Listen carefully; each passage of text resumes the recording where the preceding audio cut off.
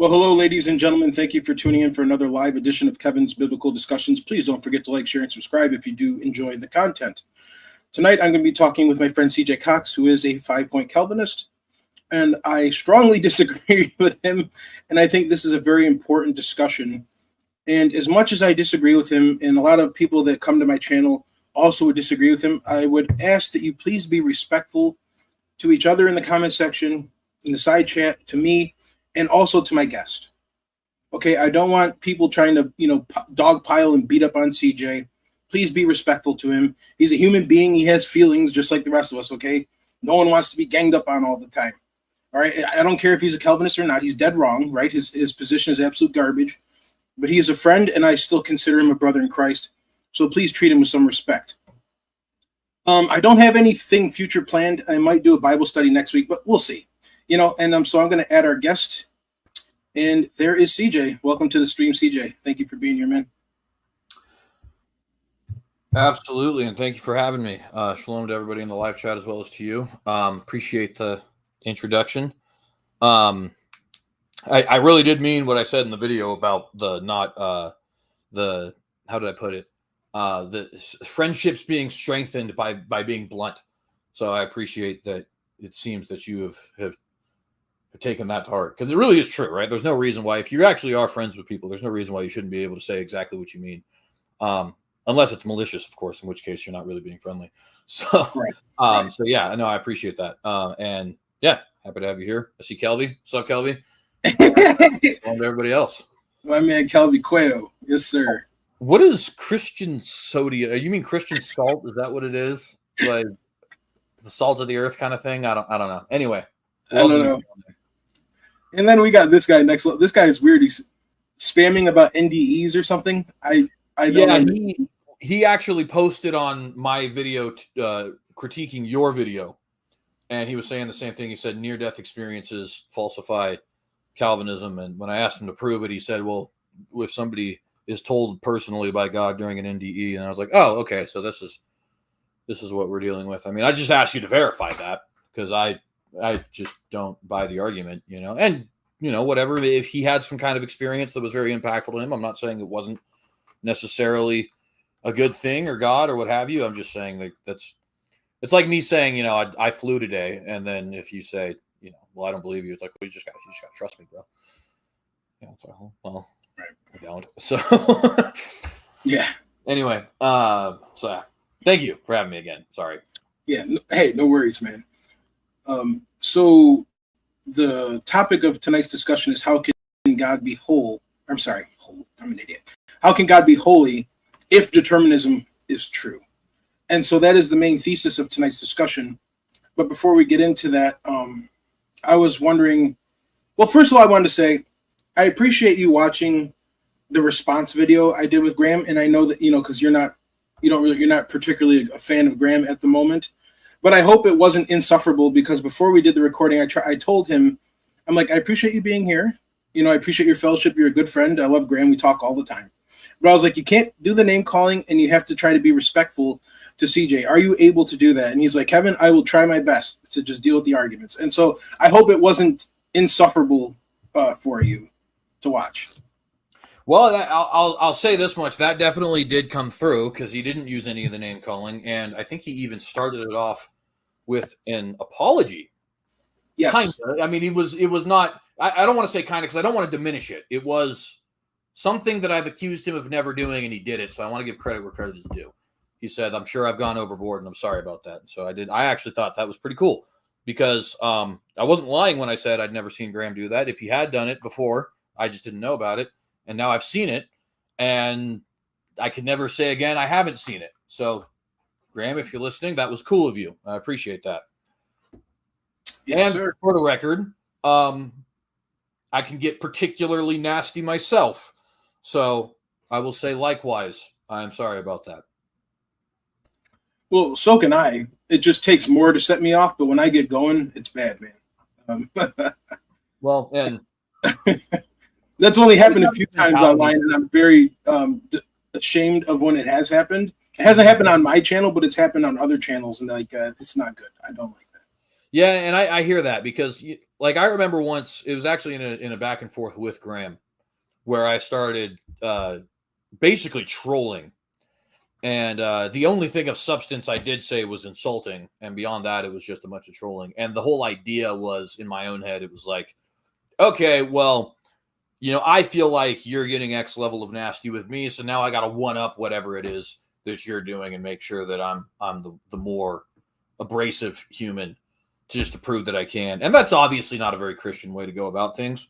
So that was I actually had a little bit. Nick, believe it or not, had talked to me about that. Said it's probably an example of letting the temper fly off. Which, luckily, since I've been saved, that has gotten lowered over time. But it is an issue that, especially before being saved and as a teenager, was a problem. I mean, it got me arrested a couple times. So, it's not. Anyway, the point is, I don't want to give a bunch of people a bunch of ammunition or anything, right? But the point is just to say, I know I've flown off the rails before, and in the spirit of reconciliation that Graham opened, not me, he deserves the credit there. I will say that an apology is due on the other side as well. That doesn't necessarily change anything as far as the mentality that we have around each other at the moment, but it is, credit where credit is due, and apologies where apologies are needed. Right. And, there's always a first step, and you have to be willing to admit that you made a mistake too. You can't just put all the blame on one party. And so in my opinion, that's part of being a man, is taking responsibility for your actions, right? Because you ever seen, like, it's a little off topic, but I've subscribed to some courtroom channels on YouTube, and they show, like, some of these cases because they live stream a lot of the court cases on Zoom. And sometimes you get these guys that just sit there and they make every excuse, like, as dumb as it may sound, they make any excuse as to why they missed their probation date or why they didn't take a drug test, and it's like, dude, just own up to your actions. The judge might actually have mercy on you if you just are honest. Like, why are you trying to BS the judge? And then they dropped the hammer on him. It was like, that's what you get, you moron. Yeah, for sure.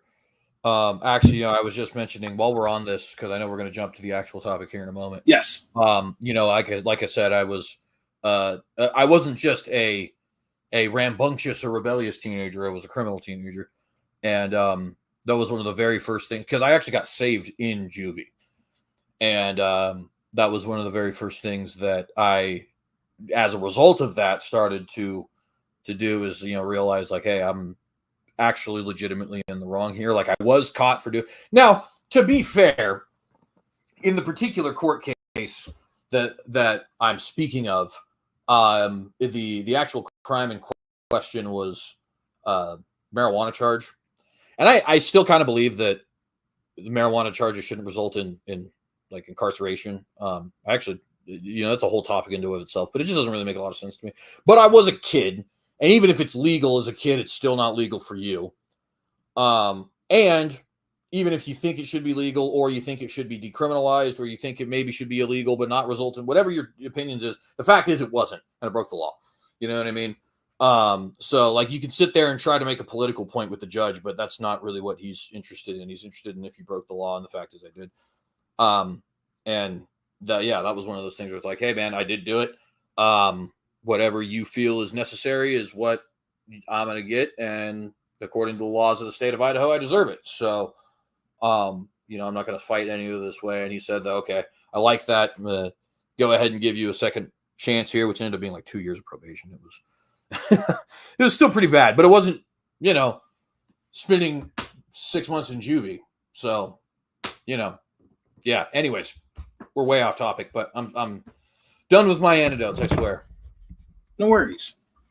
So before we get into the exact topic of, how can God be holy under a deterministic worldview, do you mind if we spend a few minutes talking about Isaiah 45:7? Sure. Okay.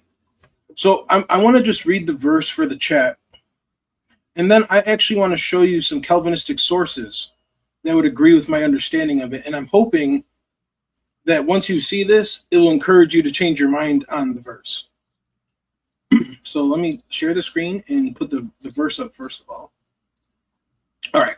So this is Isaiah 45. I'll start at 6, that they may know from the rising of the sun and from the west that there is none besides me. I am the Lord, and there is no one else. I form the light, I create darkness, I make peace, and I create, in the King James says, evil. I, the Lord, do all these things. And it's my argument that this isn't talking about moral evil. And I've gone through reasons why that is, and I'm sure you've already heard those reasons, so I'm not going to rehash them here. But I want to share a few articles with you. First, I'm going to share an article from John MacArthur from Grace to You. And let me make this big so everyone can see that. Okay. All right, so this is from John MacArthur's website, gracetoyou.org. It says, if God is sovereign, is he responsible for evil? John MacArthur says, no. Scripture says that when God finished his creation, he saw everything and declared it was very good. In Genesis 1:31, many scriptures affirm that God is not the author of evil and cannot be tempted by evil, and he himself does not tempt any man. James 1:13. God is light, and in him there is no darkness at all. 1 John 1:5. God is not the author of confusion. 1 Corinthians 14:33. And if that is true, he cannot be in any way the author of evil, John MacArthur says. Occasionally, someone will quote Isaiah 45:7 in the King James Version and claim it proves that God made evil as a part of his creation. I form the light and I create darkness. I make peace and create evil. I, the Lord, do these things. But the New American Standard Bible gives the sense in Isaiah 45:6-7 more clearly. There is no one besides me. I am the Lord, and there is no other. The one forming light and creating darkness, causing well-being and creating calamity. I am the Lord who does all these things. In other words, God devises calamity as a judgment for the wicked, but in no sense is he the author of evil. Okay? And John MacArthur goes on, and I actually agree with John MacArthur here. Now I'm going to share another Calvinist source. Well, can I briefly just add one thing on that? It is important to note in that same article that MacArthur, because I ended up reading the Slick article after I watched your video today while I was on my break. I think Slick is a little bit more consistent in this regard, because MacArthur does say later on in that same article that there is a sense in which it is proper to say evil is part of his eternal decree, and that he declared it from the beginning. So okay, I think that's fine, but that's a different issue, though. That's a different issue. That's fine. I would disagree with him, but we're talking about God creating moral evil. Yeah, that's what I'm saying, though. I think in that article, MacArthur is a little bit contradictory, because he's saying on one end, no, and he even used the same argument you used about it's not a substance, it doesn't need to be created, that kind of thing, right? But then he's also saying that he declared it, and I'll get to what exactly I mean there in a minute. But okay. I had this criticism in our video that we'll get to, where I said, by that same logic, God can't create a lot of things because they're not physical, they don't have substance, and therefore they don't exist in that substantial sense, right? And suffice it to say, my point in bringing that up, which again we'll be able to get to in a little bit, is to say either I'm being consistent, and the Calvinists who are on my side of this are being consistent when we say something along the lines of, like, when we're using create and declare, we're using them there somewhat interchangeably, right? Because you can't create peace either, at least not in a physical, material sense. So either that's consistent in that we're using the word create not in the sense that he created a physical substance, but in the sense that he has somehow declared it, determined it, so on and so forth, sovereign over it, or that's not a legitimate way to understand the word create, in which case it doesn't make any sense for us to say God creates peace either, or dark for that matter, because dark is not a substance. Dark is simply the absence of light, and he says the same in that. So that's the only reason I point out the inconsistency there on MacArthur's part, is I think he's saying the same thing I'm saying while agreeing with you on Isaiah 45:7. You know what I mean? Whereas somebody like Slick, I think, probably is more in line with what you're saying than what I'm saying. He was my next source I was going to pull up, actually. It was Matt Slick. Yeah, because you mentioned that in your video, so I decided to read that in my earlier today on my break. Go ahead, though. Sorry. So I actually pulled up an article from his website because I haven't read it before, but the reason why I knew his position on that is because I've actually had a conversation with him on this very passage before.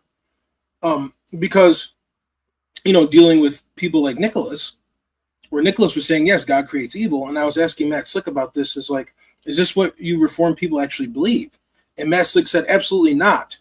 If someone's saying they're a Calvinist and they believe that, I would call them a slime ball Calvinist, and they need to be rebuked. And I said, oh, okay. And then he went on explaining how it's talking about but natural disaster and God bringing circumstances as a form of judgment. And he went over, and it was a nice conversation. We didn't really get back and forth. I just let him talk, and he was just explaining his idea on this verse. But yes, and there's also in eSword, I have Calvinist commentaries that would also agree with me from Calvinists. But so, I mean, we can go through all these sources if you want, but I'm just saying that if you're going to hold to the position you have, CJ, you're pretty much on an island by yourself, man. Like, because even Calvinist sources are disagreeing with you. So, all right, here's an article from carm.org. This is Matt Slick's website. Matt Slick is a 5-point Calvinist. Does God create evil? By Matt Slick, December 1st, 2008. Does God create evil? In Isaiah 45:7 and Amos 3:6. No, God does not create ontological evil. He creates calamity, which is sometimes translated as evil, Matt Slick says. Isaiah 45:7 in the King James Version says, I form light and create darkness. I make peace and create evil. I, the Lord, do all these things. Amos 3:6. Shall a trumpet be blown in the city, and the people not be afraid? Shall there be evil in a city, and the Lord hath not done it? Is God really the one who creates evil? To answer the question, we must first look at how the word evil, ra, is used in the Bible and examine the context of Isaiah 45:7 passage and look at other passages on the same subject. Excuse me. First of all, the Hebrew word evil, ra, is used in many different ways in the Bible. In the King James Version, it occurs 663 times. 431 times it's translated as evil. The other 230 times it's translated as wicked, bad, hurt, harm, ill, sorrow, mischief, displeased, adversity, affliction, trouble, calamity, grievous, misery, and trouble. So we can see that the word does not require that it has to be translated as evil. This is why the different Bible translations translate this verse differently. It is translated as calamity by the NASB and the New King James, disaster by the NIV, woe by the RSV. Second, the context of the verse is speaking of natural phenomena. Quote, I am the Lord, and there is no other. Besides me, there is no God. I will gird you, though you have not known me. The men may know that there is a rising and the setting of the sun, that there is no one beside me. I am the Lord, and no one other. The one forming the light and creating darkness, causing well-being and creating calamity.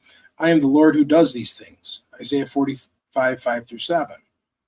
Notice that the context of the verse is dealing with who God is. That is God who speaks of natural phenomenon, sun, light, dark, and is God who is able to cause well-being as well as calamity. Contextually, the verse is dealing with natural disasters and human comfort issues. It is not speaking of moral evil, rather it's dealing with calamity, distress, etc. This is consistent with other scriptures. For example, and the Lord said to him, who has made man's mouth, or who makes him dumb or deaf or seeing or blind? Is it not I, the Lord? Exodus 4:11. Shall a trumpet be blown in the city, and the people not be afraid? Shall there be evil in the city, and the Lord hath not done it? Amos 3:6. Also take note that in Isaiah is presenting contrasts. He speaks of light and darkness, well-being and calamity. The word well-being in Hebrew is the word peace, shalom. So in the context, we are seeing two sets of opposites, light and dark, peace and non-peace, or well-being and calamity. The evil, in quotes here, that is spoken of is not ontological evil, but the evil experienced by people in the form of calamity. From the two above verses, Exodus 4:11 and Amos 3:6, we see that the Lord is involved in calamity and problems in the earthly realm. Exodus 4:11 is speaking of human frailty, and Amos 3:6 is speaking of woe in a city. It is not of moral evil that God brings, but calamity and distress upon people. Of course, this raises other questions of why God would do such a thing, which I won't cover here, but we can trust that whatever God does is just and used for teaching, guiding, disciplining people, blah, blah, blah. So anyway, so that was Matt Slick, right? Completely agree with that. And then I got one more. You're good. Yeah. Where is it? Here we go. So this is from gotquestions.org, which is a Calvinist-leaning website. Why does Isaiah 45:7 say that God created evil? The prophet foresees God calling and anointing King Cyrus of Persia to be his chosen instrument to subdue nations, namely Babylon, for the sake of his people Israel. Cyrus, who was not yet born at the time of the prophecy, did not know the Lord or even acknowledge his existence, making him an unlikely choice to be God's anointed. The pick of Cyrus proved to be more that God is sovereign and in control of all things and people. Now, I agree with that, but what the author of this article probably means by sovereign, I would disagree with. But anyway, that's a different topic. There is none beside me. I am the Lord, there is none else. I form the light and create darkness. I make peace and create evil. I, the Lord, do all these things. Isaiah 45:6-7. If everything God created was good in Genesis 1:31, 1 Timothy 4:4, James 1:17, why does Isaiah 45 say that God creates evil? The Hebrew word translated evil, ra, in the King James Version, has two applications in the Bible. The term can be used in the sense of moral evil, such as wickedness and sin, or it can refer to harmful natural events like calamity, misfortune, adversity, affliction, or disaster. It is in the second sense that Isaiah speaks, and his meaning is reflected in most modern Bible translations. I make success and create disaster, the HCSB, whatever translation that is.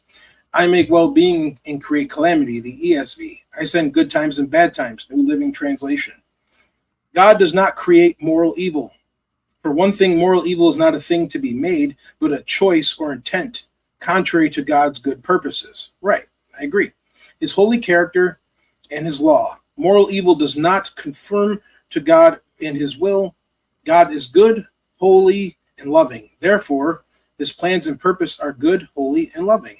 A ruler of the universe, God sometimes creates calamity to accomplish his will. He brought disaster to discipline his people when they turned their backs on him and refused to repent in Jeremiah 18:17.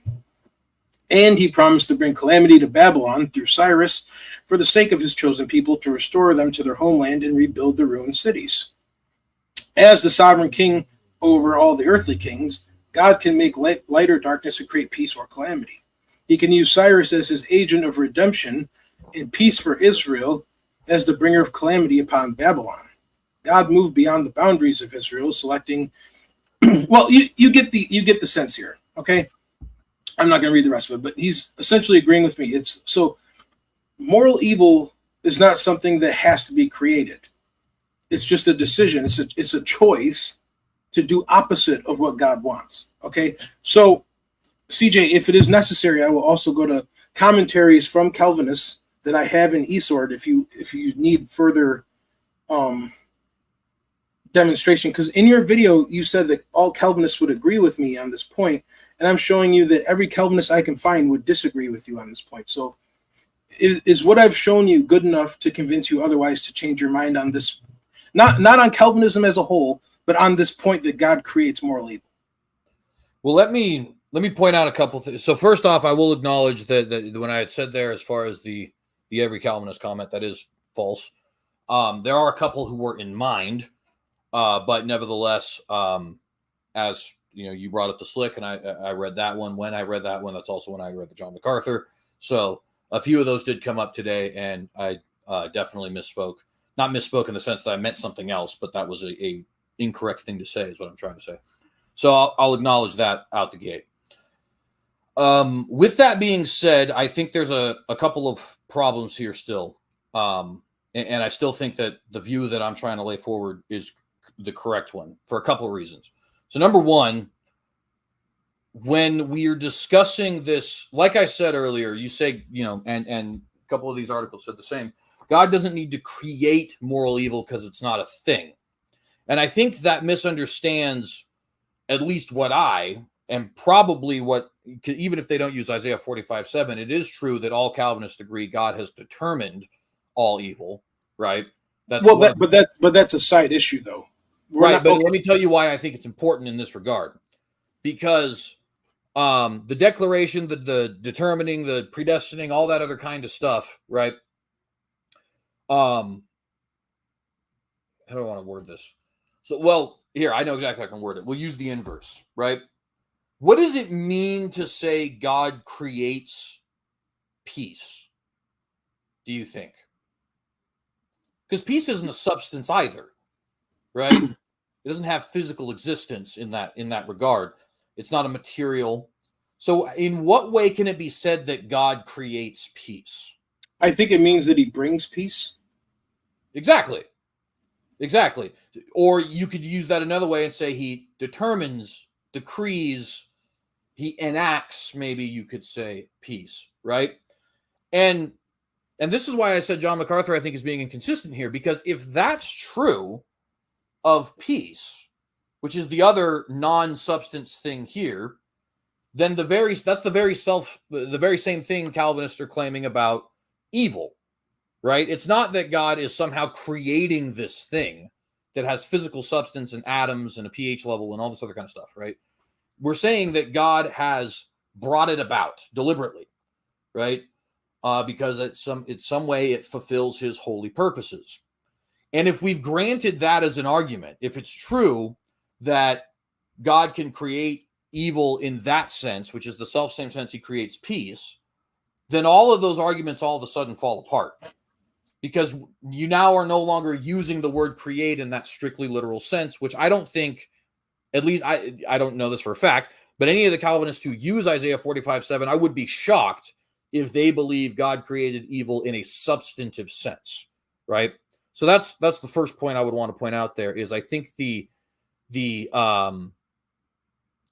we are understanding create in this instance to mean determine or decree or bring about or enact, all those different things which the Calvinists are claiming about evil, rather than using the word create to mean literally create, which I think we have to do because that's the self-same way God creates peace. And for the record, it's the same way God creates darkness as well, because darkness is not a physical thing either.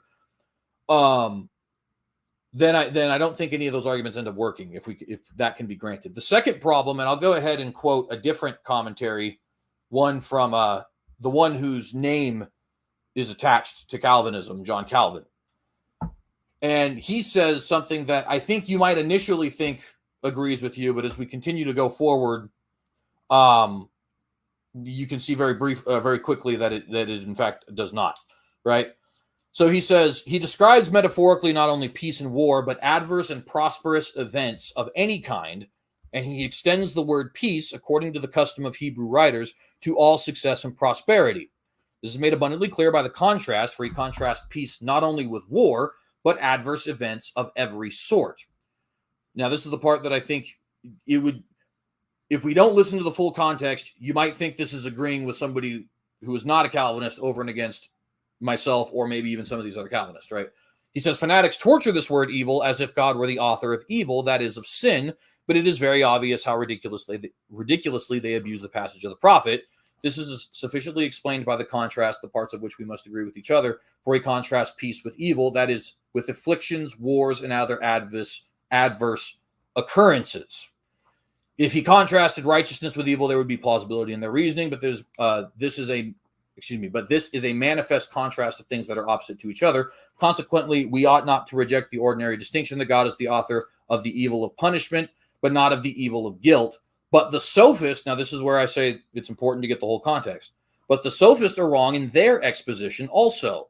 For while they acknowledge that famine, barrenness, war, pestilence, and other scourges come from God, they deny that God is the author of such calamities, and they befall us through the agency of men. This is false and altogether contrary to the present doctrine. So notice he's using this word calamity, but he's using it in a way that encompasses more than simply what is being discussed by, I think, your modern non-Calvinist, right? Typically, when somebody says calamity, they're referring to something like natural disaster. Natural evil, I've heard Frank Turek say. I've never heard you say that, but I believe I heard you say natural disaster in your video. Correct me if I'm wrong. The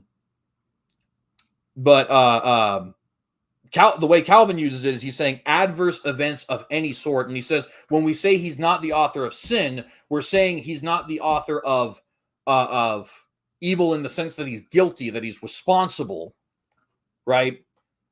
which I think is an important distinction to be made considering the existence of secondary and primary causes within our theology. God is the primary cause, but he's not the secondary cause, which is the direct cause for those who might be confused. I know secondary sounds like it's less important. Secondary is actually secondary chronologically speaking. So that's the direct cause. The primary cause is the overall ultimate cause of everything. You could think of it as the first domino, if you like, or the mother who births the child. The child then is the direct cause of his own actions, and so on and so forth. Those are other examples of direct causology or secondary causology. Anyways, my point there is just to say, I think Calvin there has it right when he's saying the word ra'ah here is meant to refer to adverse effects of any kind, right? And that would include things like war. That would include things like the nation descending into madness and sin, a la Romans 1. Right? And bear in mind, here's another thing I want to add when we're talking about this. You think about something like war itself. I noticed that a lot of those passages, and you yourself have agreed, that Cyrus is being used as an instrument of God's wrath, and that God does sometimes use nations as an instrument of God's wrath. But consider what we're saying when we say that. Like, the Assyrians were not God-fearing people. It's not as if they were obeying rules of war, or even the Joshua rules of war, which are still fairly brutal, but they don't include things like torture and rape and things of that nature, right? Now, the Assyrians and the Babylonians and the Persians, they took trophy wives who did not have choice in the matter. They would dash babies against rocks, as we see in Hosea 13:16.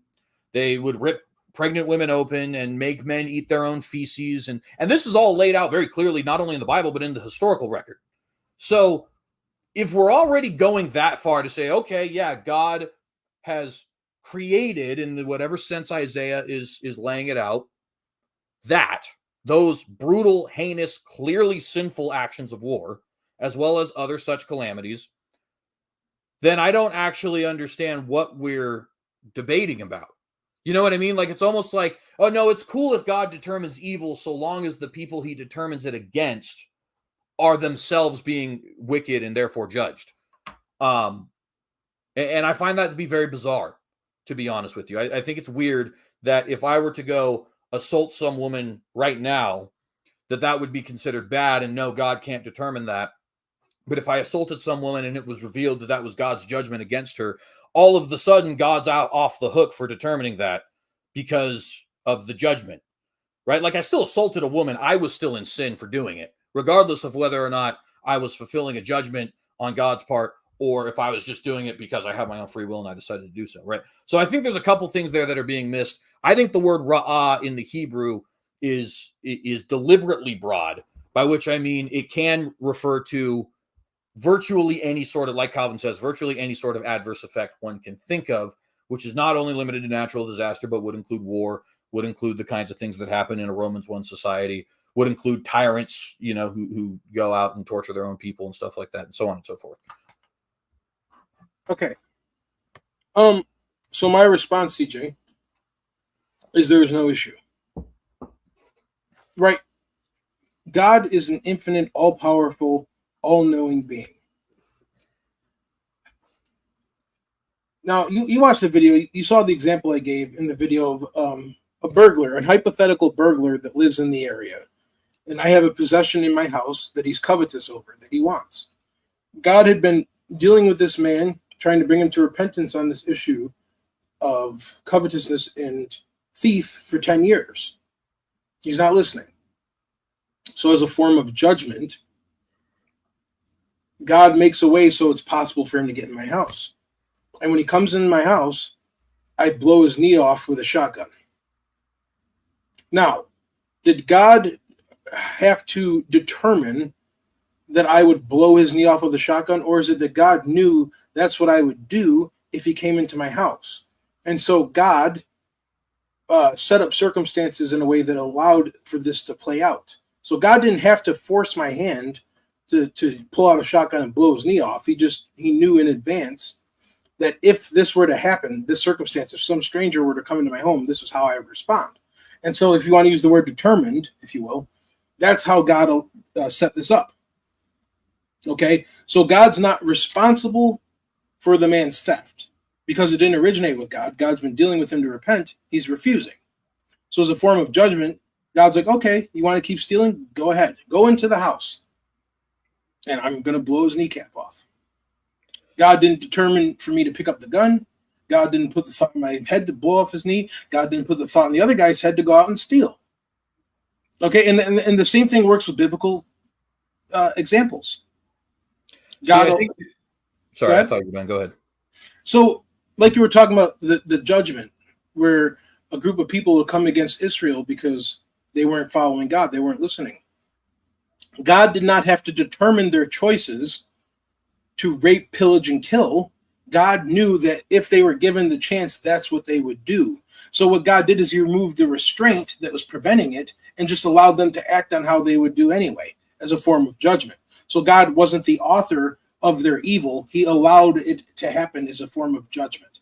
Do you see the difference there of how one position saying, well, no, God put the thoughts in their head to make them want to do that, versus God knowing that's how they would behave, and he removed the restraint to allow it. You see how one position preserves the holiness of God while the other position takes it away from the holiness of God? Well, I to be frank, I don't. And let me explain why. First off, with the example of the thievery, it's much more akin to the thief having somebody break into his house and blowing off his kneecap in that way. What I mean there is, if you defend your home, Scripture even talks about this in the law of Moses. It's not a crime. In fact, even if you kill him, it's not a crime, provided that it talks about it if it's daylight or not. I think that probably refers to the general idea of there being a sufficient way for you to not have to take his life, but I could be wrong about that. Nevertheless, you're not in sin for having done so. But what the Assyrians and the Babylonians and all these other groups do is sin. Right? They actually go out of their way to go into other people's land, conquer them, take them as slaves, rape their wives and daughters, and sometimes even boys, because certain cultures, especially pagan cultures, would do that, and dash babies and rip pregnant women and slaughter all the dogs. And you know what I mean? So, like, first off, you have that distinction where the thing that, whether we say God is determining or allowing, which I'll get to in a second, the thing which God is sending is sin. Whereas in your example where God allowed that to take place, you're not actually in sin for having shot the guy, right? So that's a distinction I think is important to make. Sure. Secondly, though, you've heard me say before, I don't see a pragmatic or practical difference between a being in God's position allowing these things and a being in God's position determining these things. And I've used the example of the lion, right? Now, I could take a lion, make him hungry, right? Not give him food for a week or so. I don't know how long lions go without food, but make him hungry. Take a zebra, put him in a little 4x4 cell, then put the lion in the cell. Now, I didn't actually determine, meaning I'm not in control of the lion. I didn't puppeteer him. Animals have some level of freedom of choice. It's not quite the same level as ours, but anybody who's ever owned a dog knows that the dog is capable. You can see it in their little heads. They're like, okay, do I want to take the risk of getting in trouble, or am I going to listen to master? I'm not sure. And you can kind of see them work it out for themselves. You know what I mean? The more intelligent the animal, the more cognitive free will they seem to possess, but obviously none of them to the level of us. I'm not controlling the lion. I'm not puppeteering the lion. I'm not taking away whatever cognition and consciousness he has. I'm simply setting up the circumstances in such a way that there is a 100% chance that zebra is going to die. He's going to be food, right? Now, if, on the other hand, I created some kind of device that allowed me to possess the lion and I personally killed the zebra, I don't really see how there's much of a difference between those two scenarios from an actual practical standpoint. I'm still the reason the zebra's dead. I still set it up. I still guaranteed it's going to happen. If you want to say I'm somehow less responsible, I guess I can agree, because I do accept secondary causation, but I'm still the cause of it happening. Like, it still originated with me in the sense that was my plan. That was my decree, if you will. And it ended up playing out exactly how I wanted it to play out. So I don't see how, if God allows the Assyrians to rape and pillage and torture the Israelites, or if he forces them to do so, or if there's some level of in between there, how that makes much of a difference. The fact is, he wanted it to happen. He ensured it happened. It, in fact, did happen. You see what I mean? Can I point out something to you I think you're missing? Sure. Okay. So the analogy you just gave with the lion and the zebra, this is what's missing. The zebra has been in rebellion to God. God has been dealing with the zebra. The zebra refuses to repent. So God brings the hungry lion as a form of judgment. That's what you're missing. But it's not right. So, and also, could I point out, it was not God starving the lion. It's that the lion was hungry, and God set it up so that this hungry lion would find the zebra at this appropriate time. Because the zebra refused to repent, God brought a hungry lion against the zebra.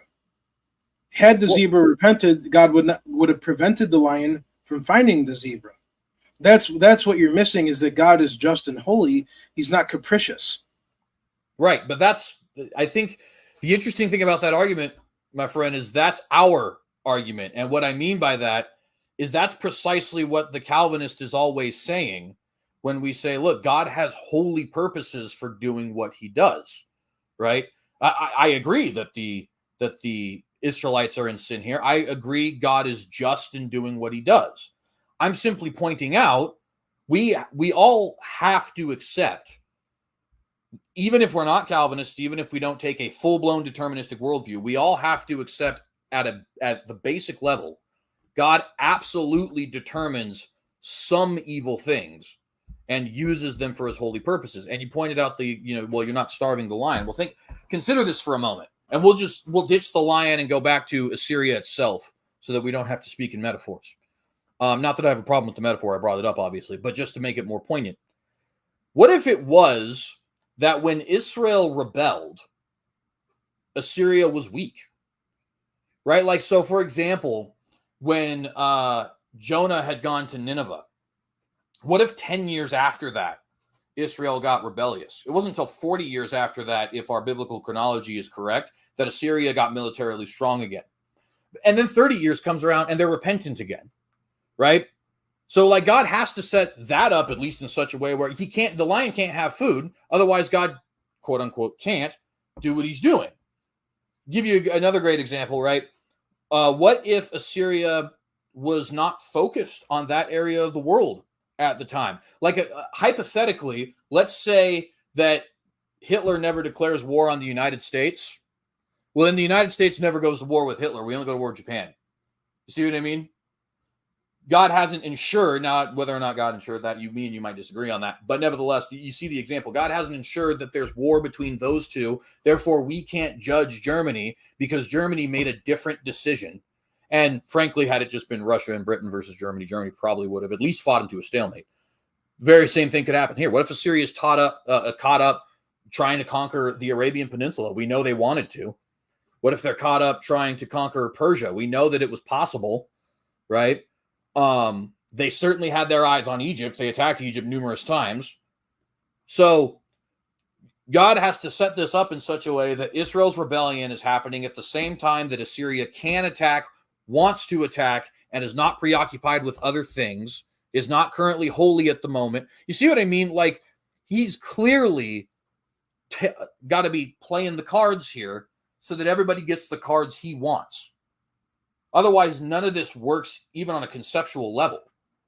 Well, if you mean by playing the cards is where God is controlling their thoughts and actions, I strongly disagree. I believe God is more sovereign than that. I don't think he has to control their actions in order to be the determiner of it, though. Like I said, well, okay, let me ask you this: lion, did God have to? Sorry, I was just saying, like I was saying with that scenario with the lion, I'm still the determiner of the zebra's death in that instance. I've still decreed that.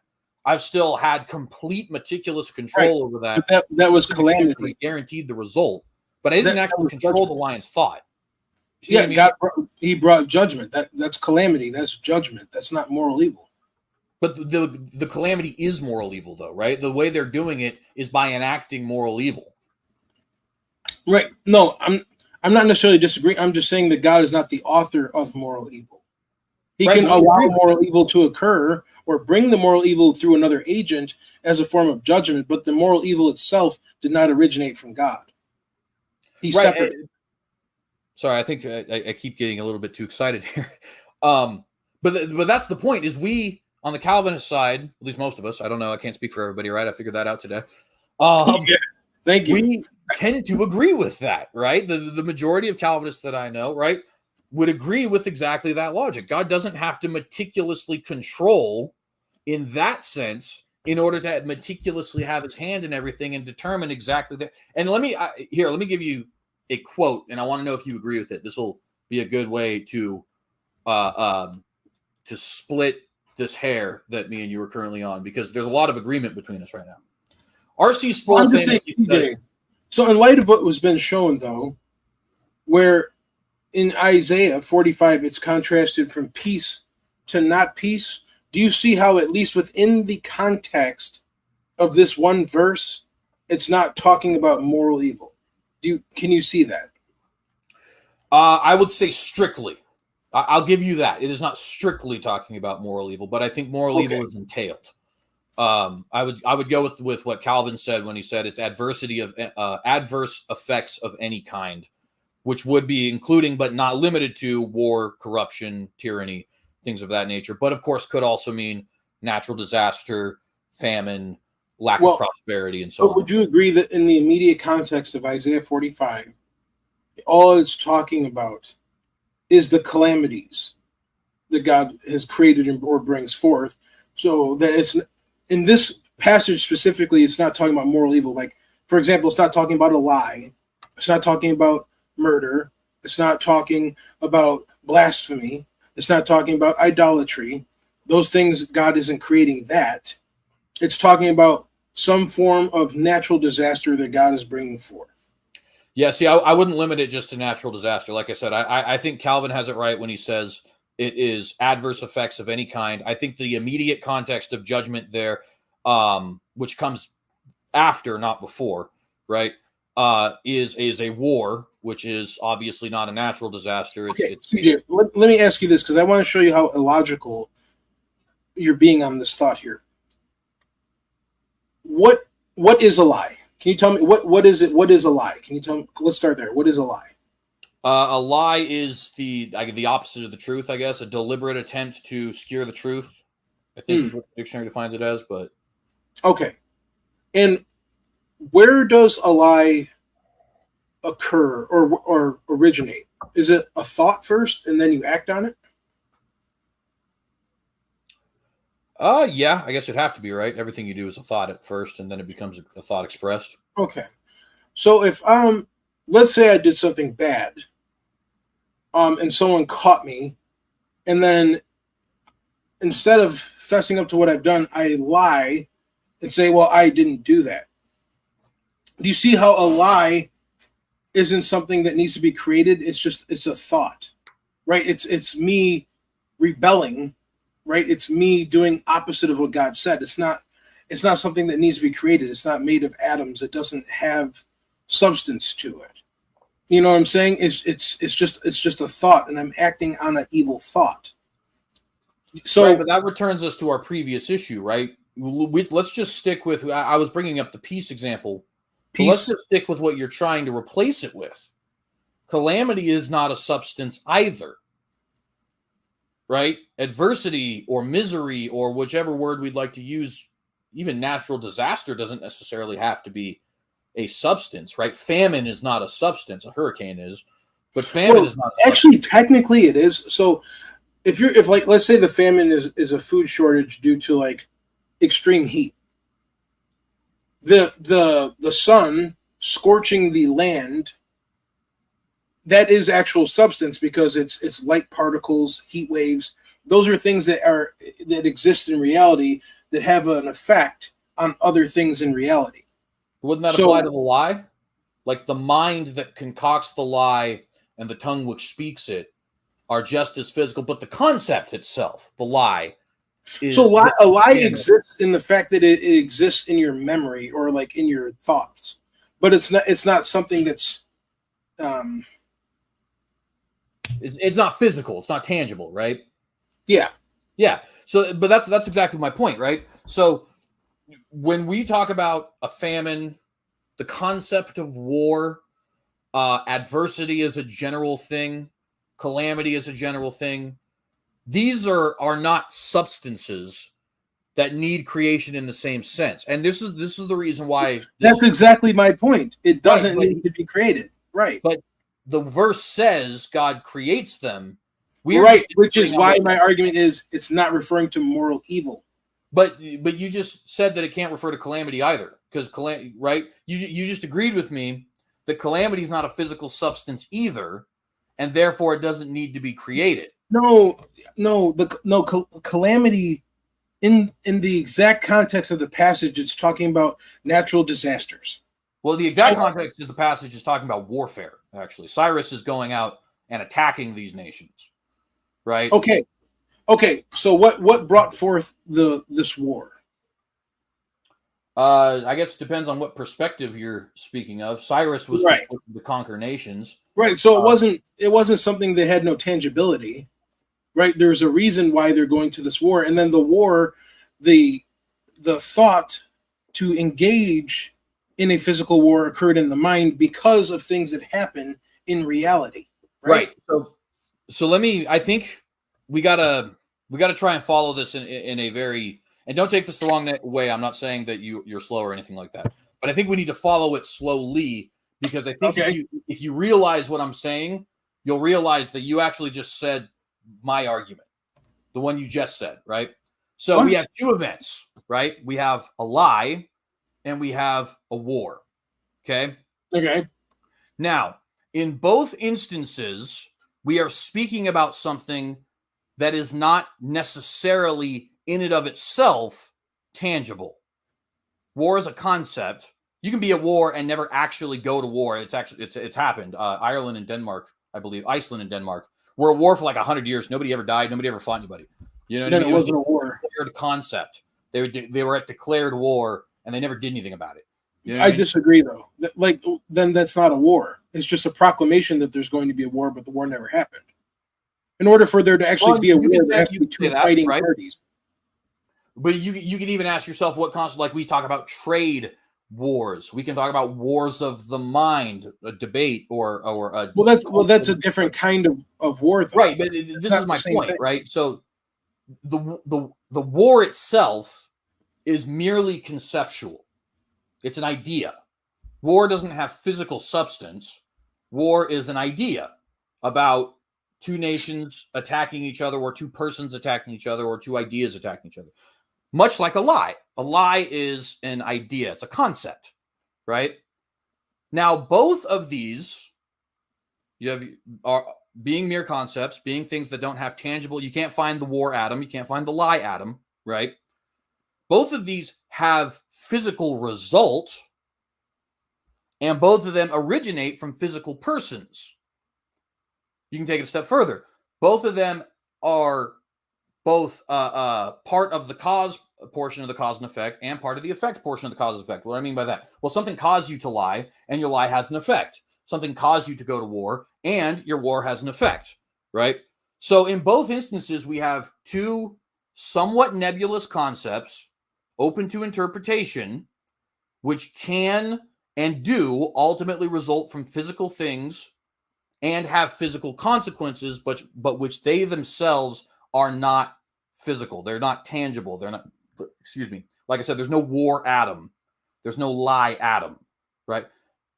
Now back to Isaiah 45:7. If both of those things are true, then if you say God cannot create lie, moral evil, because it's not a physical substance, by that same logic, we cannot say God creates calamity either, because calamity is also not a physical substance. And in any way you say it is a physical substance, I can also say a lie is a physical substance.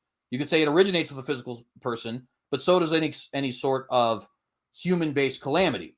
You can say it has physical effect, but so can moral evil. You see what I'm saying? So like both of these, and this is why I used the concept of peace before it, right? Of the four things God says he creates in Isaiah 45:7, one of them has tangibility. It's light. Darkness, peace, and whatever Ra'ah is don't have any physical properties to them. But he says he creates them. So if we're going to say God can't create moral evil in the sense that we're using the word create here, of course, because it's not a physical substance, well, then he can't create peace, he can't create calamity, he can't create dark, because none of those are physical substances. You see what I'm saying now? No, because okay, so the calamity, let's say a form of calamity would be arthritis. Okay, so calamity is just a word to describe something that brings discomfort. So a form of calamity could be arthritis. So let's say that there's a man, that God had been dealing with, and this man is not listening. So as a form of judgment, God brings arthritis to one of his joints. Arthritis exists. You can see arthritis on an x-ray machine. Like, it's a form of calamity. Just like blindness. God can send blindness where you lose sight in your eye. That's a form of calamity. So I don't think your argument is good. If I could think of a moral evil that physically existed, would that perhaps help you more? A moral evil that physically exists? Yes. There is no such thing, because moral evils are decisions that people make. If that's true, why does God want us to destroy the idols? Why? I mean, if we're not worshiping them, they don't do anything, right? Why does God want why did he order the Israelites to destroy the idols? Because what's wrong with them having a statue of Poseidon? They don't worship Poseidon, so they're not committing the sin. Because it could be infectious, because people can be drawn or lured into this idea of worshiping a false god because there's a visible idol of a false god. So there you go. The visible idol itself is a problem. It can be, but the problem is the heart, the condition of the person that's willing to do this deed. I can accept that wholeheartedly, and you still just made my point. Because we're in both instances, okay, let me put it calamity or sin. Hold on. We're talking about something that can be physical, but for the most part is nebulous. For the most part, it's non-tangible. Famine isn't a thing that exists. Famine is a thing that occurs, or it's an event that occurs, you should say, right? It's not a substance. There's no famine molecule. There's no famine atoms. You can't find famine on a periodic table. You can't give me a jar of famine. You know what I mean? It's not a physical thing. But if it's not a physical thing, then God creating calamity in that sense is just as absurd as God creating sin in that sense. You see, like, we can't have our cake and eat it too. We can't say God can create some you're wrong. Concepts, you but just not others. I showed you how famine is real. I showed you how famine is tangible. No, you showed me how famine is tangible in the exact same way that a lie is tangible. Okay, if the sun did not scorch the crops, would there be famine? There could be. There's a lot of ways famine can happen. Well, sure, there's a lot of ways it could happen. It could be an insect infestation where you have like locusts or something eating your crops.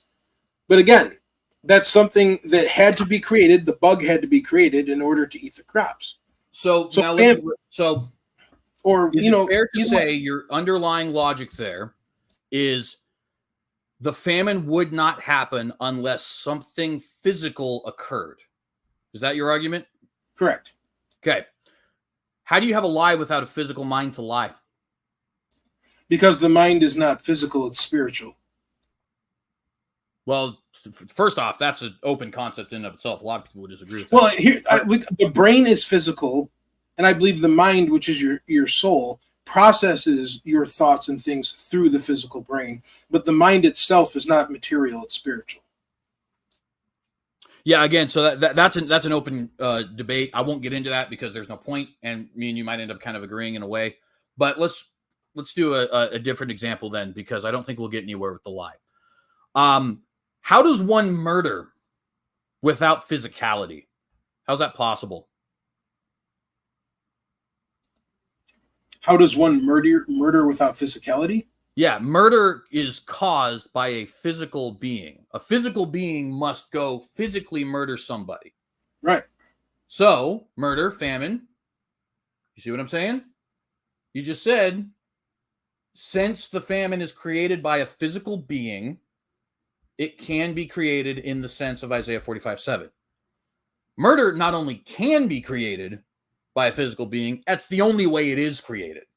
There is no murder without physical beings. So, you can create murder in the exact same way that you can create famine. No, you can't. Explain, because I got to be honest with you. I think this is kind of obtuse, and I don't mean that as an insult, but it's obvious. Like, this is an incredibly plain truth. So I think the problem is the your understanding of the word create. Right, but we already covered that. Remember, an hour ago. Right. We asked So the question. When God says I create calamity, he's talking about he's bringing it forth, right? It's not, he didn't, yeah. So the thing is, he's not creating moral evil. He's allowing it. But that's he's directing it, if you will. Point, brother. Let me use the analogy of water. Okay, water by nature flows downhill, right?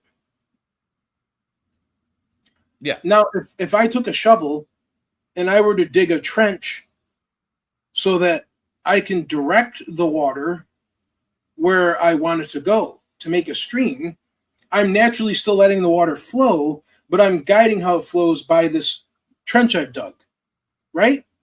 God can do the same thing with wicked individuals. Like the Syrians, for example, their rebellion against Jerusalem. God did not have to author their rebellious thoughts and intentions. He knew that this is how these people are. So instead, what he did is he made a channel, if you will, or guided these circumstances so that they would go at that exact time as a form of judgment against Israel. But God did not create or implant or give their evil thoughts for them to do this thing. Does that make sense? Is this helping more with what I'm trying to say? The problem, brother, is that it sidesteps the point that we're actually on right now and moves to a different one, right? So, like, when we're talking about what it means for God to create either of these things, we both agree that it's not him physically forming matter the same way that he created dogs and cats and guinea pigs, right? We're both in agreement on that, regardless of which one of our views is correct. That's what create in this instance means, right? Now, I'm pointing out I'm going to try and write this out, actually, to make a syllogism. It's kind of on the fly, but hopefully it'll work. Okay. So concept A, or premise A, we'll say. I'm going to have to make this premise 1, otherwise it's going to get confusing. Premise 1, A does not tangibly exist. We agree? Whatever A is, that's right. A does not tangibly exist. Okay. All right. Premise 2. Tangible existence is required for physical creation. We agree again? Tangible existence is required for a physical creation? Yeah, for physical creation. Okay. Okay. I'm going to write this out so we can continue to use it. Conclusion, A was not physically created. Okay. Okay. So we're in agreement there. That's the first syllogism here. Right. And I just want to make it clear, I'm not saying moral evil doesn't exist. I know. That's what I am adding the word physically there on purpose, or tangibly, right? Because that is a so for those in the audience, here's what we have. A does not physically or does not tangibly exist. Tangible existence is required for physical creation. Conclusion, A is not physically created. Okay. So, what I'm saying here is fill it in the syllogism, right? Famine does not tangibly exist. tangible existence is required for physical creation. Famine was not physically created. Now you're saying the same thing, but with lie. Lie does not tangibly exist. Tangible existence is required for physical creation. Lie was not physically created. Okay, so now we know the internal logic of what we're both trying to say. Now your response is, but famine can lead to and comes through the means of physical beings. It leads to physical consequence, and it comes through the medium of physical beings. Okay? Right, like the sun scorching the ground or a locust infesting your crops, or yeah, something like that. Right. So let me give you a new syllogism, and we'll see if we agree. Okay? A has physical effects. Okay?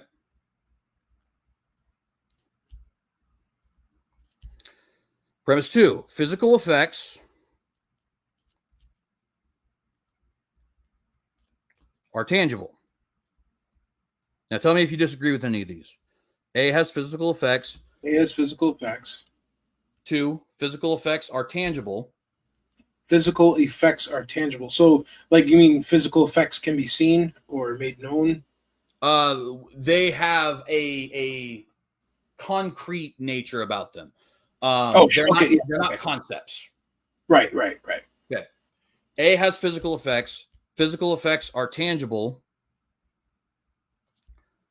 All tangible effects come from tangible things. That's premise 3. Do we agree? Yes, all tangible effects comes from tangible things. Yes, I think I agree with that. Yes. Okay. Premise C. And by the way, I want to forewarn you. There is a level of bait and switch I'm about to do, so be prepared for it. Okay.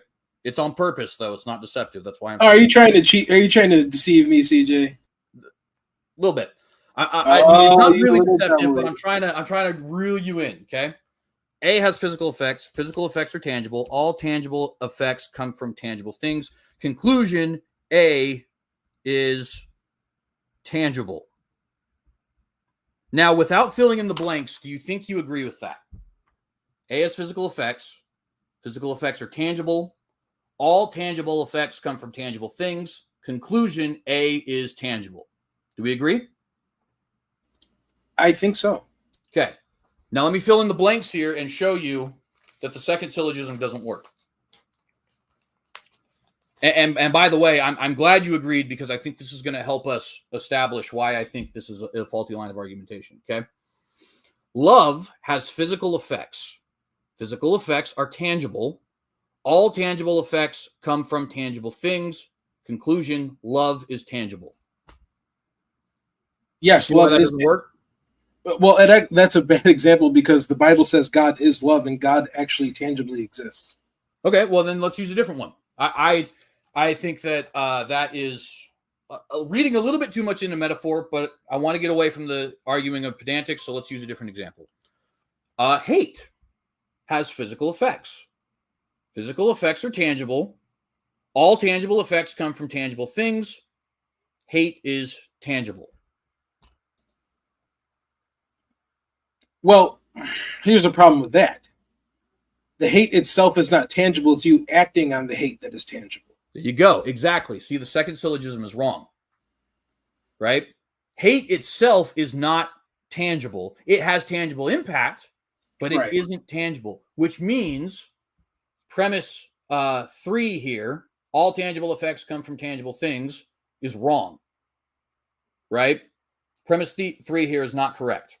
Now, this syllogism was correct. A does not have tangible existence. Tangible existence is required for physical creation. Therefore, A was not physically created. This syllogism is wrong, which is why we can say something like hate was not physically created. Okay. But now, here's the problem. Famine does not tangibly exist. Tangible existence is required for physical creation. Famine was not physically created. That's how you would plug what I'm saying into there. And what you're trying to do is say famine has physical effects. Physical effects are tangible. All tangible effects come from tangible things. Famine is tangible. You see what I mean? And we can do that with lie as well. Lie does not tangibly exist. There you go. Tangible existence is required for physical creation. Therefore, lies are not physically created. We can flip that around and say, lies have physical effects. Physical effects are tangible. All tangible effects come from physical things. Lies are tangible. Now, again, remember this one's wrong. But if this one's wrong, hopefully now you can see why it doesn't work for calamity either. If we're going to say God can't create evil because evil isn't a physical thing, calamity isn't a physical thing either. And if we say, yes, but calamity comes through physical means and has physical effect, so does moral evil. Most moral evil, in fact, has physical effect. And all moral evil requires some level of physical existence, right? Like you can't rape somebody without physical existence. I would argue you can't lie to somebody without physical existence because it requires not only a functioning brain on top of the mind thing, but some... Right, it would require a brain and a mind, yes. Yeah, you'd need them both, certainly. But also, right, it would require some level of communication. Like if I'm dumb and don't know Braille and don't know how to write, I can't actually lie to you. Maybe I could with like body motions or something like that. But that still requires some kind of physical thing, right? So the lie itself is still not tangible. The lie itself still doesn't have physical existence, but it does have physical effects. Famine, war, tyranny, these are all concepts. And concepts do come through physical beings, and they do have physical effect, but they themselves are merely conceptual. Famine is simply a lack of food. And some people's definition of a famine is like people were talking about us running low on food here during COVID. Africans would laugh at that and be like, really? You're running low on food? You have Lucky Charms in your cupboard right now, buddy. Just because you can't find them at the store doesn't mean nothing. How about the toilet paper famine? Yeah, exactly, right? Yeah. I remember I was shopping at the store during the pandemic, and I saw all the mask holes, running around. They had their mask diapers on their face, right? And this one jackass had his cart. I mean, and this cart was like stacked with toilet paper, right? And I'm going to the store because I'm running low. I need something to wipe my behind with. And this jackass goes to grab the last thing of toilet paper, although there's already like 20 of them in his cart. And I went off on the guy because I just wanted to come here and get a roll. I'm like, excuse me, hey, jackass, other people need some toilet paper. And he looked at me like, and I was like, give me that. And I put it in my cart. It's like, what are you going to do? Right. But yeah, it's ridiculous. So this panic, this irrational fear of this, I can't say, the Canobala, that it had people panicking to do stupid, irrational things, buying toilet paper. Yeah. So the fear itself wasn't tangible, but it had physical effects in reality. There you go. Exactly. Right. Now, so now you see where I'm coming from, right? And whoever came up with the concept of syllogisms, he's awesome because that's such an easy way to break down this. So now here's the problem we have, right? Me and you actually agree on the usage of God's creating in Isaiah 45. What we disagree on is what that entails. But we agree that he doesn't physically create calamity, nor does he physically create sin. And we might even both agree, I don't know, I won't speak for you, you can correct me if I'm wrong. We might even both agree that neither one necessarily has a direct origin with him. In other words, calamity is a result of the fall just as much as sin is, right? Just like there would be no murder in a pre-fallen world, there would be no famine. All right, exactly, right? So we would even both agree God is the primary cause, not the secondary cause in either case. In other words, God causes hurricanes, but through natural phenomenon, right?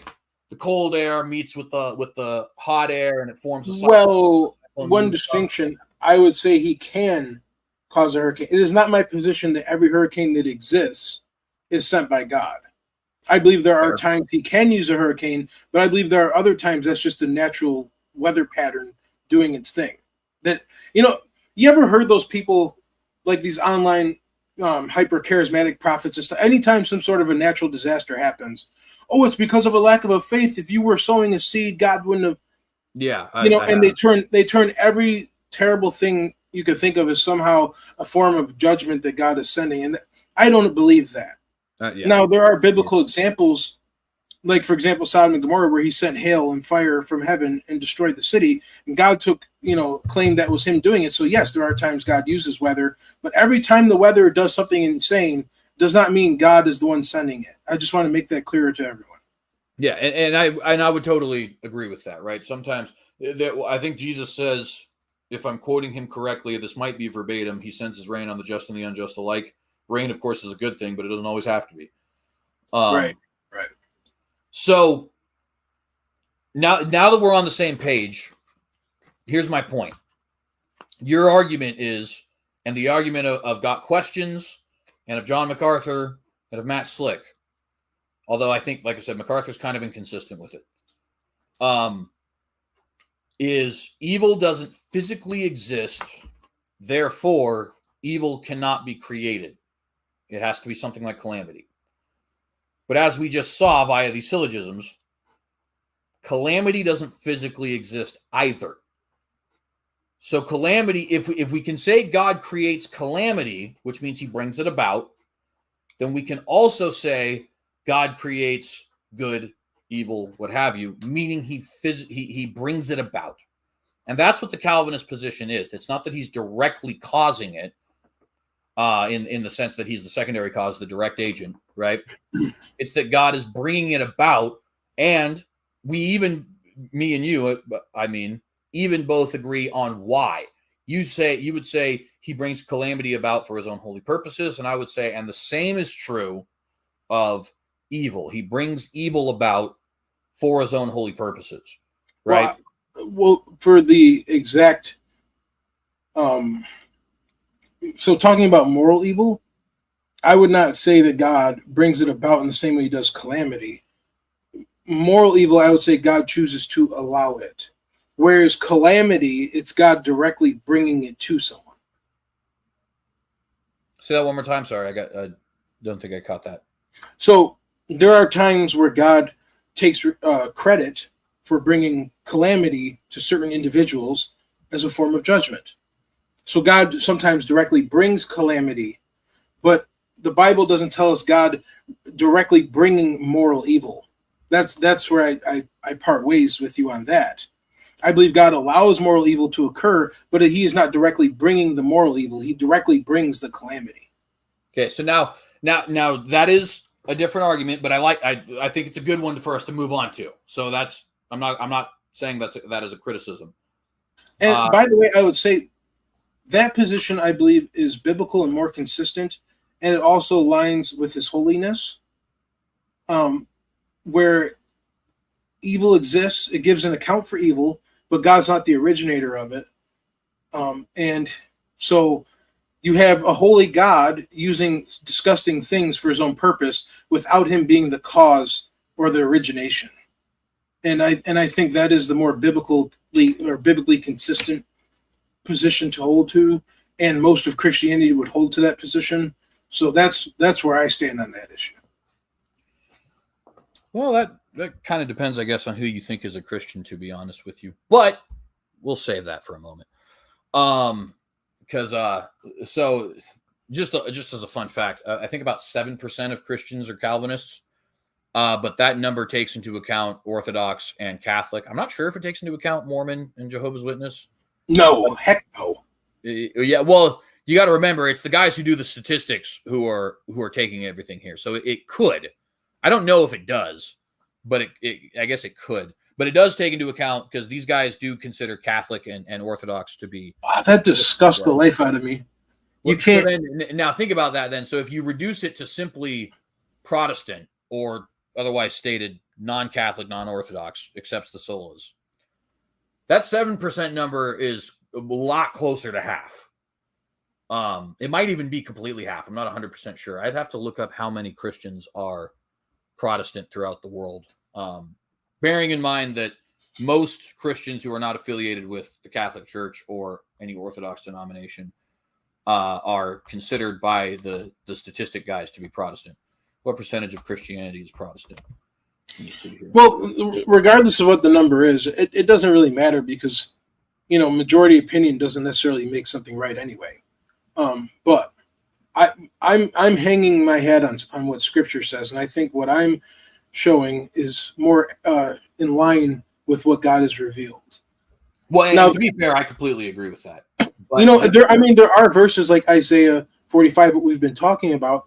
If someone's been misinformed or doesn't understand exactly what's going on, you could say, well, see, God is the direct author of sin.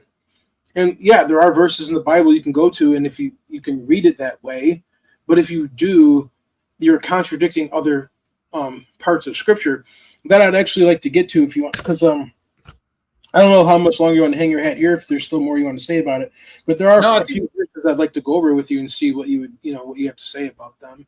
Yeah, absolutely. I think that that honestly, now that I feel like I haven't convinced you of my view of Isaiah 45:7, but I think if I understand where we've gone so far, I have at least convinced you of my tangibility argument, which is kind of the only thing I was getting at here. Sure. And it's actually farther than I thought I was going to get. So I'm definitely willing to leave that be, and right. Whatever impact it has.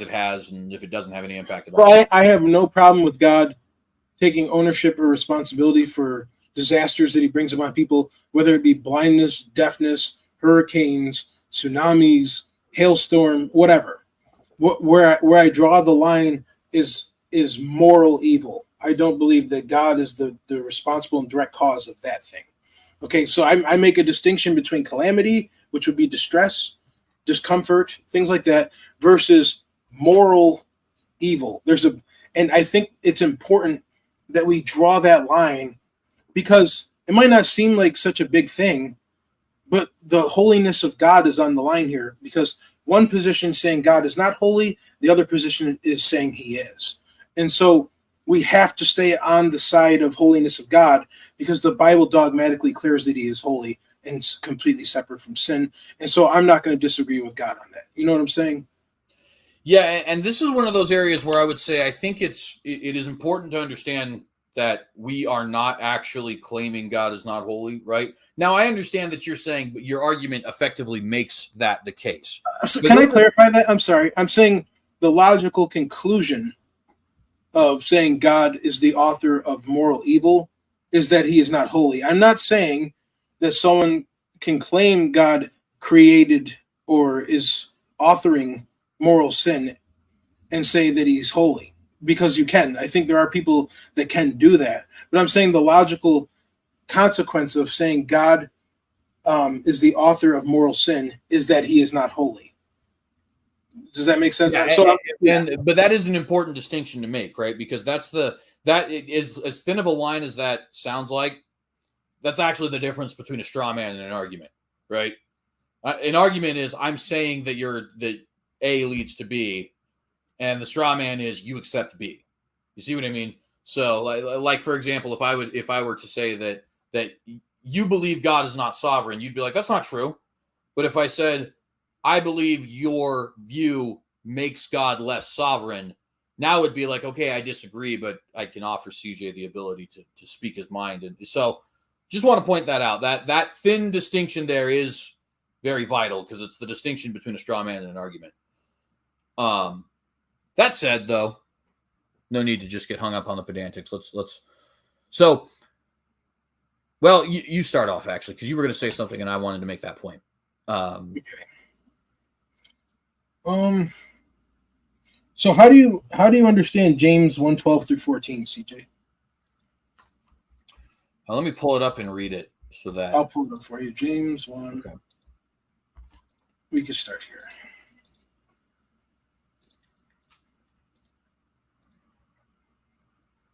All right. So it says, blessed is the man that endures testing or temptation. It's the same word. For when he is tried, he shall receive a crown of life, which the Lord has promised to them that love him. Let no man say when he is tempted, I am tempted of God. For God cannot be tempted with evil, neither tempts he any man. But every man is tempted or tested when he is drawn away with his own lust and enticed. Then when lust has conceived, it brings forth sin, and sin, when it is finished, brings forth death. And just so the audience knows, so now we're moving on to the main topic that this, the title of the stream is. So the first hour and a half was CJ and I talking about a little back and forth we've been having through video. So now we're actually going on to the topic of the stream. It's kind of funny. Yeah. So I'm bringing up this verse because the title of the stream, how can God be holy if determinism is true? So essentially, I want to see where you're coming at from these verses here, because what I see it saying, no, actually, let me back up.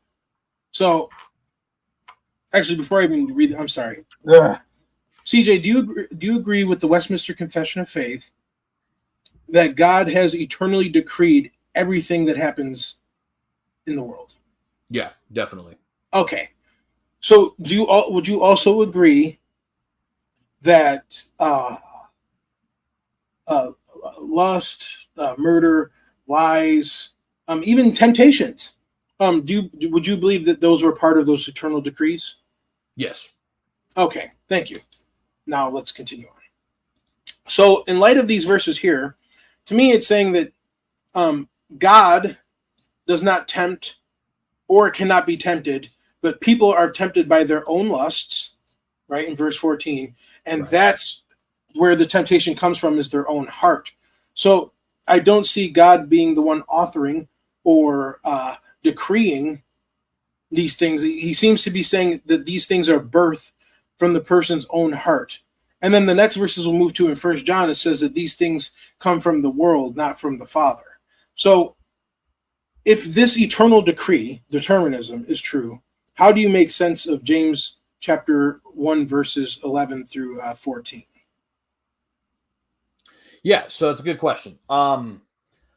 So the first point I would want to say is this, I think, is a matter of distinguishing between primary and secondary causation. So when it says every man is tempted when he is drawn away of his own lusts, if it is true that a meaningful distinction can be made between primary and secondary causation, and that God can indeed determine something while the agent simultaneously freely chooses it, if that is true, then I can actually say that the man is tempted by his own lusts and that God has decreed everything that comes to pass. So that is a question that we'll probably need to pin and get to, because that's obviously something you would disagree with as far as compatibilistic logic, right? I'm sorry, can you repeat that? Can you repeat that statement again?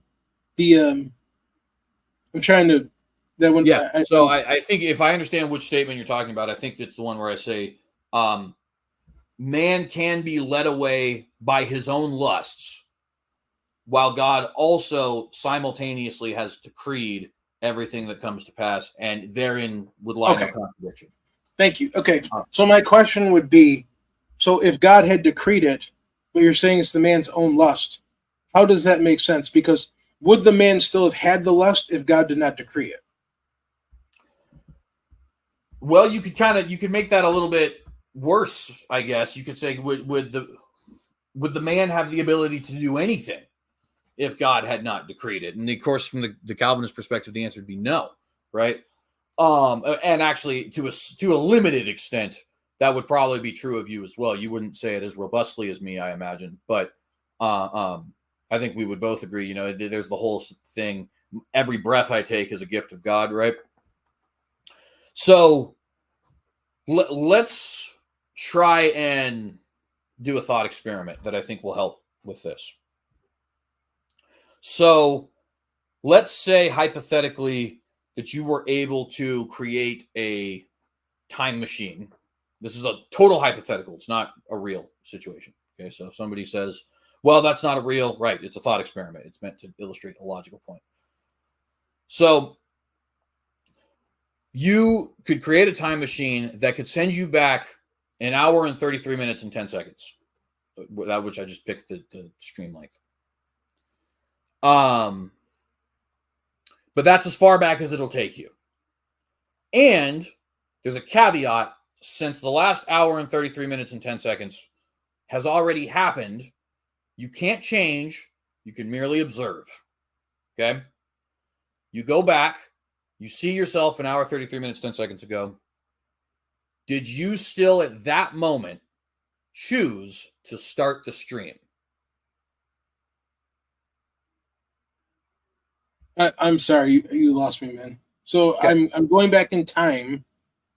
Yeah. So let's. The experiment is you're capable of going back in time to the beginning of the stream, and that's as far back as you can go. Okay. But you can't alter time because it's already happened. Okay. Right. So you're only able to go back and observe. Now you are fully aware of the future. By the way, notice you didn't determine it. I haven't assumed that you're determining anything yet. Okay. You're freely aware of the future and you can't change it, right? But you're sitting there observing. Now, did the you who starts the stream at that moment being observed by future you, okay, did he willingly choose to start the stream? Yeah. Okay. That's correct, in my opinion, by the way. I don't. So how would a future version of me going back and watching the past me start a stream affect me starting the stream in the past? Well, no, it wouldn't, and that's not actually the part of this that is interesting to the argument. The part that is interesting to the argument is since you can't alter the time. So you're an outside observer, right? You're outside, quote unquote, outside of time in that instance, in the sense that you exist an hour and a half in the future and you're watching yourself from the past, but you can't alter it, right? Which means everything, you actually have infallible knowledge at that point that everything will definitely occur the way that it does, right? In other words, you're 100% certain there is no world in which Kevin is, or there is no scenario, we'll say, because possible world is probably a bigger thing that I'm trying to entail here, in which Kevin does not start the stream. But you would agree that Kevin does still start the stream. So here's the thing that we have laid out here now. We have a genuinely free choice on the part of past Kevin that will 100% be A. You see my point?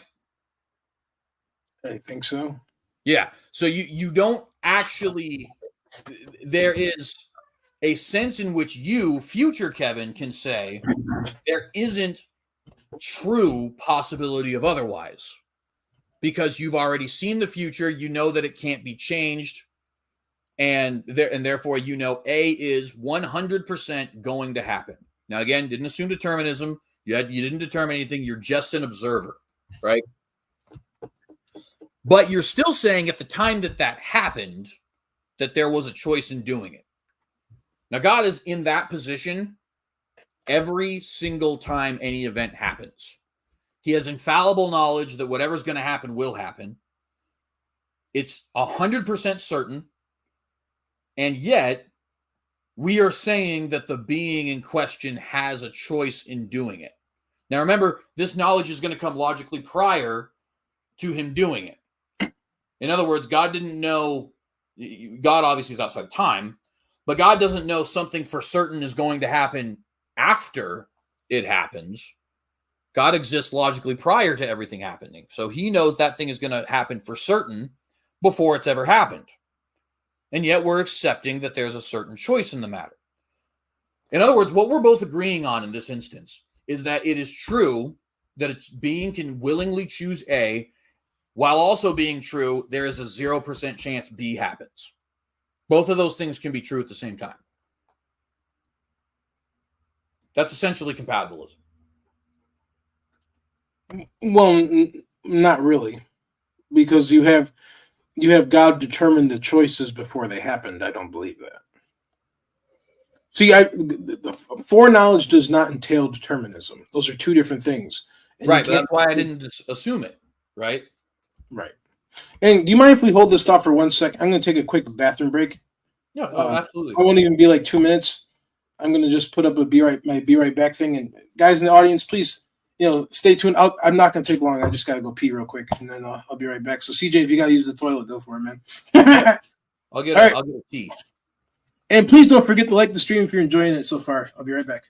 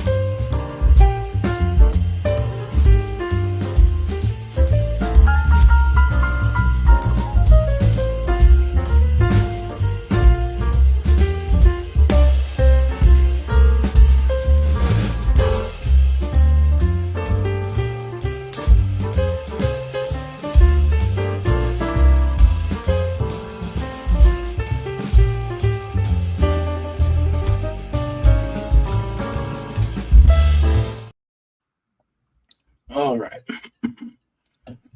I am back. All right. Sorry about that, guys. Just brief intermission. Sometimes it happens. I was up here drinking my coffee, But yes. So me going back in time, knowing, because I'm from the future, knowing that past me would start the stream. Yeah, I have no problem with that. Now, if you're using that for God, I agree. God knows all future events.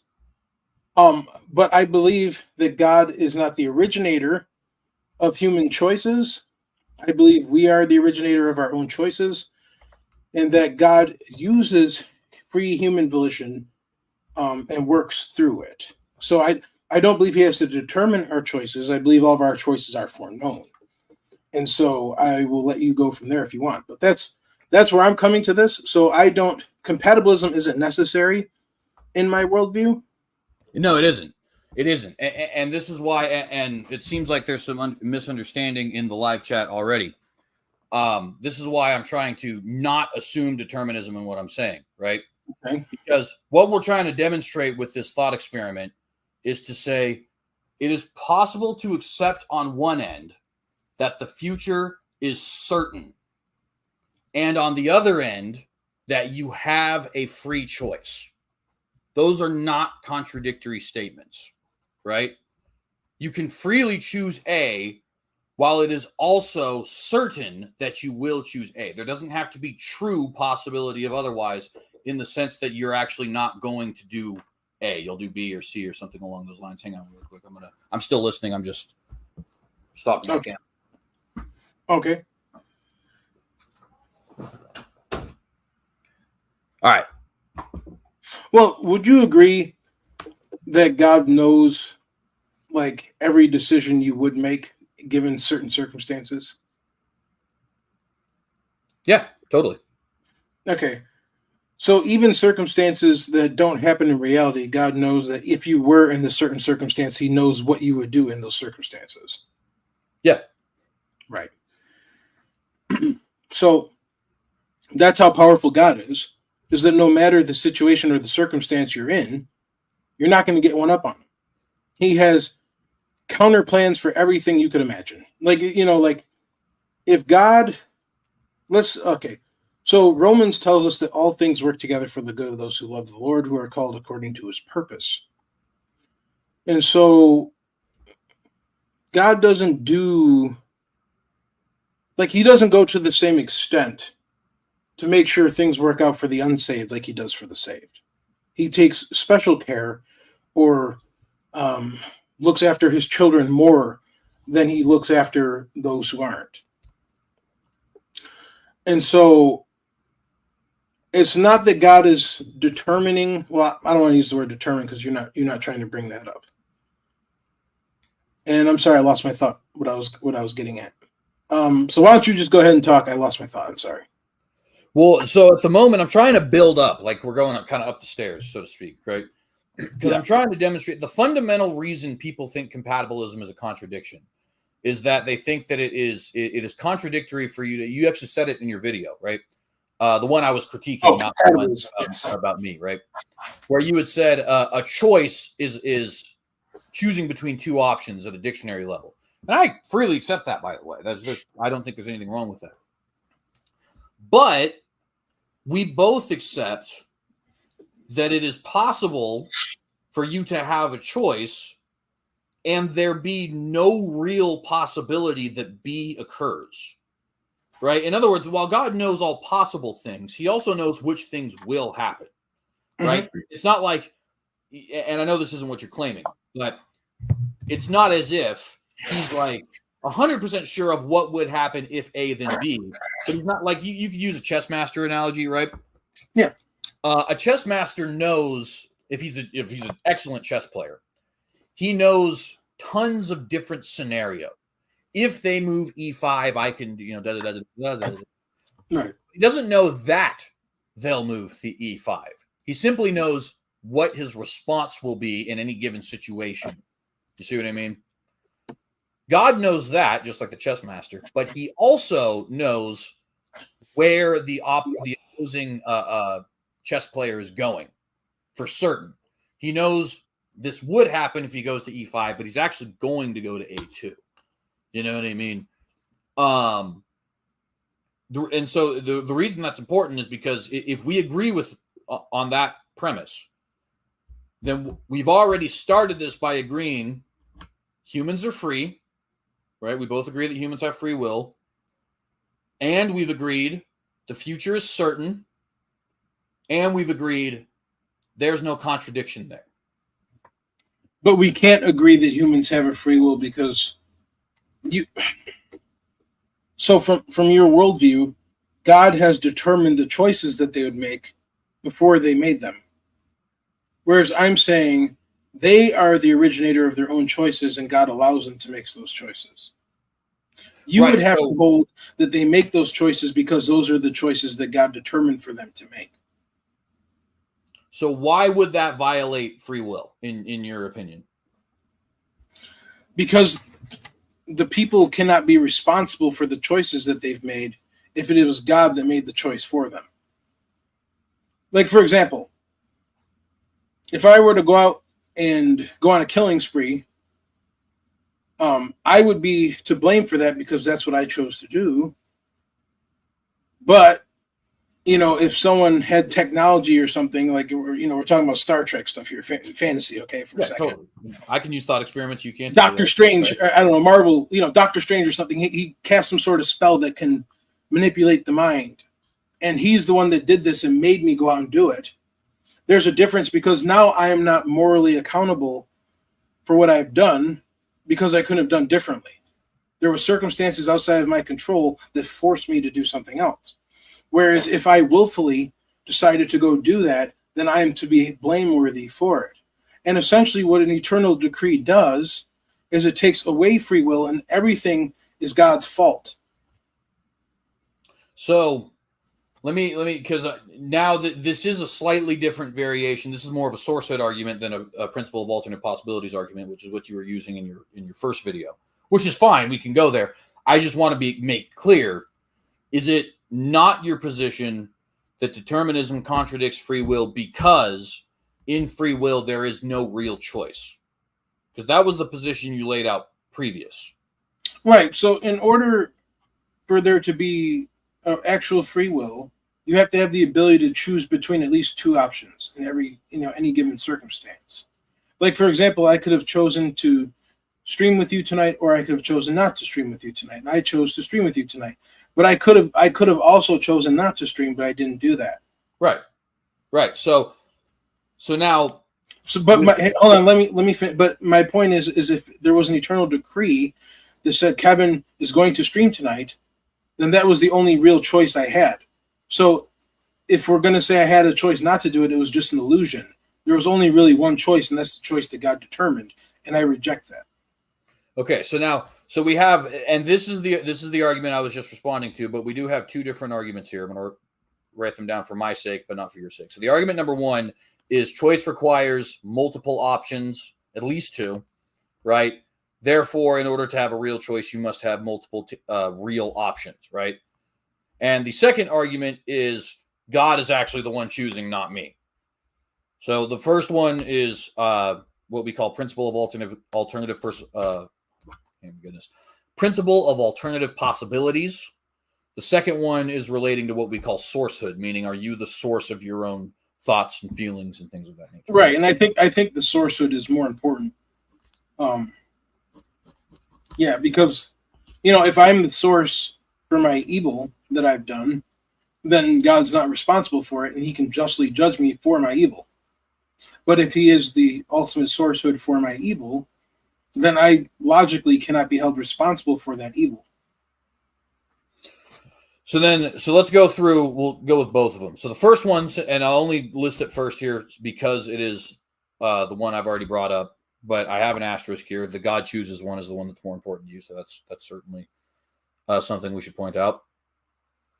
So the choice includes multiple options thing, right? But you say a decree limits that to only one option. But go back to that time traveler's analogy, right? We both already agree that the future of you doing this stream was certain, right? It was set. Now, what sets it is obviously a question that we and you are going to get at when we talk about this next point. Well, hang on. It's not set that it was determined. It was foreknown what I would do. Right, but again, that's right. That's moving to the second issue there, right? We disagree on what sets it. I would say determinism is true, and therefore God is the thing that sets everything through secondary means and all that. And you would argue probably some combination of, correct me if I'm wrong, circumstance, freedom of choice, so on and so forth, right? Sure. So we disagree there. But where we agree is that it is set. In other words, since God has infallible foreknowledge logically prior to you making this decision, then before you made this decision, it must have been set in stone in such a way that there was no real ultimate possibility of something else happening. And CJ, just to sidetrack for a second, are you going to somehow tie this back into James 1:11 through 14? Yes. Okay. Please continue. So then if we agree with that, then what we've already agreed on is you can have a genuine free choice. You can have a level of principle of alternative possibilities where, since the future is not set from your perspective, had you gone down path A would be your path. And if you got down path B would be your path, right?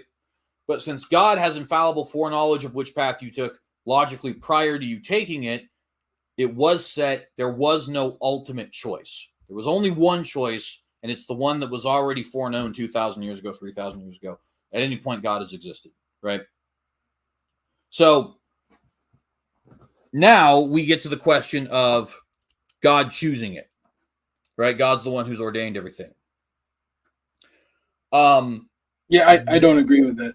Right. And so, and you said this is the one that's the more important of the two, right? Sourcehood, yeah. Yeah. Which I would actually agree with that as well. And it may shock you to hear this, but actually there's even a lot of libertarian free will philosophers who don't think principle of alternative possibilities is a thing for precisely the reason I'm talking about. They think that the future can be set and certain without there being genuine possibility of otherwise. Not all of them, but to give you an example, William Lane Craig does not believe that the principle of alternative possibilities is real. Whether that means anything to you is irrelevant, of course, but I'm just saying this is the more important question, right?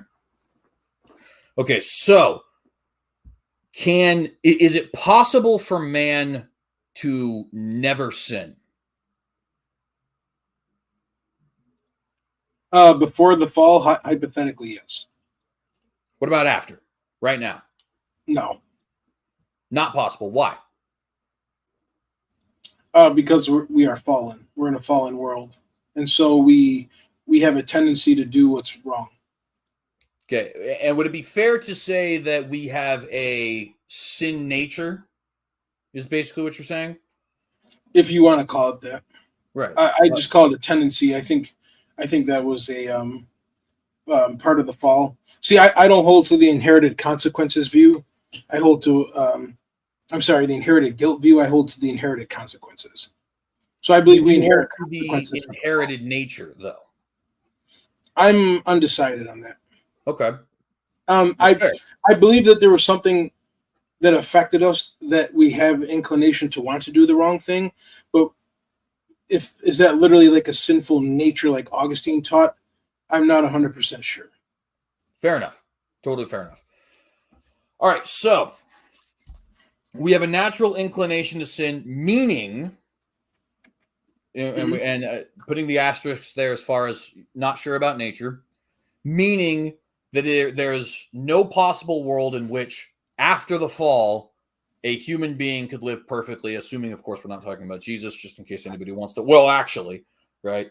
Obviously, we're not talking about Jesus. There is no possible world in which a human could go completely without sinning. Okay?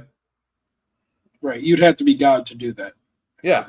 But what if you really wanted to go without sinning? Like, what if for whatever reason, maybe it's because you're a Christian, right? You really, really, really want to never sin again. That'd be impossible. You'd have to be walking after the Spirit constantly and never not walking after the Spirit. Doesn't that violate your free will? No, because you're sinning by choice. But your nature is such that even if you have a great desire, maybe greater than any other desire you have, you still will choose to sin, right? Yeah, you're choosing to sin. But CJ, did my choice to sin come from the Father, or did that come from me? Yes. You're the direct cause of it, and God has foreordained whatsoever comes to pass. Now, here's why this line of questioning is important, right? So now we've agreed on another thing, which is that even though you're ultimately the source of your sin, you willingly chose to do it, you, in a weird way, had no control over it. Meaning, while you had control over the individual sin itself, if you had no control over it whatsoever, you couldn't be blameworthy for it. You did have some form of control. So listen to what I'm saying, right? While you have control over the individual sin itself, it is impossible that you never sin again, right? Assuming some tragedy doesn't happen in the next 5 seconds, of course. Right. So that seems like a contradiction, doesn't it? You have culpability for sin. You willingly choose to sin. You have control over the fact that you sin, and yet it is impossible for you not to sin, even if you really, really, really, really, really desire to never sin again. It's because of God's standard. Right. Now, I would argue it's a little bit because of our nature as well. You called it the tendency, and that's fine with that. We'll stick with that. We have a tendency towards like that. For example, CJ, like you're looking at sin as like, okay, the Apostle Paul says in the book of Romans that whatever is not done in faith is sin. So I can just be sitting at my table, reading a book and drinking a coffee, and I'm sinning because I'm not doing it in faith. You know what I'm saying? Like, you don't have to purposely go out and, I don't know, commit adultery or lie to sin. You know, just simply doing something not in faith is sin, and that's what God requires, is a perfect obedience, a perfect acknowledgement of him, being perfectly in submission all the time. And humans don't do that. And so that's why it's impossible to never sin. I completely agree with that. But the point there is, now we have this, it seems like there's something wrong there, but we both agree there's not, right? It seems like if we have full control over our thoughts and actions, then it seems like it should be possible for us to choose to do the right thing every time, which is why we hold each other blameworthy and why God can hold us blameworthy. And yet, I didn't say we have full control over our thoughts. I didn't say we have full control over our thoughts, because there's sometimes where you ever had like a weird thought that came in your mind. You're like, what on earth? Where'd that come from? What is that? We don't have control over what our messed up mind does. What we do have control over is if we dwell on it or dismiss it. Well, and actually, that, to be fair, I do agree with that. And actually, right? Okay, I want to give an example. Let's say you have a good friend of yours that you've known for years, right? And all of a sudden, a lustful thought that now you've never done this before, but you get this weird thought of like hitting on his wife or something, and you're like, whoa, where did that come from? Like, I would no, hell no, right? And instead of choosing to dwell on that thought and birth sin, you choose, Lord, I don't know where that came from. I repented. I'm done with that. And you dismiss it. That's what you have control over. It's not what pops into your fallen mind or soul, if you will, but you have control over on what you dwell on and what you dismiss. And that's what God is, it demands of humans, and we fall short on that too. Yeah, so I just want to make that distinction. Sorry, I was just there's a line from Schopenhauer that encapsulates what you're saying, where he says, "Man can will what he will, or man can do what he wills, but he may not will what he wills." In other words, you don't have control over what you want, but you do have control over whether you go for it. There you go. Yeah. Right. And you know what's another good example? Have you ever heard like testimonies of like homosexuals that come to Christ? Yeah. There are homosexuals, and God bless them, the ones that do. They still have a same-sex attraction, but they're choosing not to act on that sinful attraction. They're trying to put it in submission to God. And I don't know what it's like to struggle with that, because that's not a sin that I personally struggle with. But I can sympathize with my former homosexual brothers and sisters out there that do struggle with something like that. And that's exactly what I'm talking about. So they're still going to have those thoughts, but they're choosing not to, go out and act on it. Now, because we are flawed beings, there may be times where they do entertain the thought, or God forbid, even sometimes act out on it. But it doesn't change their salvific status, and it's not them going fully back with that. You know what I'm saying? So I just so the audience knows where we're at here. This is what we're talking about. And yeah, go ahead. Yeah, and I completely agree with you. And now here's one of the interesting things about that Schopenhauer quote is that Schopenhauer was a compatibilist, because so this is why I'm bringing all this stuff up, right? Because we're talking about sourcehood. I actually, maybe shocking, I agree that sourcehood is true. Man is the ultimate source of his actions, right? Can I ask how, though? Because I think you're being inconsistent with determinism. Yeah, I think that mankind is first. So we have a certain nature about us that is not necessarily within our control, and we have the ability to do what it is that we desire, which ultimately derives from that nature. I also Okay. think that that all choices ultimately are a matter of what your greatest desire is. Okay, so CJ, few things. Number one, where did that nature come from? Is that something that was a result of the fall, or is that something God directly created for you to have? And number two, did God decree the choices you would make from your sinful nature? Number one, that is a result of the fall. Number two, yes, God has decreed that. Okay, so if God has decreed each individual sinful act you've committed with your sinful nature, how are you responsible for the acts that you've committed? Well, let me ask you the crescendo question of what I've been saying, and I think you'll realize that we have the same problem. If you have a tendency to sin that's outside of your control, that is so powerful that it is a guarantee, even if you've been saved, you will sin in the future, provided you have at least some opportunity to do so. How are you responsible for that? I'm responsible for it because I chose to act on those things. And that's exactly what the Calvinist answer would be. God's determination.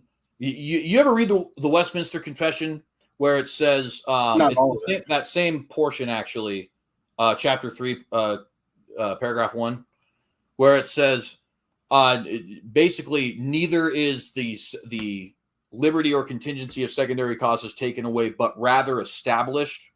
In other words, God's decree is enacted through the free will of creatures. But CJ, here's my whole problem. If you have a sinful creature that's going to sin, you don't have to decree the sin. That's what the sinful creature is going to do. Yeah, but so there's no the decree part is unnecessary.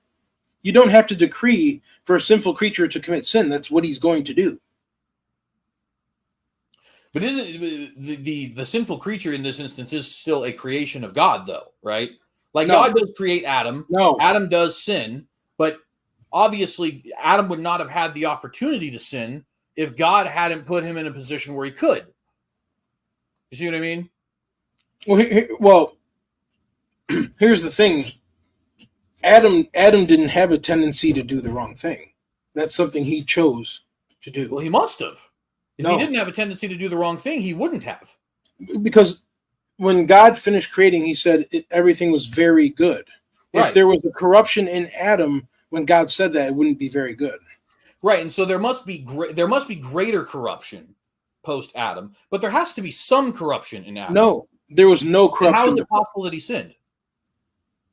Because he chose to do that. He had a free will. Right, but if he had a free will and his will was perfectly righteous, then he would have chosen the right thing. Well, hang on. Who said his will was perfectly righteous? So his will was corrupted. No, his will wasn't corrupted. Then it's perfectly righteous. No. What's the in-between? Adam was in a state of innocence. In other words, he could choose to submit to God or he could choose to rebel. Because Adam was the first man, there was no corruption. He could have been in perfect submission to God, but he chose to follow his wife instead of God. See, God cannot create corruption. God does not make imperfections. Let's give an analogy here that I think, because you are so close, I think, to seeing what I'm seeing here. Okay. Well, CJ, how do you make sense of Genesis? So God lists everything.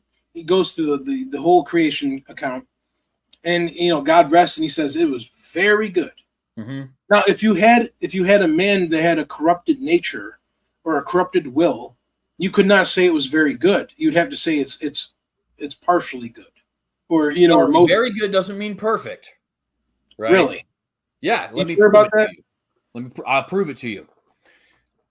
If Satan were allowed into heaven for just a day, and he tried to tempt you after you've gone to heaven, do you think it's even possible that you could sin? Say it again. Sorry. If Satan hypothetically were allowed into heaven for just a day, and he tried to tempt you into sin, do you think it is even possible that you would choose to listen to him and sin? Is it possible? In heaven? Yeah. Is this post-resurrection? Yes. So I have a glorified body. Yes. No. Why?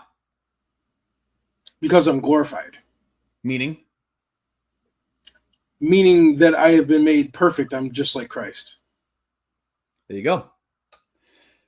If you Adam didn't have a glorified body, he had a human body. But his human body did not have corruption. Right, but we're not talking about the body, we're talking about the will. Because the thing that's glorified in this instance is your will, right? Notice the reason you think it wouldn't be possible in heaven is because you've been glorified, which means your will has been changed to such an extent that you have absolutely you're in perfect alignment with God. You have absolutely no desire to sin whatsoever. So even if you were provided the opportunity, which would never happen, of course, but even if you were, it wouldn't have worked. Adam was provided the opportunity, more specifically Eve and then Adam, and it did work.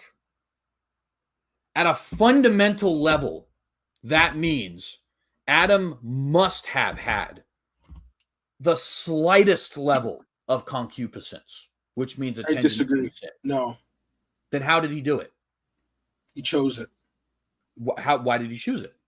Because his wife did. Why did she choose it? Because she was deceived. And why was it possible for her to be deceived? Because she didn't see God create anything. So is it our position that she didn't actually sin, she was just ignorant? Well, essentially, because that's why the Bible blames the fall of man on Adam, not on Eve. Because she did it in ignorance, because she didn't know any better. Whereas God directly told Adam, the day you eat of this tree, you will surely die. And Adam saw God create everything else. And remember, he even brought the animals to Adam for Adam to name. His wife didn't see any of that. So Adam was responsible for the fall of the human race, not Eve. I personally think that had Adam chosen not to eat the fruit and said, no, Eve, I'm not going to do that, I think God would have instantly wiped out and destroyed Eve and just made him a new wife. Yeah, I think that's true, but I actually think it's for a different reason than because Eve would still be punished in that instance. I think it's more to do with federal headship, but I don't think we agree on that. But here's the point, though, right? So we're saying Eve is ignorant, but she's still going to be punished for her ignorance, which is a little bit weird because you would think she didn't actually sin. She didn't have evil tendencies, but God's still going to punish her. That's bizarre. It's almost like punishing a dog for doing something that dogs just do. But we'll take it beyond that. No, she still deserves to be punished because she willfully did that. Right. She will. But listen to what you're saying, brother. She willfully went against God's commands. After he said not to, right? Yeah, exactly, right? Right, but it wasn't her sin that brought in the rebellion that we are now currently stuck in. It was because of Adam. Then use Adam. Either one. Either one. Okay. This analogy works with either one, right? The point is, Adam willingly, of his own free will, sinned. Right. And he did not have a sinful nature.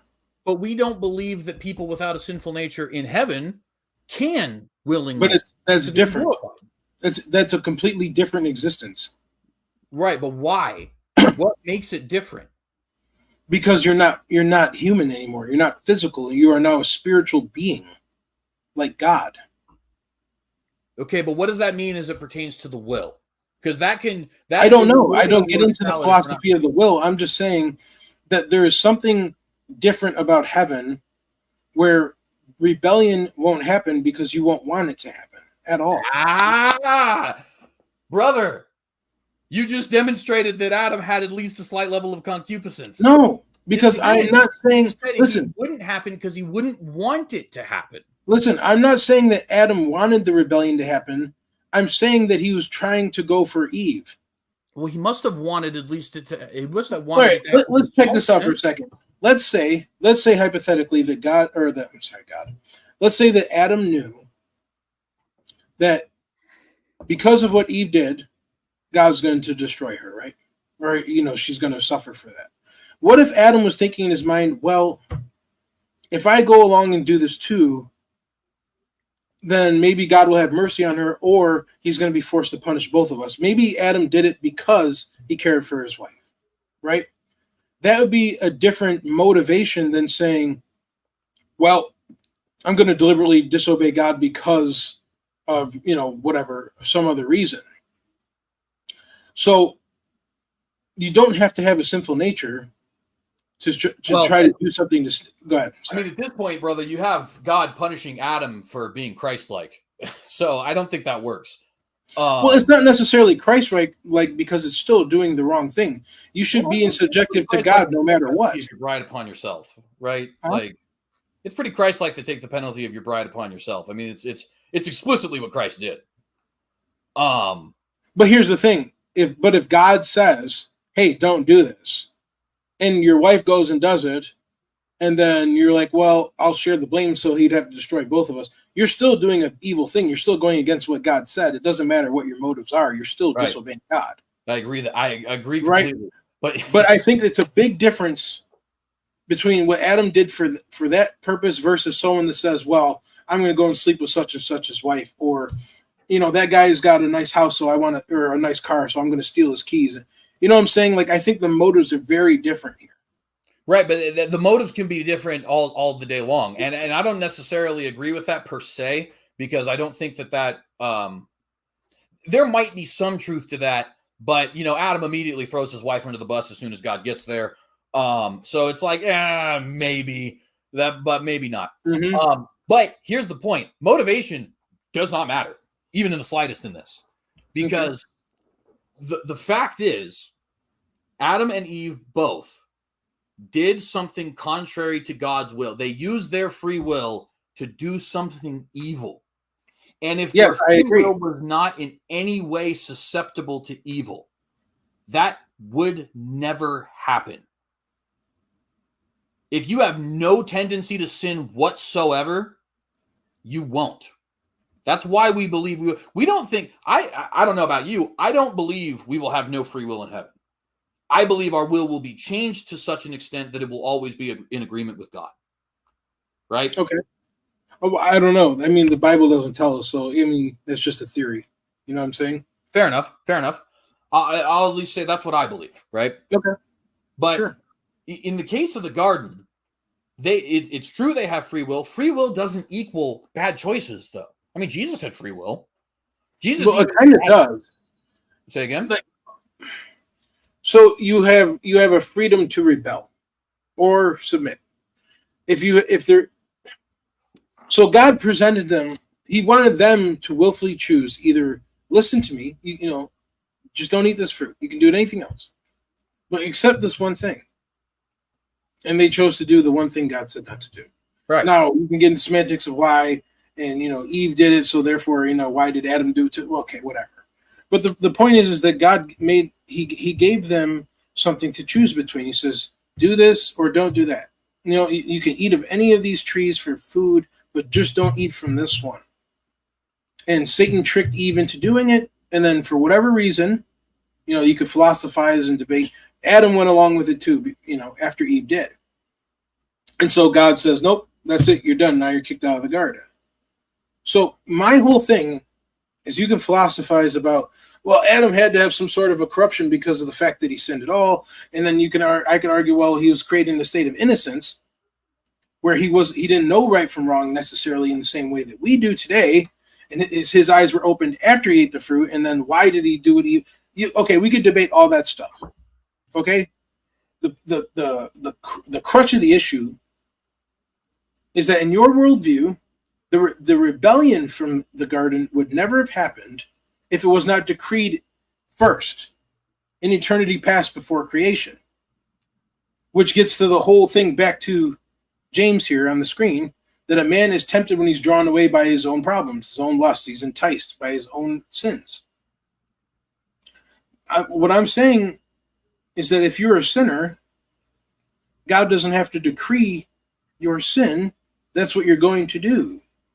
But in your worldview, God has to decree everything, which then takes the responsibility and blameworthiness off of the individual and puts it back on the Creator.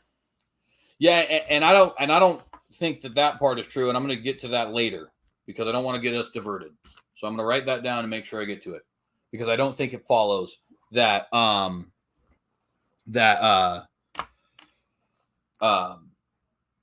Sorry, that makes God responsible in the sense that he's blameworthy. Well, right? can you please explain how it doesn't? Well, do you want to get to that now, or do you want me to address this here? Because I want to briefly just say the three things we just went over that I think perfectly explain this James 1:14 position or verse from a Calvinist position, right? Is number one, you are unable to not sin, and that's not something that you have a control over in the sense that you don't have control over your tendency to sin. You have control over your individual sins, but not your tendency to sin. Yet you're still blameworthy. Also, you're blameworthy for that tendency, because even things like looking upon a woman with lust or being angry with your brother without just cause are things that you get that are considered sins. Thirdly, this all comes from Adam, who himself would not have been capable of doing anything wrong unless he had even the slightest bit of a tendency to do it. So where does that leaves you with one position left? If Adam was created with the slightest tendency to sin, first off, if you were born with a tendency to sin that you have no control over, meaning you can't control whether or not you have the tendency, then you're being held responsible for something that you did not have control over. Secondly, if Adam had at least the slightest tendency to sin, then something that created Adam logically prior to Adam wanted that to occur in some way. It doesn't mean Adam's not blameworthy for it. It means there is some reason God wanted the pieces set up in that way. Now, yeah, I don't believe Adam had a sinful tendency. I believe that's a result of what he did. But how, again, you get back to that point. How could he have sinned if he did not have any tendency to sin? If you have zero doesn't tell us whatsoever, then you can't sin. See, but that's just philosophizing. That's not necessarily true. I gotta stop you there, brother. That's not philosophy at all. That's just basic truth. If you have zero tendency to sin whatsoever, then you can't do so. Okay. Whatever is not done in faith is sin. Right. So if I'm doing anything that's not in faith, I'm sinning. Whether it be zero tendency to sin, a bad situation. Huh?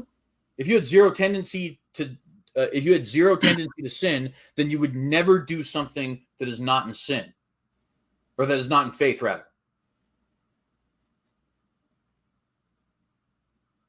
If not doing something in faith is sin, and you have absolutely no tendency towards sin whatsoever, then you would never do something out of faith.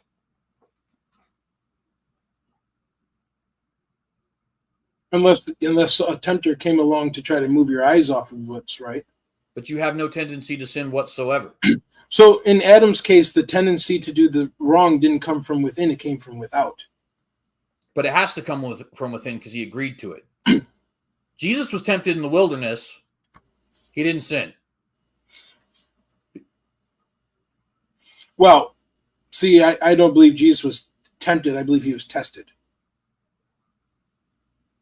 Well, I mean, in this particular instance, I don't think there's much of a difference because it's not as if... well, there is, because James says when a man is tempted, he's drawn and he's enticed by his own lust. Jesus didn't have lust. Jesus was, I believe, in the impeccability of Christ. I don't believe he was tempted at all. Well, you can use the word tested then if you want, but actually, according to what you just said, that actually you are demonstrating the point here again. If we're saying that if temptation comes from your own lusts and Satan tempted, not tested, Adam, then Adam has his own lusts. You see what I mean? Like, this is inescapable. This is just, you can't get out of this issue. If Adam sinned, he must have had some concupiscence, which means tendency to sin. Well, then creation couldn't have been very good. Then the Bible's a lie. It can't be perfect. There's a difference between very good and perfect. Wait, so if God made something with corruption, it's not good. It's not perfect. But it's not good. Really? Because Noah was said to be good, and Noah certainly sinned. Moses is said to be good. No, he was counted good. He was credited as being good. He wasn't actually. Well, the exact thing Genesis says is that he was righteous in all his ways. But why? Well, I wouldn't disagree with that. that he's credited for being good. Right. So he wasn't actually good. He was counted as such. Right. That's what the Bible means. Don't you realize that what you're saying there is demonstration that a being or thing does not need to be perfectly good in order to be called good? But CJ, what you're suggesting is that God created Adam as a flawed, sinful person. I'm not suggesting it. I'm saying it's 100% true. It has to be true. No, that's garbage. Honestly, there's no possible way to understand the text without that being true. Well, maybe there isn't. Maybe we're just not, I haven't thought of it.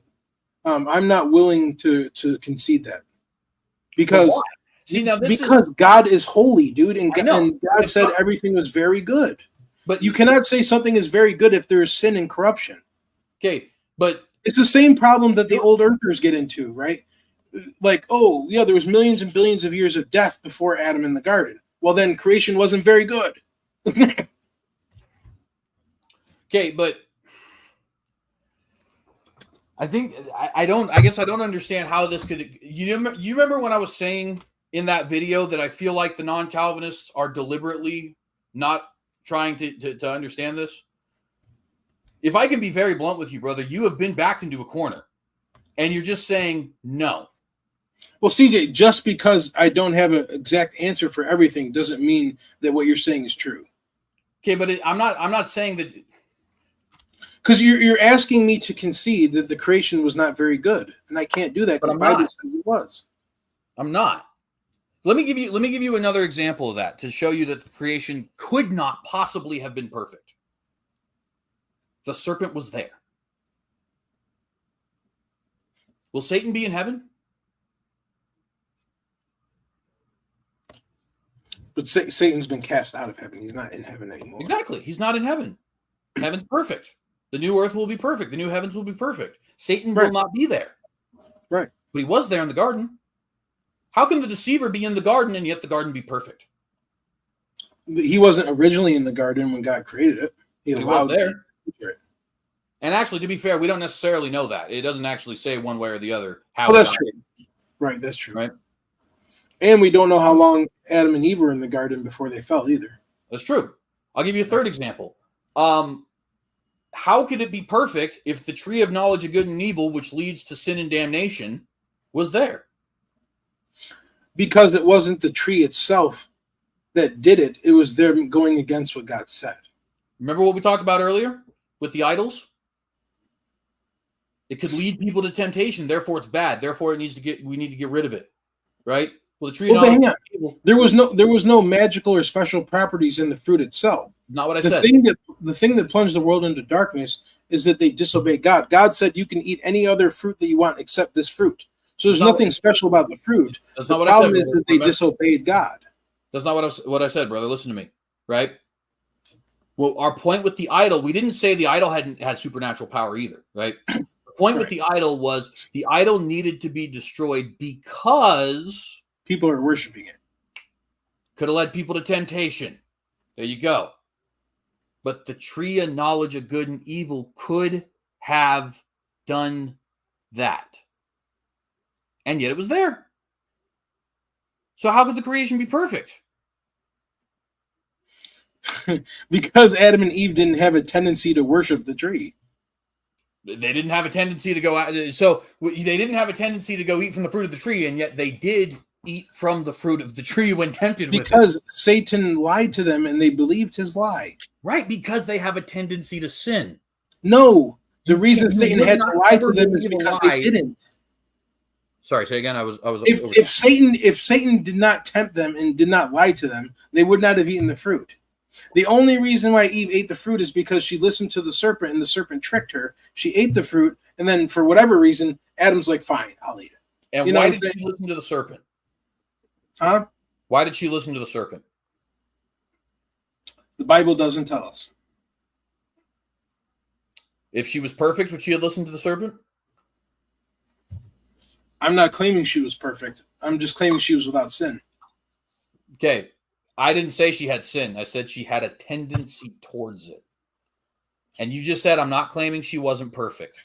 But That's exactly my point. No, well, hang on. She can't be perfect. What do you mean by a sinful tendency? Because are you saying like me where it's like you're inclined to do what's wrong, or are you saying it's like this corrupted nature within you? I'm saying she had, even if it is super, there is obviously some difference between post-fall, pre-fall. There has to be, scripture says there is. So there's obviously some difference. Right. Maybe they were never lustful before.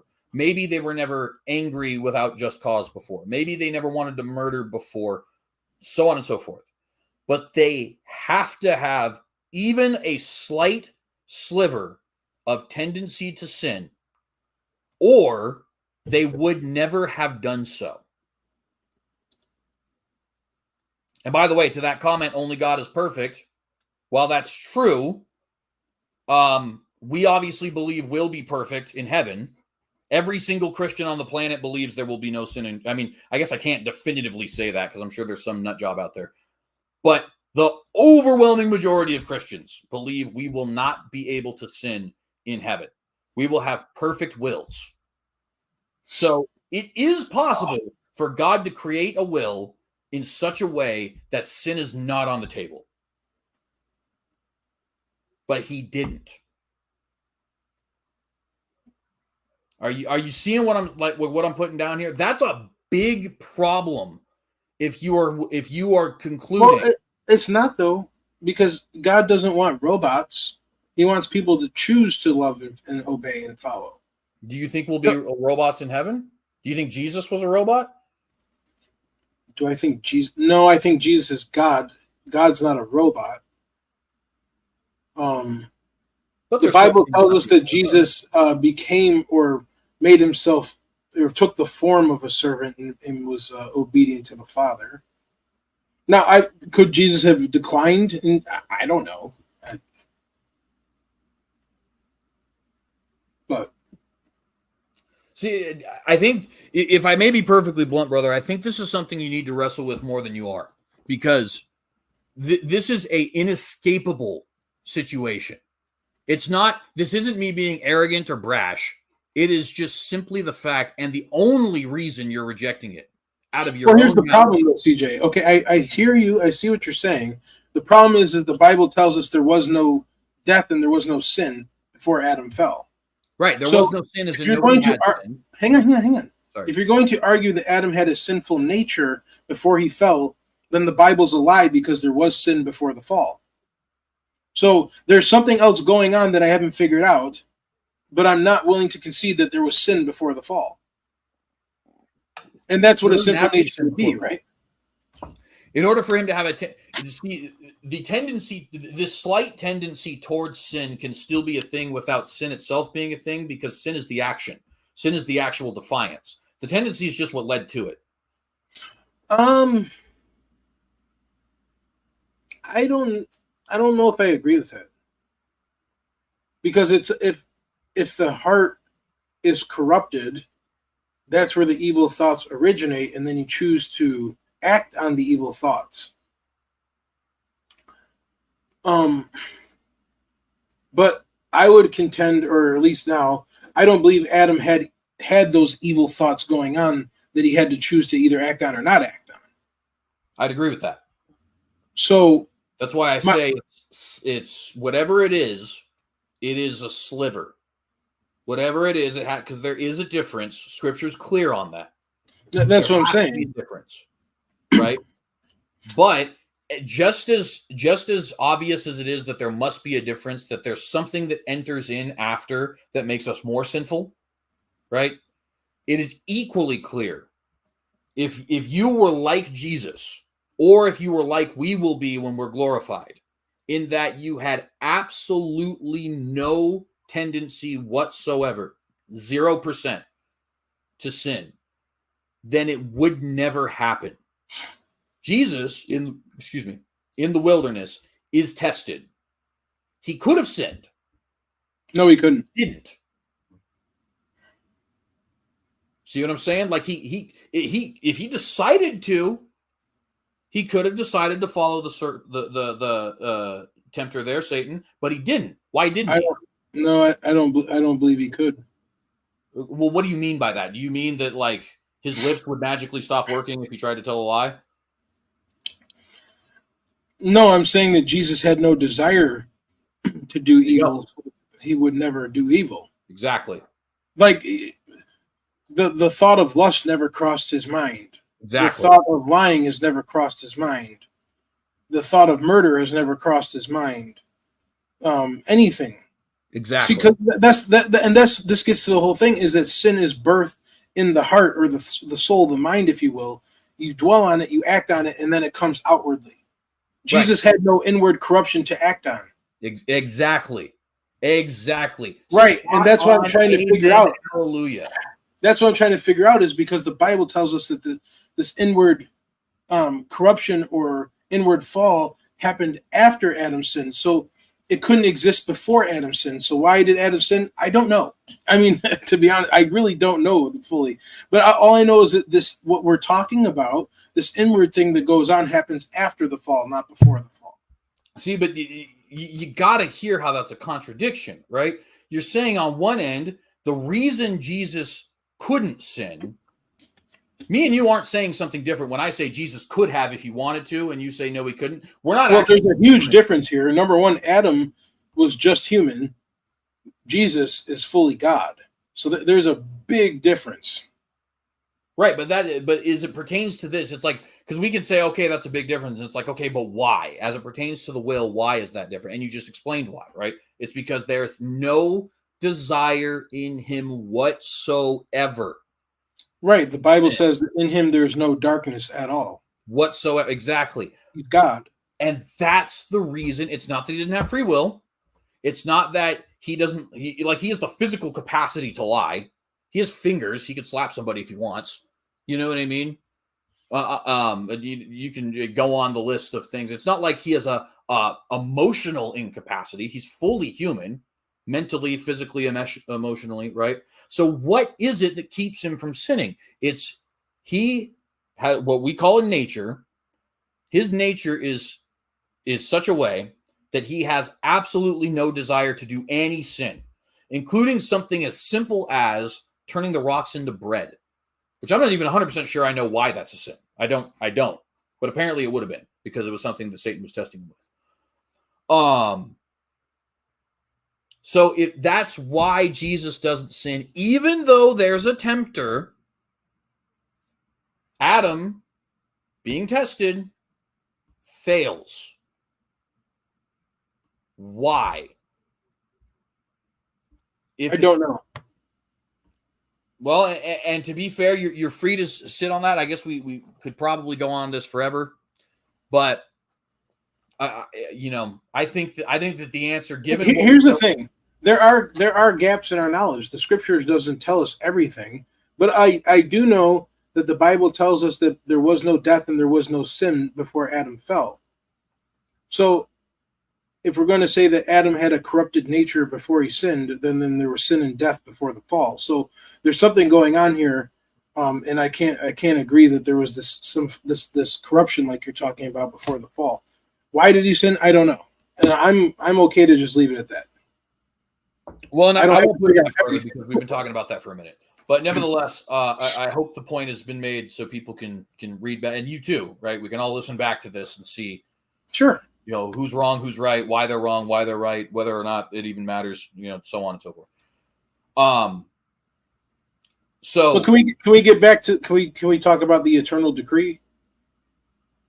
Well, I think this is in the eternal decree.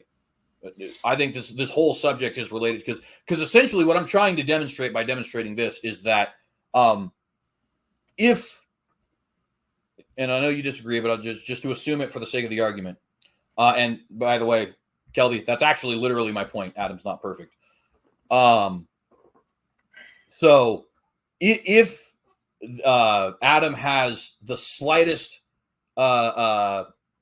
concupiscence whatsoever, the only person that could logically have decreed that to take place would be God, because it's before he's tempted. It's before he's even created. The nature has to come from somewhere. It doesn't just spontaneously exist, right? So I think that is related to the decree. Now, well, CJ, like I said in that video that I made a response to, if you can just show me one passage, one verse of Scripture that tells us God has determined every single thing that happens in reality, I will stop attacking Reformed theology. I will stop calling out the tulip, and I'll convert to some form of Calvinism. Do you need it in those exact words, or can it be similar to the way we believe God is fully man, fully or Jesus is fully man, fully God? And I want to see a verse that tells me that God has determined everything. Right. So what I'm asking is, can it be similar to the hypostatic union, where there's no verse that says that explicitly in those exact words, but there is verses which very clearly must be understood that way? Or do you need the exact words? Well, why don't you show me the verse and we'll see what it's saying in the context. I have a couple. Romans 1:11, in whom we have obtained an inheritance, being predestined according to the purpose of him who worketh all things after the counsel of his own will. Emphasis here, works all things after the counsel of his own will. The word counsel there is boule. Boule can literally be translated as decree. And bare minimum, Ephesians 1:11. Bare minimum, boule must mean counsel or deliberate plan. In fact, to quote, I believe it is, it might be Strong's, it might be Thayer's. It's one of the ones on Bible Hub. But if I could quote them, they say the deliberate action of God as it relates to his immutable plan. Okay. So this passage here, Romans 1:11, says God works all things after the boule of his own will, after the decree. Everything works after God's decree. Or another way you can understand this is to say everything works after the immutable aspects of God's plan. So working things together is not the same thing as determining them. I don't know. I mean, squares are squares are circles is basically what no. I don't mean to be I got to be blunt with this because it's so obviously is. It's almost like I don't even know what to do with that sentence. CJ, you got to be kidding me, man. No. Okay. So I want to show the difference. I'm trying to think of a good way to do this. Okay.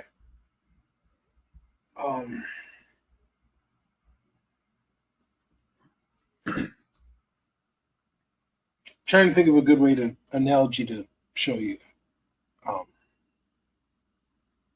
Okay, so I'll start with working together first, and then we'll do the decree thing. So working together, working things together. That would be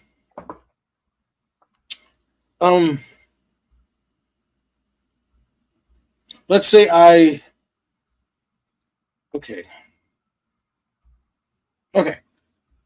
let's say I have I want to send out a letter, and I write this letter, right? And I have my nieces and nephews copy it because it's a very important letter. I need to go somewhere that I'm not able to go take it myself. That's the best that I have available to me is them to hand copy these letters, okay? And so they copy it, but they make mistakes in their copies. So the copies get sent out to whoever was supposed to be reading it. They read it, and they get the general sense of what I was saying, but there's still a lot of errors in it. I can still work with that, though. I can work that together for good, even though it's not I can work it together, right? Whereas a decree would be me. There isn't. Okay, so I make a robot, right? I make a robot that's programmed to exactly copy the letter and send it out. And I'm gonna send these robots that will make perfect exactly. That would be me decreeing versus me working circumstances together for good. I guess that's like the best way I could explain it. So it's the same thing as Romans 8. He works things together for the good of those who love him.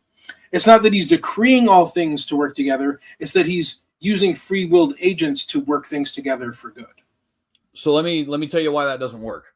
Because First off, the verse here says, works all things after the counsel of his will, which would mean that the mistakes there, it's not that you're working with these mistakes that were made because you can make it work. The mistakes there would be part of the plan, right? Secondly, there's a couple Greek terms here we have to understand, right? So the way if you were to look at it in a interlinear, it would literally sound like working according to the counsel of the will of him. Okay, that word "according to," which here in the translation that you have is after, but you know it's I believe it's the KJV that you have, if I'm remembering. Yes, it is. Sounds like it. So the word "kata," again, literally would translate to, at least in this usage, because it's got a pretty wide semantic range, according to or by way of, right? So the literal understanding of this verse would be, who works out everything according to his the counsel of his own will, or by way of the counsel of his own will, right? Now those are words that are, or terms, if you go by way of, I guess according to would be a term too, because it's two words, that are pretty fickle to get out of, right? Because he's saying all things, every single thing is worked according to, meaning, I guess I don't have a dictionary right in front of me, but according to would have to mean following the manner of, or by way of, which is even more explicit. It's literally the path. You could say depending on would be another way you could say according to. So that's the first word that makes this super difficult to get out of if you're a non-reformed. He works everything by way of or according to the boule, that's counsel. And that word counsel is a perfectly fine translation. I'm not saying you have to translate it otherwise. But what does counsel mean? A resolved plan, decree, or again, to quote, let's see, I actually have it here. Was it Thayer's? Thayer's says counsel or purpose. No, it was the Helps word study. Properly, a resolved plan used particularly of the immutable aspect of God's plan, purposefully arranging all physical circumstances, which guarantees every scene of life works to his eternal purpose. Okay, so that's the second word that makes this ridiculously difficult to get out of if you are a non-Calvinist. Because essentially, here is what is being said now that we have a proper understanding of those terms. God works every single thing by way of his eternal decree. That is not only a perfectly fine way to understand that verse, it's almost certainly what the verse is saying. And I only say almost certainly because I want to take into account the fact that I'm just some 26-year-old kid on YouTube. But I'll put it to you this way. I am as confident that that is what is being said as I am confident in the phrase, that is what is being said, means that's what's being said. You know what I mean? Like, it's so plain, not only in the English, but also when you're actually reading what the underlying Greek words mean, that it is not possible to properly understand this verse in a way which is not reformed. God predestined according to, meaning by way of, the purpose of him who works all things by way of his decree. I mean, you can't even get more explicit than that. Like, if I paid you to give me a more Calvinistic verse than Ephesians 1:11, you'd actually have to give me my money back because you couldn't do it.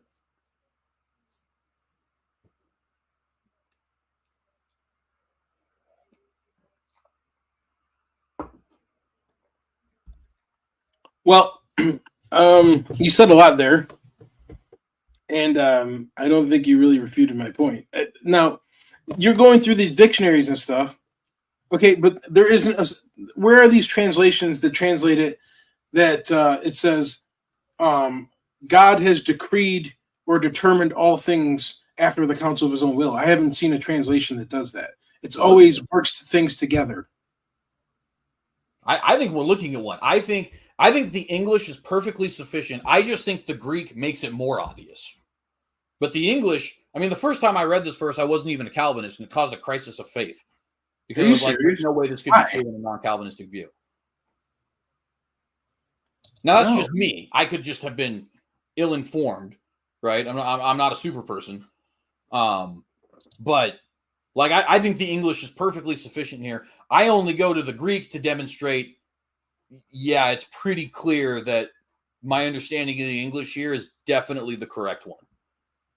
Not because it's my understanding, by the way, in case somebody's out there saying, oh, so you're the Holy Spirit? No, that's not what I'm saying. I'm saying that if the word kata means according to or by way of, and in fact, in many translations, that is just how it's said. Here it says after, which is perfectly fine. But if that's what it means, then he works all things according to the boule, that is his decree or the immutable aspects of his plan. Wait, hold on, hang on. Where are you seeing decree? Decree is not in the text. The word boule, the word council is the Greek word boule. The word that word means, like I said, I just read it here for you, right? I'll read it again. Quoting here from the Help Study Bible. If I can go up to it, there it is. Properly, a resolved plan used in particular of the immutable aspect of God's plan. Reflection, counsel. It can mean decree, aim, esteem. Denotes deliberation, reflection, the assembly of the council.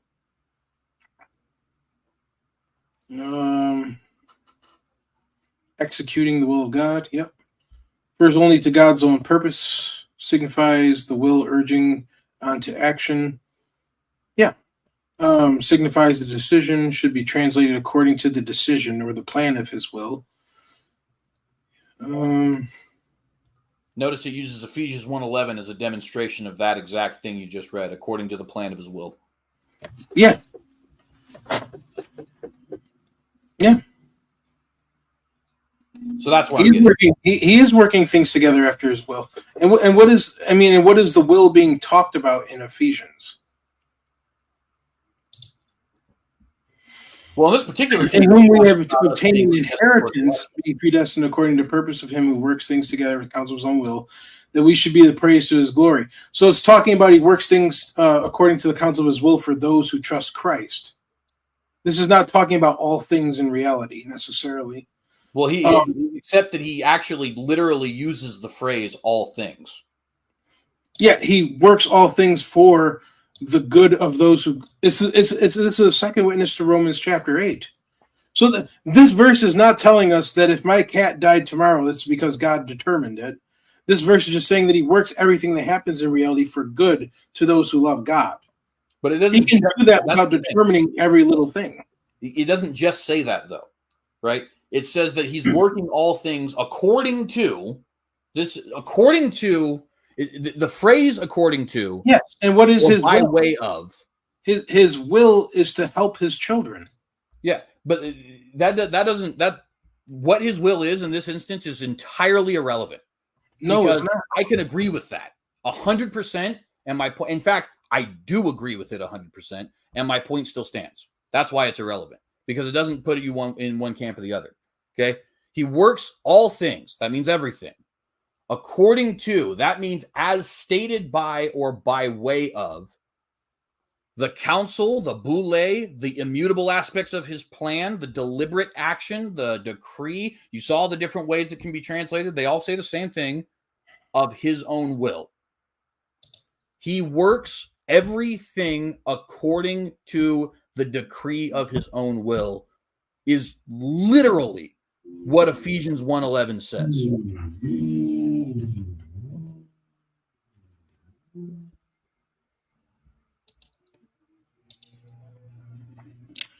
No, that's your interpretation. I would challenge anybody out there, not just you. I would challenge anybody out there to not find me an interpretation that is correct, because I am 100% confident you can't do that. I would like you to find me an interpretation that is even reasonable, because I don't think that you could do that. CJ, you're taking the word counsel and turning it into eternal decree. That's what it means. No, it's one of the meanings. No, you just read all of the possible meanings. Its meaning is God's plan. You really want to play this game right now? All right. We just went through it. We just went through it. I'll read it one more time from that Help Study Bible. And we don't even have to do it with it. It lists Thayer's, it lists Strong's. Bible Hub is very useful, right? Again, properly, the word boule, properly, a resolved plan. Wait, what are you talking about? Boule? No, it's energeo. Worketh? No, the word counsel. Oh, count, sorry. Properly, a resolved plan used particularly of the immutable aspects of God's plan, purposefully arranging all physical circumstances, which guarantees every scene of life works to his eternal purpose. That's the Helps Word Study. Strong's usage is counsel, deliberate wisdom, decree. You can go to Thayer's Greek Lexicon, counsel or purpose, right? And where he lists Ephesians 1:11, he says, counsel of his will. Strong's Exhaustive Concordance says volition, advice, purpose, advice, counsel, will. This, I mean, I have to be straightforward with it. This is not escapable. It's just as unescapable as the previous one. This is one of those instances you asked me to give you a verse, and I found you one that says it as clearly as it could possibly be said. But CJ, it does not say God has determined everything after his own will. It says he works things together according to his will, or the counsel of his will. It's not that he's determined everything. That's not what the verse is saying. That's what you wanted to say, but it doesn't say that. What does according to mean? According to, in agreement with, I guess. So everything happens in agreement with his decree? Well, no, his will. Tomato, tomato, my friend. Well, no, I don't use the word decree because that's got baggage with it. Let's use plan. Everything happens in agreement with God's plan? Yes. Okay, you're a Calvinist. You just said a Calvinist sentence. There's not a single Arminian on the planet, nor non-reformed, who would actually consistently agree with that statement. Not one. What are you talking about? Wait. Everything that happens in reality is because either God allows it or God caused it. Yeah, everything happens in agreement with God's plan. So right. So there's nothing beyond the scope of God's knowledge. So if God did not want something to happen, is a different thing.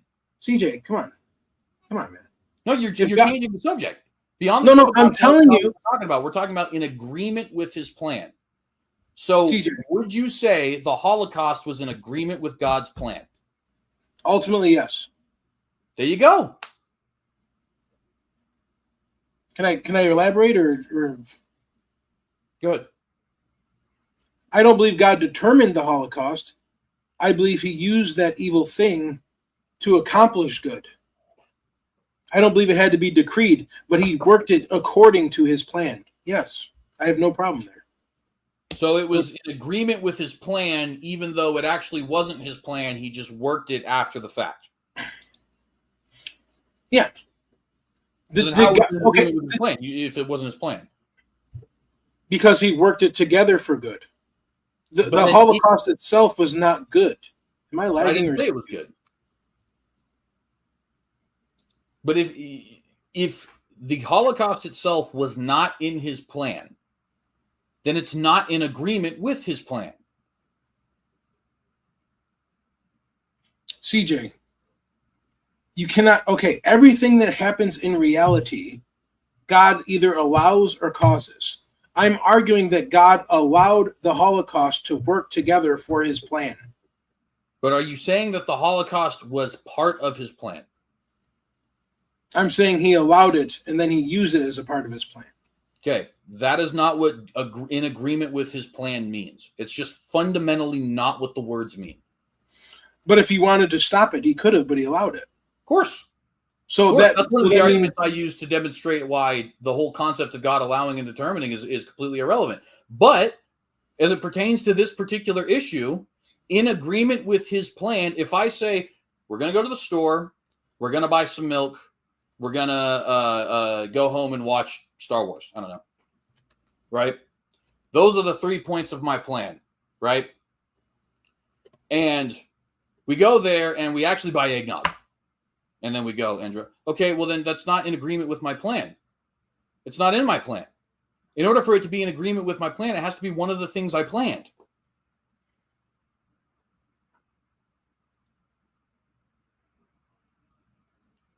CJ, we both agree that God knows what's going to happen. Right. So God knowing what's going to happen, even as wicked as Adolf Hitler was, can allow him to do terrible things and somehow bring good out of those terrible things. So he's working it together according to his will to fit the plan. So ultimately, yes, the results of it would be part of the plan, but it's not that God determined the Holocaust. But the Holocaust, if the results of it were part of his plan, that would mean the Holocaust was part of his plan, right? Tomato, tomato. I that's fair, but what you're doing is effectively conceding. The whole thing I'm trying to argue is that the Holocaust.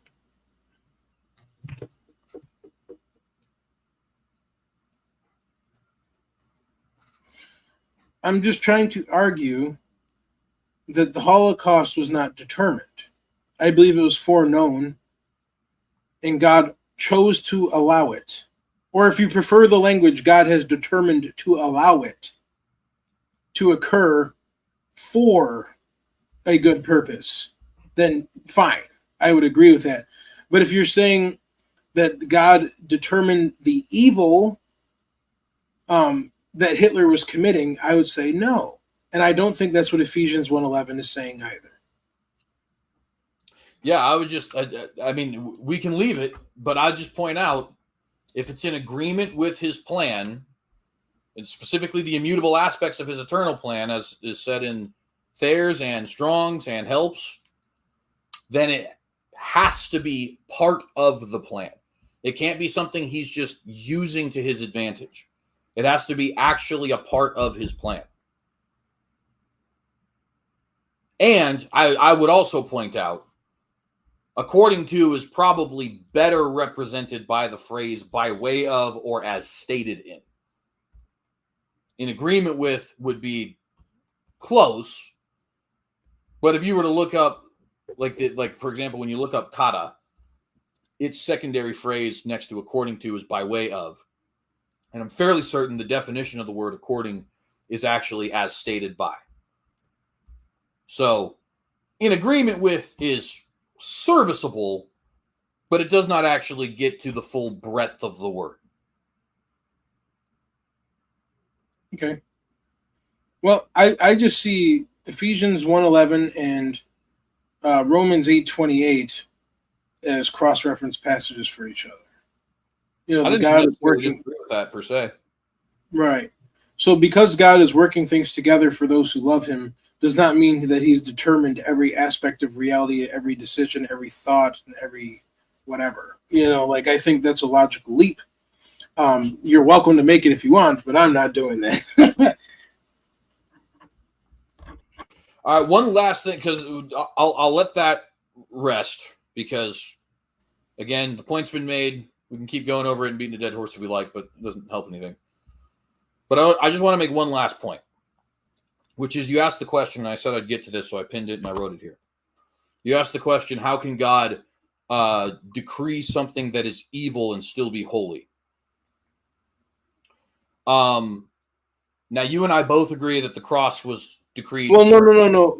The exact question was, how can God be holy if he has determined everything, which would include all sins, including moral evil. Right. Yeah. So we both agree, of course, that the cross was determined, right? Yes. And Acts 4:28, of course, says that they all gathered together to do what his hand and his boule, that's counsel again, or decree, determined beforehand to be done. Mm-hmm. And what they did was evil, right? Yes. Well, if God can do it one time, there is no logical issue with him doing it many times. Let me explain. Okay, so I want to point out something that you're not seeing. So the verse tells us that the event was determined. Absolutely. What was not determined was the sinful thoughts and intents of the hearts of the men that did the crucifixion. Doesn't matter. Yes, it does. Doesn't at all. Not even in It the slightest. absolutely does. Why? What do you mean? Why? Because God's holiness. I mean, why? How does it change God's holiness if he decreed the evil action? He decreed the actual sin, but he just didn't decree the motivation. How does that make a difference? Because, like, again, we're talking about God's foreknowledge.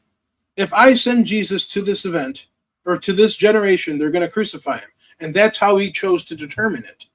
He didn't have to plant the sinful thought in the Romans, in the centurions, and the Jewish leaders of Israel to make them crucify Jesus.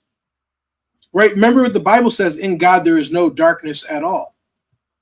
So the darkness didn't come from God to the people. The darkness came from them. God, foreknowing what they would do, he sent Jesus to that exact generation. That's how he determined it. So the word determine in this case just loses all of its meaning. It doesn't actually mean determine. No, you're assuming determine means force.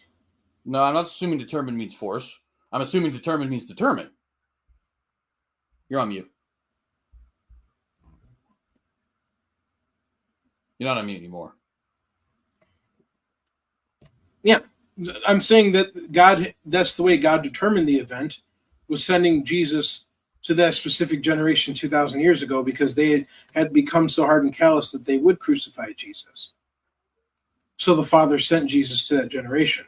Knowing that's what they do, that's how he determined it. And that's why he waited till that specific time, because the generation before wouldn't have crucified him. So it's not that God had to also determine their hatred towards Jesus in order for them to do the crucifixion. You see, and that's what I'm saying, is when you're seeing the word determined and you're thinking of like a robot, like God's like sending codes to the Pharisees, crucify Jesus, go to Pontius Pilate, and then it's like, I'm going to go to Pontius Pilate and have him crucify Jesus. That's not how it happened. Right, but that's not what any Calvinist believes, at least not any that I know of. Right, but that seems to be what you're implying. No, I'm simply implying that it means determine. And if I may, I think the only reason why you're trying to, because really this is a redefinition of the word determine. We're saying, well, he determined it through foreknowledge. And I'll get in a second to why that doesn't work just straight up textually. Okay. But we've already established in conversations going years back that foreknowledge is not causative. What the word determine means is to cause or to establish, right? So God caused, they gathered together to do whatsoever God caused or established. That's just full stop. It's a determined event, right? But God did not cause them to crucify Jesus.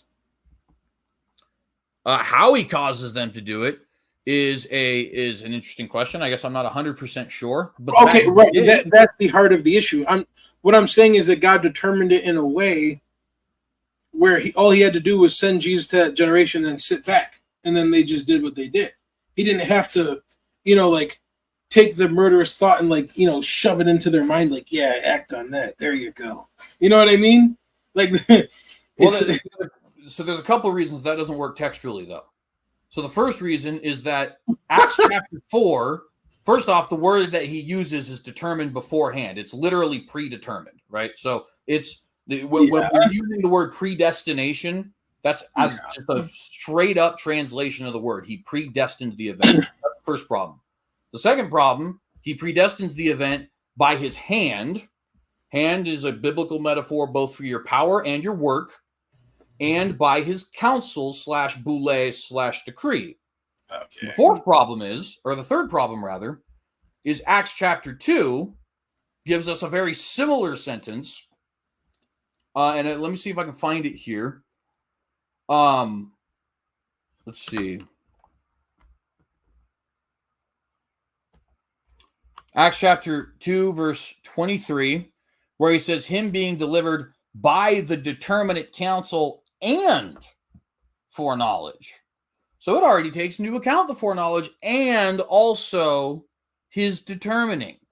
They're both in operation.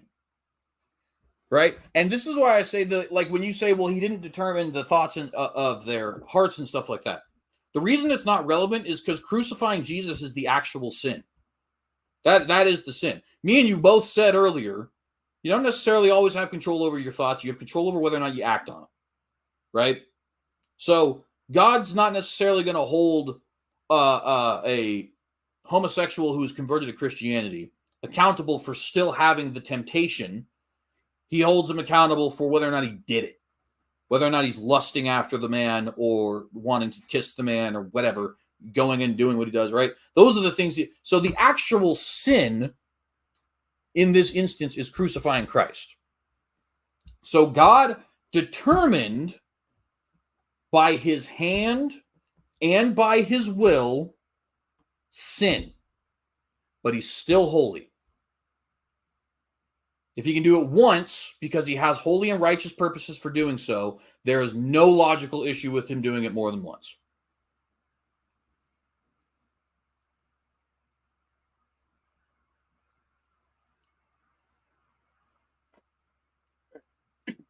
Done.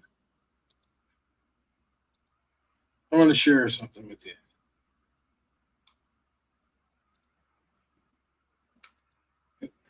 I'm lagging pretty hard. Can you hear me? Yeah. Okay. I couldn't hear you before, but I can now. Hold on. I don't know why I'm lagging. Let me try that. Oh my gosh. Sorry, my internet just dropped like crazy. Wow. That's all right. All right, I'm going to leave my camera off for a minute just to save bandwidth. I don't know why that happened. What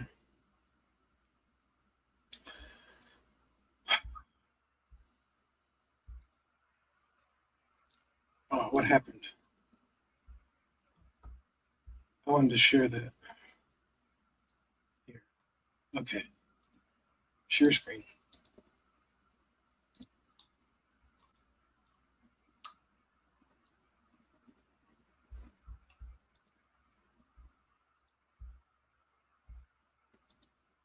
Why?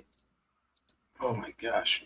All right, CJ, I'm going to exit StreamYard and come right back. Something, it's not working. You might just give me a second. I'll be right back. Yeah. Thanks.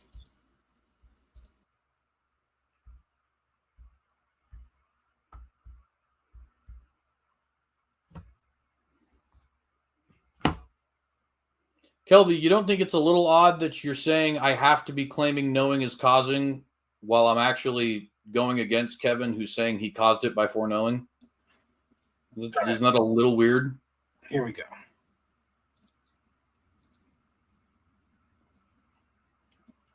I don't know. Something to think about, man.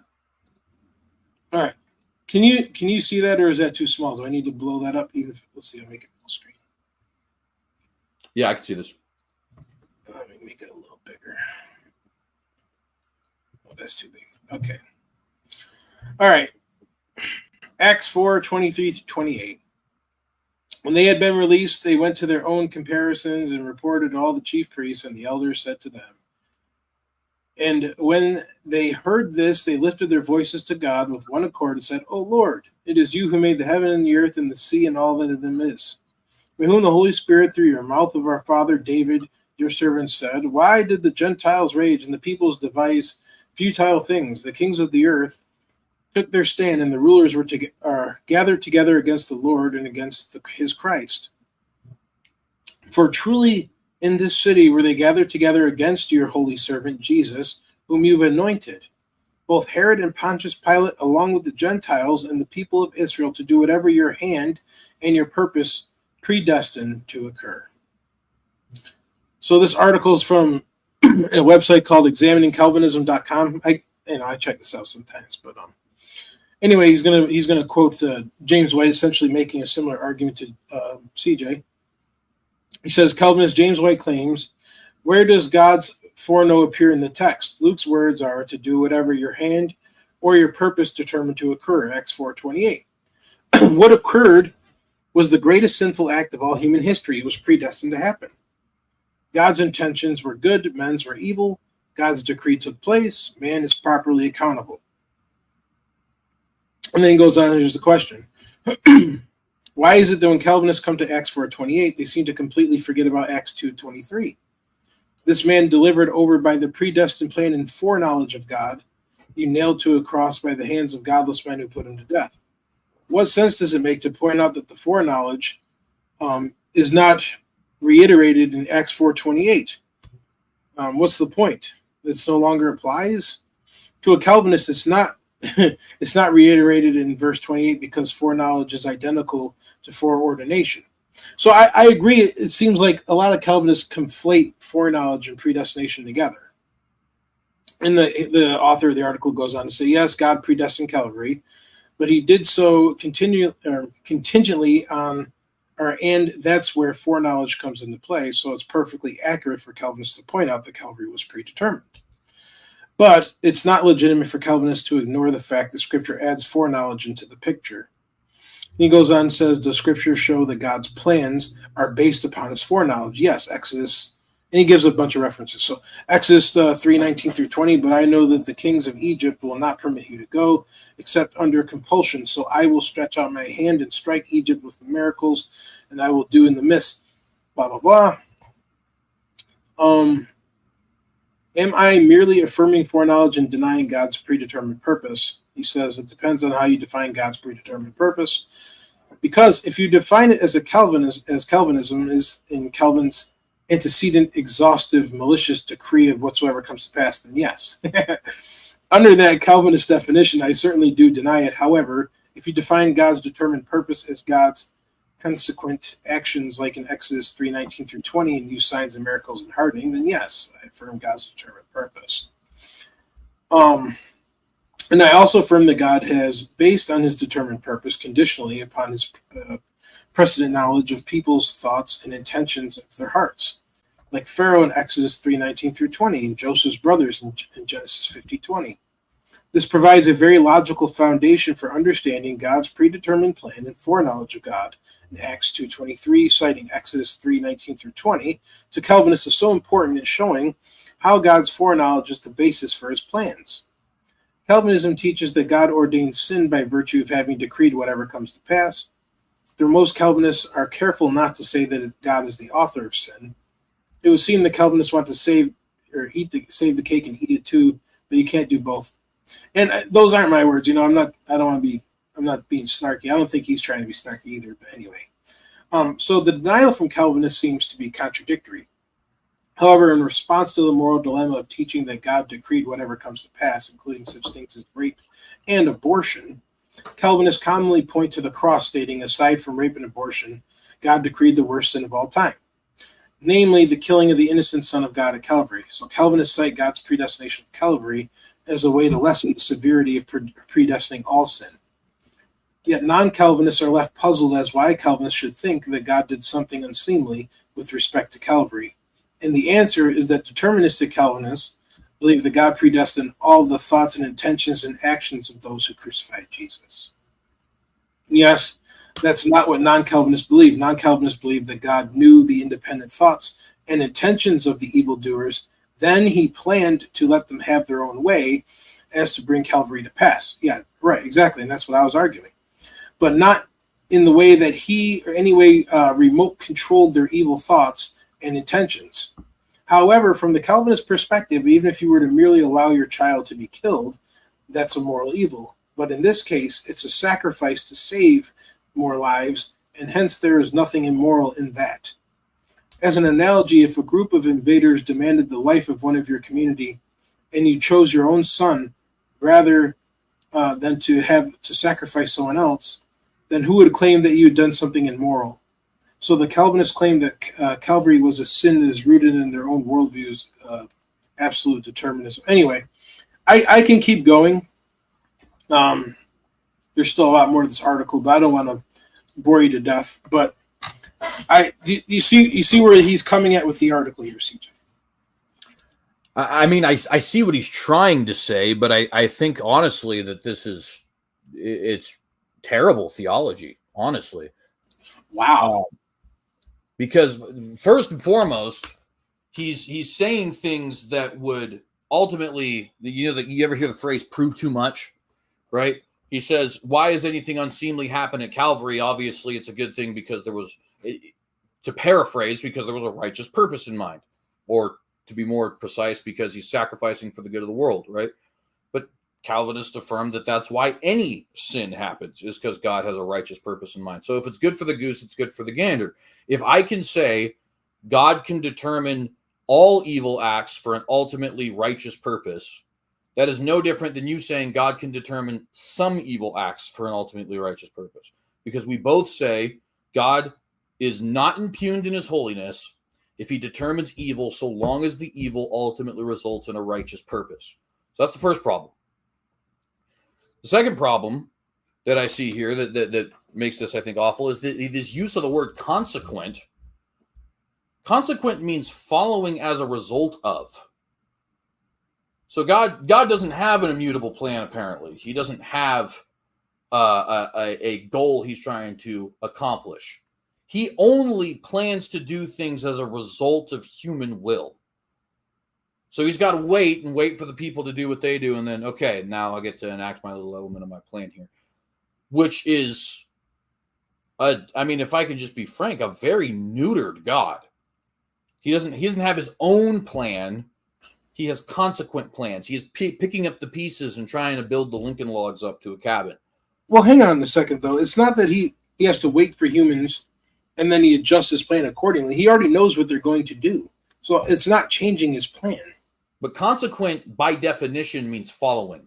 He has to, in order for it to be consequent, even if it's knowledge before. Hang on. Are you talking about temporal order or eternal? Either way, just the basic use of the word consequent. The only way it could be a consequent plan is if it follows either the knowledge of or the action of what man does. Because consequent, by its very definition, is following. Well, CJ, how is that a problem? So if before creation God knew, what, fill in the blank, and then thus decides that he's going to respond in such, that there's no problem there. It's still part of his plan. He has a response. He's still in control. Because it's all response. It's all reactionary. You've turned God into a reactionary being, right, rather than a sovereign being. No. It's not that God is reactionary. He already knows what's going to happen, and he already has planned according. Okay, but we have to stick to what the word actually means. This is the problem I think you're missing.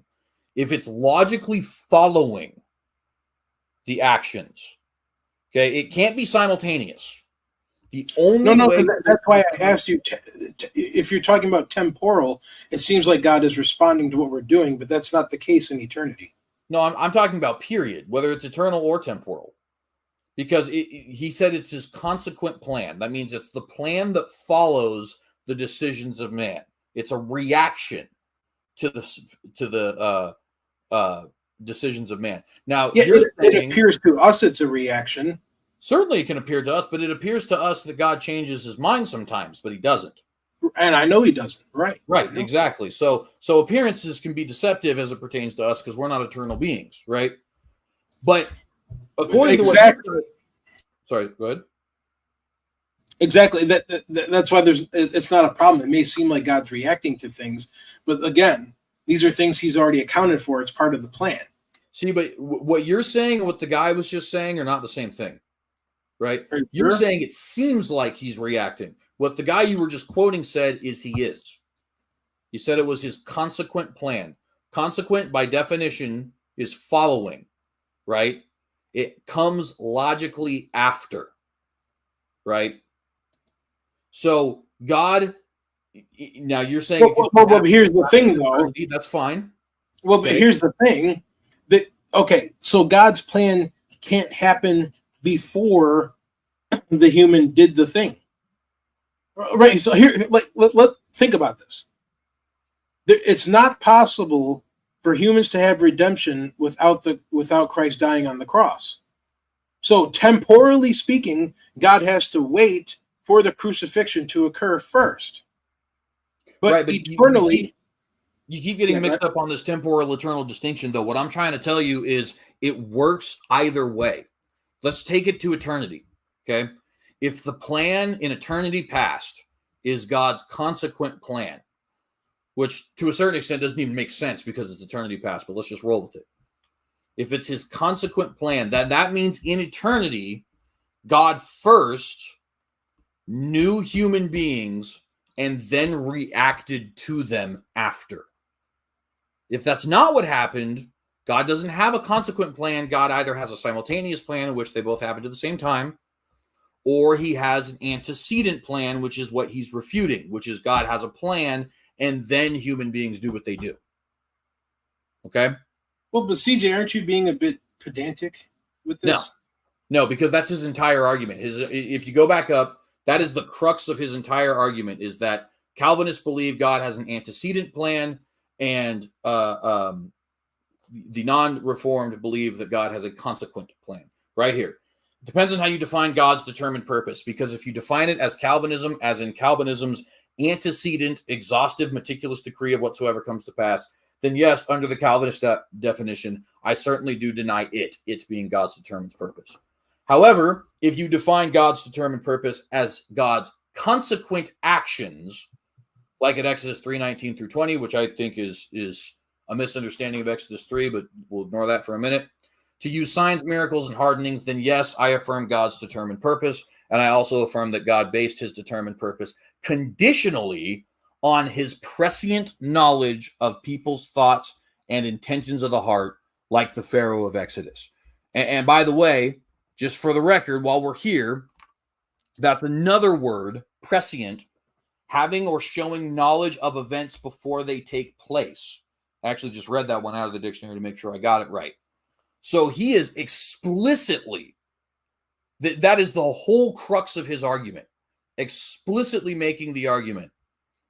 Calvinists say God has an antecedent plan that comes logically before man's actions.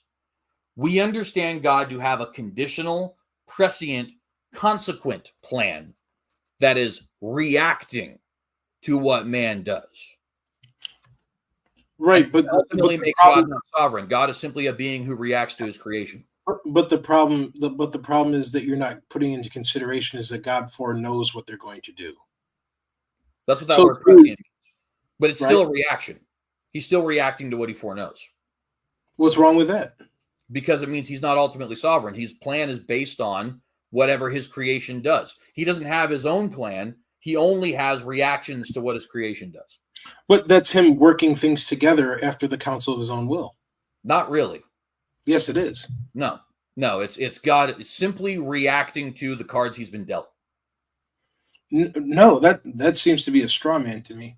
It's not a straw man, it's an argument. I'm not saying that's what you affirm. I'm saying that. Oh, okay. Oh, you're saying you think that's the logical outcome? Yes. Okay. Well, I disagree, but okay, I hear you, but I disagree with your outcome, with what you're logically following, because okay, let's say if you put yourself in the place of God and you have infinite knowledge of all things, so you're letting things happen, and because this happened, well, that means this is going to happen this way, this is going to happen this way, and then I'm going to prepare, and this is over here, this is over here. To me, that in no way takes away from his sovereignty. It in no way takes away of his kingship, of him being in control, because he's still allowing things to happen. If he doesn't want something to happen, he doesn't have to allow it to happen at all. Well, so if you want to, yeah. Sorry, go ahead. No, I'm sorry. Go ahead.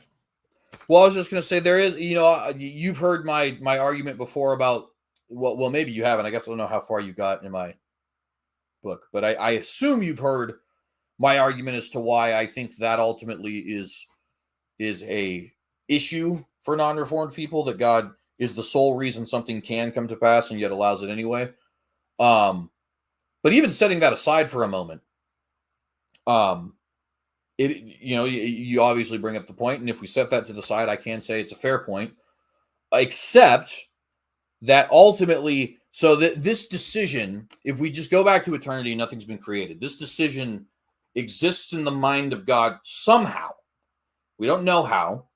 And to be fair, I'm not necessarily saying that is yet too much of a problem. But it's like, James White once said in a debate with William Lane Craig, quote unquote debate, it was really more of a dialogue. He talked about well, how does God have this foreknowledge? Is there some essence of James White floating out in the ether, making decisions that are just the way it is? And this is why we use by we, I mean me and James, use the God is dealing with the cards he's been dealt option. Because he doesn't have any sort of sovereignty over the decisions themselves. They just kind of exist somehow, some reason.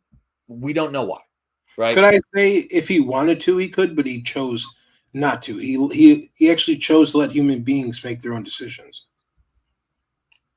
And I think that lessens it a little bit. I'll give you that. I think it. Because my argument is that God is so powerful that he can still accomplish his purposes and his will through people that actually make their own decisions. You see, so here's the thing, and I'm not trying to insult you, and please don't take it personal, but it seems to me like the Calvinist depiction of God is like this. You have God, he's a chess player, and what he's doing is he's controlling both sides of the board to moving the piece. You know what I'm saying? I think God is so sovereign and so awesome that he can actually have someone sitting across from him actually playing against him, and he still wins every time, no matter what, because he's just so good. Whereas the Calvinist depiction is the only reason why God wins is because he's controlling the other player, making them move a certain way. And you know what I'm saying? I think God's more sovereign than that. Right, but and like I said, I think that could lessen it a little bit, but I still don't think it gets it completely off the hook, because we still have an issue where in eternity there is decisions that exist somehow, in so much as that God knows they will for sure happen if he creates the way he intends to create. We'll say he has path A, and if he creates on path A, Kevin will make decision A, right? Okay. And why that is, it's not up to God, and it's not up to Kevin, because Kevin doesn't exist yet. It just sort of is. It just is the case that if God creates in that way, Kevin will make decision A. And again, I'm putting aside the argument that. Well, I think it's even more. I think it's even more complicated than that, because you get into also situations, right, where it's like Kevin in this situation would not choose option A, but Kevin in this situation would choose option B. So you see, it gets even more complicated, because it's not just, well, in this creation, it's in these exact circumstances. Yeah, and God knows the outcome of even that. Everything. And that's actually where the whole concept of Molinism comes from, which I know you're not a Molinist, but they run whole hog with that God chooses entire timelines. Okay. But see, I'm I don't know how I think about that, because it's very interesting, but to me it kind of gets into like I'm sure you've seen the Back to the Future movies, right? Yes, sir. Bless you. Thank you. Okay. How do I say this? I am not 100% convinced that time is I'm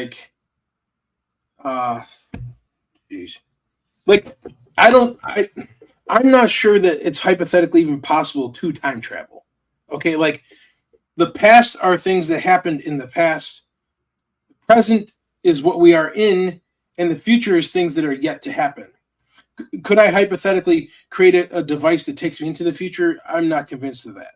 The future doesn't exist yet. But I just believe that God is so powerful, he foreknows what the future is going to be. Whereas, does the past still exist? No, it's gone. But before the past happened, God knew what the past would be. You know what I'm saying? I don't look at reality like the science fiction stuff where you can like time travel and manipulate time, Terminator stuff. Like, I'm not sure it's that like that whole. It's actually like a thing. You know what I'm saying? I think it's just a concept that we use to keep track of things. You know what I'm saying? I'm not convinced the past actually still exists and the future exists before it happens. But I believe God foreknows what's going to happen. Does that make sense? I'm having a hard time. No, it does. It's I can't remember if it's B or A, but it's one of the two main theories of time that you're actually articulating. And interestingly enough, probably without even knowing it, which is cool because it means you came to that conclusion yourself. And it's like a conclusion that philosophers of time have come to doing all their big heady research. And so that's neat. I do take the opposing view. I happen to think that the past and future, but of course I do, right? Obviously, it's almost, if you're a determinist, you almost have to think the past and the future exist because they're like a set. So wait, so you think the past like still exists right now? Like there's somehow it's possible for you to access it? Like, I don't think it would be possible for us to access it. Okay. But I do think it exists in so much as that. So like, for example, I can go and find dinosaur bones, right? Mm-hmm. Which is a demonstration to me that the past is a real tangible thing. It did actually happen and it has carrying on existence, consequence, all that other kind of stuff. And I tend to see time as fairly set. I hate using the word destiny because destiny is got some implications that I'm not certain. But part of being a determinist, so most Calvinists I would think would agree with this, but maybe not, is that you see time as set in stone. You know what I mean? The past happened exactly as it was intended. The future will happen exactly as it is supposed to. And it's almost like reading a book in a sense, right? Where it's like it's when you get past the first chapter doesn't stop existing because it's set. It's always going to be the first chapter. And if you had access to read the book like God would, or maybe like we will in heaven, I don't know. CJ, not to be a pedantic prick or anything, but that analogy kind of breaks down because the book as a whole always exists. Like, so like I can go back and read chapter 1 over and over and over. And again, I can skip ahead to the last chapter and read it over and over and over. But in reality, like I can't go back even, almost 400 years ago and see George Washington. Now, did he exist? Yes. But does that past still exist? Like now? Yeah. And so that's why I say if we were to, and the analogy I don't think can be perfect, but we would be more akin to characters, whereas God would be more akin to reader. Maybe angels. I'm not sure what their relationship to time is. Maybe us after heaven. Again, I don't really know what our relationship to time will be at that point. But so like, for example, the thing you said about time travel, I actually tend to agree with that. I think time travel is just theoretically absurd. The best you could do is it seems to me like you could put yourself in a kind of stasis where you age at such a decelerated rate that you do end up existing 1,000 years from now, but nevertheless only slightly older than you are at the moment. But in order for something like that to happen, I mean, there's all sorts of crazy physics and math that I am just not qualified to talk about. And the only reason I think that could theoretically be possible is because it seems like by use of atomic clocks, we've shown that kind of thing does occur. Where like we'll send an atomic clock in space and somehow or other, I don't know the specifics, but an hour on Earth will pass and the atomic clock will come back and it'll be like 35 minutes have passed on it. And like I said, I'm not really sure how that works. I mean, science is for sure not my go-to. You may recall when I was doing all those creationism debates, I'd always tell people, look, I'm not here to debate whether or not YEC is scientifically true, because I'm not here to, I don't know. I'm not a biologist, nor do I study biology. Right. But I will debate if it's scripturally true, because I do study scripture, Well, I would argue that scripture demonstrates what true science is. And then if there's supposed science that disagrees with the Bible, then that's science falsely so-called. It's not actual science. Well, and I would agree with that. Yeah. My only point in saying that is just to say, in those debates, I'm just pointing out to people, look, there are creationists who know the science. Hang on a second, CJ. Hudson, hey, listen, man. I know you're an open theist and all that, and cool. I'm glad you're here. But look, man, please don't be abusive to people in the comment section. Tonight's topic is not, we're not talking about open theism. We're talking about God's eternal decrees and his holiness. And so please stay on topic. Do not be abusive to my moderators. You're welcome here, but I just ask that you please treat my channel with respect. And that's going to be your only warning.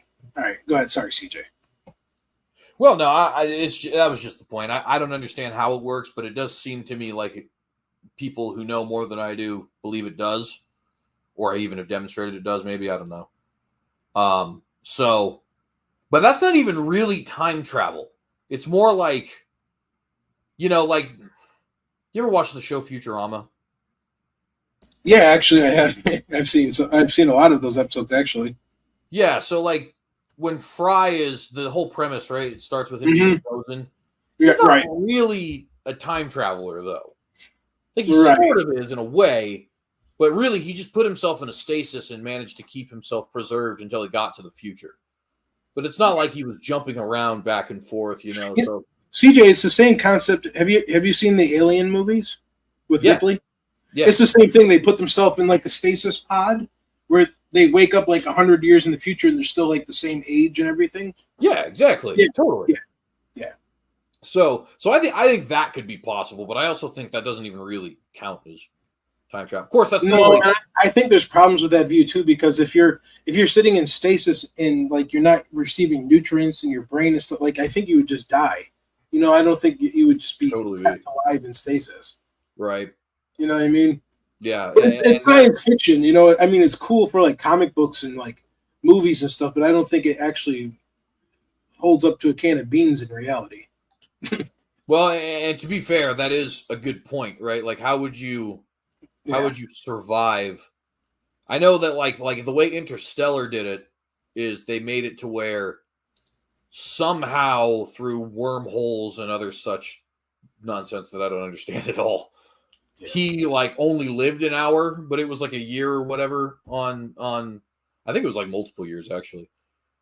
And I have no idea how that would work either. Like, how was it? Excuse me. How is it that an hour could pass for me, but a year passes on Earth? So then 24 hours, 24 years. I have no idea. But all those things are past my pay grade, and Lord willing, I'll have some expertise in a couple subjects in about 8 years, and that's not going to be one of them. So I'll never figure it out. Yeah. So I know you're going to be going to try to get a divinity degree, right? Sorry, go ahead. I was going to say I decided to try to start getting back into trying to learn biblical Greek again. Nice. And, me and Graham started on Mounts has a website where he goes through all these different plans, and you have to study Greek for at least 2 hours a day. And so I'm just refreshing my memory with the basic alphabet again and the diphthongs and stuff. And so I guess I'm going to try to do this again and just help keep myself busy, But yeah, if you're going for your Masters of Divinity, you're probably looking at least like 8 years of college, I think. Well, so the plan right now, I'm starting school in I guess technically it's the 4th now because it's past midnight. So 15 days, I'll be going back to college. Well, I never went to college, but I'll be going back to school, going to college, right? I'm going to start with two. I'm doing dual degrees, which is not necessarily the same as a dual major. Every dual degree is dual major, but not every dual major is dual degree, is basically the way it breaks down. But at any rate, I'm going to be going for both philosophy and history. I'll only be at this current school 2 years, enough to get the associates, because since I dropped out of high school, a 4-year university won't take me. But if I score high marks on at a community college, then a 4-year will take you, right? So I'll have those. Once I have those, the plan is then to pursue doctorates in both philosophy and history, and also start on a doctorate in theology. Oh, okay. Yeah, and so overall, it'll probably take me 14 years to get all three. Yeah. But I should have the first one done within 8, which would probably be the history. Because if I do 2 years at the community college here, I can go up to U of I, University of Idaho, do another 2 years on philosophy, 6 years on history, and start at New St. Andrews in theology. Over that same course of time, that'd be another 6 years, right? Which would mean at the end of 8 years, I'd have a bachelor's in philosophy, a master's in theology, and a doctorate in history. So then if I wanted to pursue the other 2, that would be a minimum of 4 years if I could find a university that would get up to doctorate level in both theology and philosophy. More than likely, though, since I want to go to conservative universities, I would have to do 2 years independent on theology and then another 4 years independent on philosophy. And if anybody's curious, the reason why I would want doctorates in all 3, it's because my long-term goal is to actually do professional research in all 3. When I start these shows, I ask people to contribute, and I say, "Hey, look, I'm planning on doing this as a career. I'm dead serious. I want to do the journalism of the Watchdog, apologetics, theology, history, philosophy, all that kind of stuff of unapologetics, and also I've been making music, but that one is a little bit more pie in the sky. We got to have more polymaths, man. It used to be back in the 1500s. They were like, Da Vinci was like, I'm going to invent stuff, and I'm going to paint stuff, and I'm going to sculpt stuff, and I'm going to look at stars, and I'm going to study teeth, and I'm going to study the body, and I'm going to be an expert in all of them. You know what I mean? And nowadays people are like, I'm like an expert in the Judeo-Christian tradition as it pertains to the 200s AD, specifically in the Rambam. You know what I mean? It's like, it's so specialized. It's like, and that's why we don't have geniuses anymore. I'm dead. I'm not that I think I'm a genius. I want to be clear on that. I'm not trying to toot my own horn. But I genuinely think that's why man is so, like, dumb these days. I think that's part of it, is everybody sticks to their little tiny field. You know what I mean? And then they never learn anything outside of their field. So you have some moron saying, I'm not a biologist. Well, part of the problem is costs, right? It's so expensive because college has jacked the price up for tuition and stuff like that so high that who can afford to pursue multiple different degrees? You know what I mean? That is true. Yeah. And so I think that, part of this is done on purpose. They want a less informed society because they're easier to control. They're easier to manipulate. Getting into the conspiracy stuff, but well, I kind of agree with that conspiracy, to be honest. So right, and the public schools that they're prepping our kids to be good global citizens. So when the Antichrist comes, like, oh, great, yeah,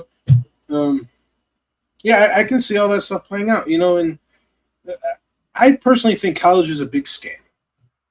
Like it's great to learn information, and it's great to be qualified to do something, but and to pay thousands of dollars, thousands of dollars, to give someone to give you a piece of paper says, oh, so and so is now can do this. It's like, well, I honestly rather go to a trade school and learn. You know what I'm saying? And like, who cares? Oh, just because some screwball out there's got a piece of paper, it doesn't, like mechanics, for example.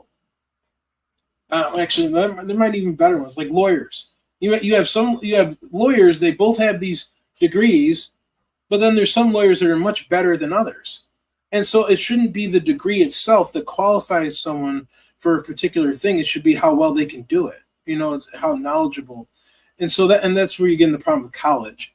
And so it's like I'm not completely opposed to college, but I also don't agree with how we're doing it. I don't know. I have a lot of agreement with that, actually, and let me give you sort of my view and see if you agree with it. I've always kind of seen college actually at the same way I see a trade school, which is to say, I wouldn't go to a carpentry school unless I planned on working in carpentry. You know what I mean? So I was explaining this to a friend of mine who is in a ton of debt.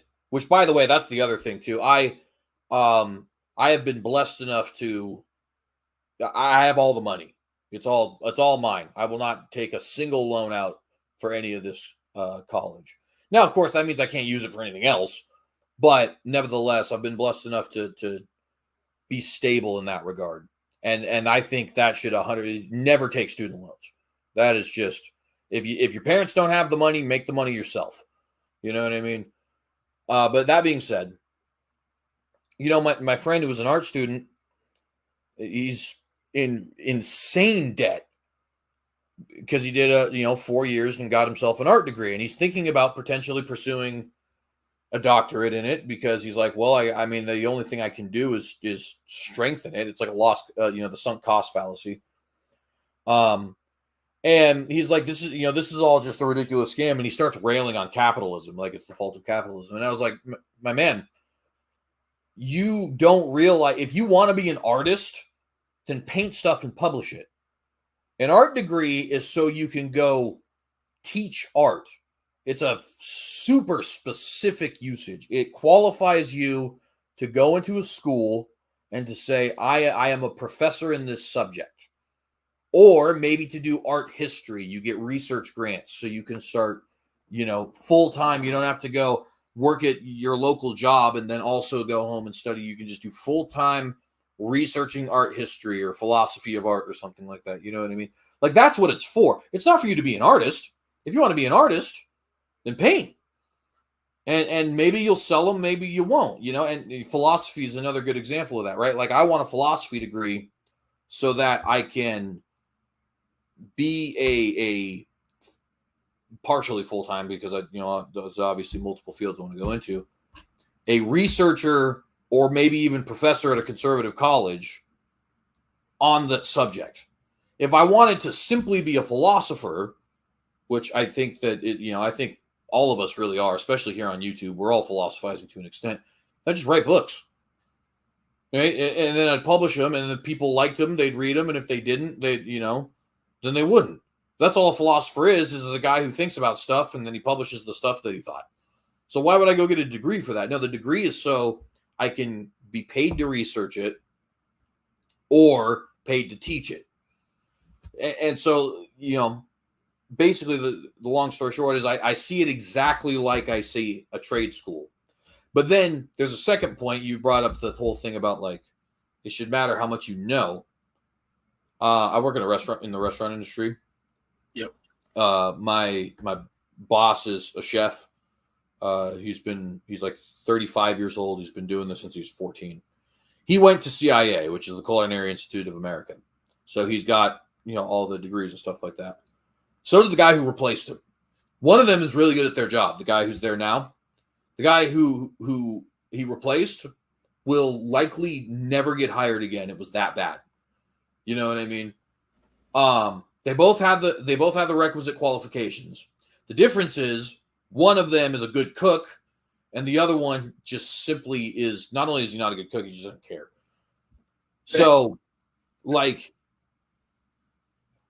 I almost think that if you have the paper without the experience, I don't care.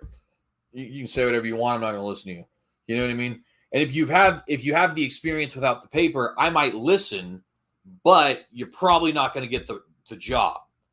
When you have both, now you have the attention of people, and the guy who's actually going to do the hiring has faith that you've gone through the requisite hurdles to be able to do it. You know what I mean? So they are both important to an extent. Now, that being said, funny thing Damon, my chef, did end up saying is he said that if he could take it back, he would not have gone to CIA, because ultimately he probably would have gotten a cooking job anyway. The restaurant industry is so understaffed that really you don't have to get a culinary degree to be a chef.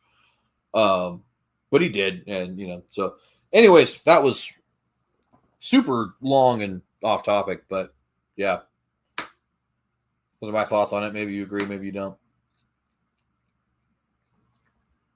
No, it's fine. I can see where you're coming from. And yeah, it's just, I don't know. If I could have afforded to go to school, because I did a semester. I went to college for one semester, and I said, no, I'm done. And here's another one of my big gripes that I didn't talk about is I hate that you're going for a specific topic, but then they make you take electives that have nothing to do with your degree. Yeah. I was in there, for like business management, and like an elective was like, oh, yoga or a stress type of management or something. I'm like, dude, like for what? And then you have the nerve to, how much did you charge me for this class that you're forcing me to take? Like, you scum. Yeah, and that is one of the huge. The prices are absurd, dude. They are so crazy. Yeah. I did the math on New St. Andrews if I were to pursue 6 years there, which, by the way, is a cheap private school. They're super prestigious, so it's kind of surprising that they're cheap. But for a private school, they're fairly cheap. Over 6 years, it would cost me $84,000, which is like that. Is insane. Yes. Insane. If I were to do 6 years at Vanderbilt, it'd be $225,000. Which is like, okay, I just buy a house at that point. Exactly. Good luck paying that off. Good luck. Yeah. Totally. So, and that's part of why, like I said, I do have the money and a plan in place where all the money will be replenished. Yes. But I'm also starting it in such a way, like I'm starting at a community college. So I'm going to spend $1,700 this semester. $1,700 is a lot. Yeah. But it ain't $225,000. You know what I mean? Yeah. So like by the time I'm actually done with this, I'll have spent $3,400 and at least 2 years have already been knocked out of the way that I don't have to pay for now when I go to another school. You know what I mean? So that's people just got to be wise about this stuff. And the other thing too, man, some of these schools are indoctrination. Like, would it be cool to get a philosophy degree from an Ivy League school? Sure. But I'm going to have to, take your stupid gender theories class or whatever in order to do it. I'm good. I'm straight on that. I don't need it. I don't need a degree from Penn University that bad. You know what I mean? Like, it cost me thousands of dollars just so you guys can attempt to indoctrinate me with your crap. I'm good. Oh yeah, and they'll charge you a lot of money for that stupid class too. Gender theory, how stupid. Yeah, I know. Gender theory. If you have a degree in gender theory, you have a degree in nothing. Word salad. Exactly. Yeah. Gibberish. Nonsense. Yeah. Anyway, I don't even want to get started on that. That topic makes me angry. You don't understand, man, because where I work, I have to put up with this garbage. There's actually, oh boy, so there's a dude that thinks he's a woman, and the guy is like taller than me. He's like 6'3", built like a freaking linebacker. He's got wide shoulders. This guy, he comes in, he's got long hair, wears the makeup. I don't even know how he pulled this off, but he has breasts. But the give is when he talks. It's like, dude, you have a deep manly voice like I do, like, and you can't, like, when talking to this person, it's so hard because there's a part of me like, hello, sir, how can I help you? Because I'm security. He works there. Right. And it's like, I can't say that because I can get in trouble or they can request that I be removed. I can't call him miss because that goes against my convictions because I know that this is a man and I'm not going to lie. You are not a miss. And it makes me sick to my stomach that I even have to put up with this garbage. I'm just so sick of it. There's so many queers and trans weirdos at this place. Well, actually, I lied. There's one trans weirdo, but there are a few queers. But yeah, it's something I see every day at work, and I'm so sick of it, and oh, Lord Jesus, come. Yeah, and I've noticed too, it's a difficult thing to try and witness on too. Yeah. Which, because not so much the trans thing, but the gay thing is an issue that's very near and dear to my heart because I happen to be very close with a couple people who that either does or did pertain to. Yeah. Which the did part, I mean, thank God for that, right? Right. But unfortunately, some of them it is still does. And it's weird, man, because there's so much balance to try and hit, right? Like Steven Anderson and his, I'll give you a perfect example of this. There's a YouTuber named Shane Dawson he's gay or bi, but he's married to a man. Mm. And he self-identifies as a Christian. He's fairly conservative politically, which is interesting. And he's obviously actively living an unrepentant homosexual life, right? Now, I've heard him speak about this, and one thing that is kind of weirdly obvious is that this is a struggle for him. Now, it's a struggle he's definitely losing. Otherwise, he wouldn't be married to a man, right? But you can tell that there is a level of trepidation he has. In other words, it's not like he's butchering the text to fit his needs per se. It's more like he's like Jonah-ing it, you know what I mean? Where he's like running away from what he seems to feel convicted of in his heart. And of course, I don't know his heart, but that's what it seems like, right? That's what it appears like to me. And that becomes like, imagine witnessing to that guy, like you're his pastor. You have to, on one end, water the flower that you seem to think is there, while on the other end, making clear that you believe he's an unrepentant sin and he needs to repent of it. And then you also have to couple that with the whole salvation by grace through faith alone thing. Well, you saying I won't be saved if I never repent of this? And it's like that. And that can be a weird, complicated issue because it's like, well, no, but also yes. Like I am saying that there is a manifest reality that Christians are changed. We are regenerated by the Holy Spirit. And you seem to be demonstrating that you haven't been. At the same time, am I saying that there is no scenario in which God could regenerate someone who struggles with homosexuality their whole life? Not necessarily, and that's up to God. It's not up to me. You know, like, could you die actively identifying as gay and be saved? It's a weird question to answer. You know what I mean? Well, a Christian acknowledges, okay, so it's possible for a homosexual to be a Christian, but they've been convicted over it, and they're actively trying to not indulge in that. Right.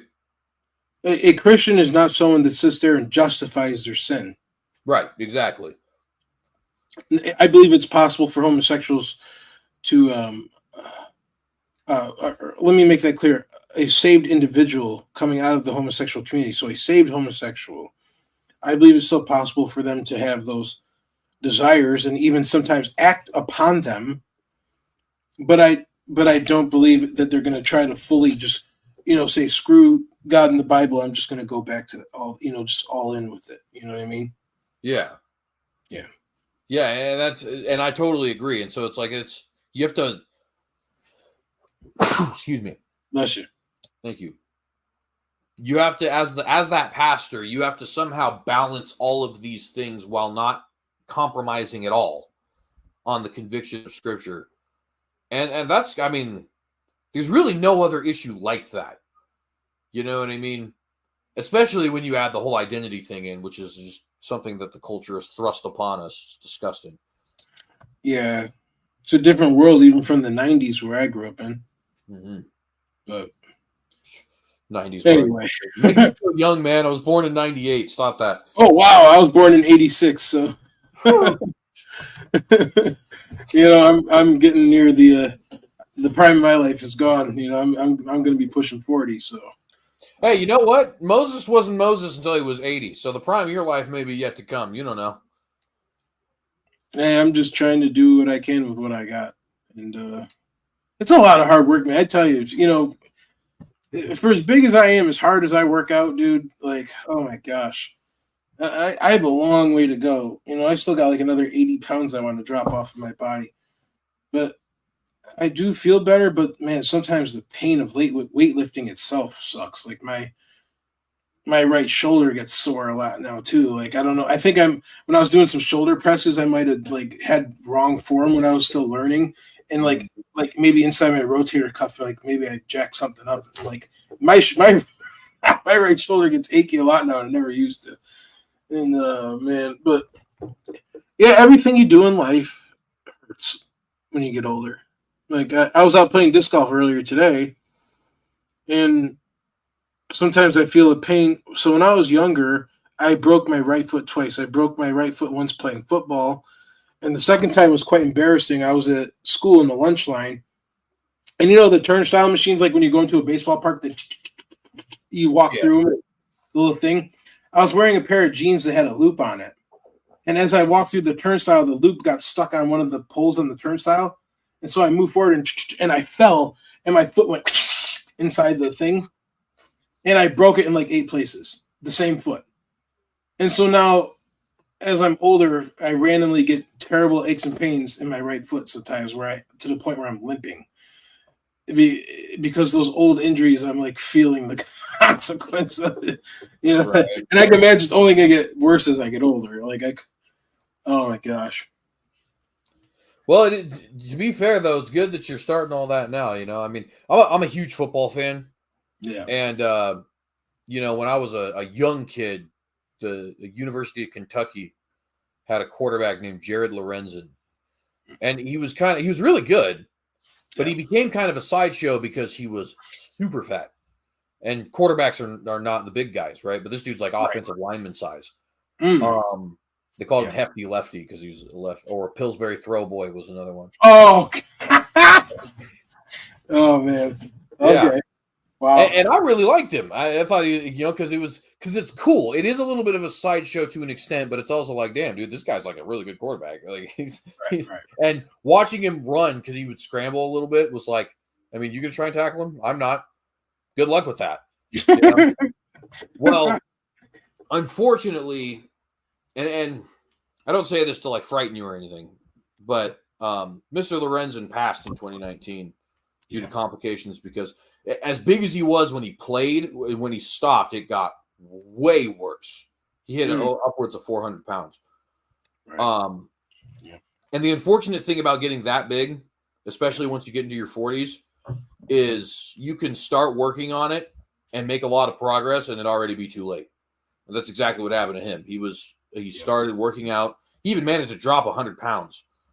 And it just didn't matter because the dominoes that were going to lead to his heart failure were already on their way by the time he started working out. You know what I mean? Yep. And so my point in bringing that story up is to say, like, we can all have fun making fat jokes or all that other kind of stuff, but really, in reality, if you're a bigger man, woman, child, it's dangerous. It's good to work on that as soon as possible. It's right. Know what I mean? Yeah. So I'm happy that you're doing it. I'm happy that you've gotten what you've gotten off, and that you want more. You know what I mean? Praise the Lord for that. And yeah, you know, may you. I always say if I make it to 50, I'm blessed because my father didn't make it to 50. He passed away when he was 47. Ooh, so hear that. Yeah.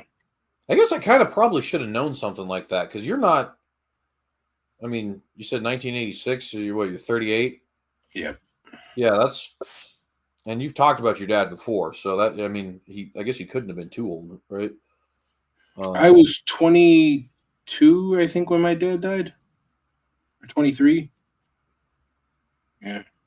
Man, that sucks, dude. I'm really sorry to hear that. No, it's, whatever happened, Yeah. Yeah. But, yeah. And my dad wasn't as big as me either. He was, the most he ever weighed was like 260. He used to play football too. Mm-hmm. But me, I'm huge, man. I'm like 340. You know what I mean? Now or at the start? No, now. Like I was like 350. I lost some weight, but yeah, dude, like I'm way bigger than my dad ever was. Mhm. But yeah, I'm trying to get down to like a solid 210. How tall are you? Almost 6'2". I'm 6'1.5". Yeah, 210 at 6'2" could definitely be, or 6'1.5". Yeah. If you're carrying it right, that can be pretty cut. Right. I'm trying to hit 210, but I'm only 5'10", so that will be. I should be fairly ripped if I hit that. Right. But you know what's crazy, man? Speaking of this whole working out thing, I'm going in the exact opposite direction of you. When me and you started talking, which back in 2021, I was 140 pounds, tiny little shrimpy dude. And I don't know, it must be visible to some extent, but I've put on 50 pounds since then, working Really? out. Yeah, I'm 190 now. Oh. Intentional, though. It's all been intentional, right? It's been through proper eating and working out.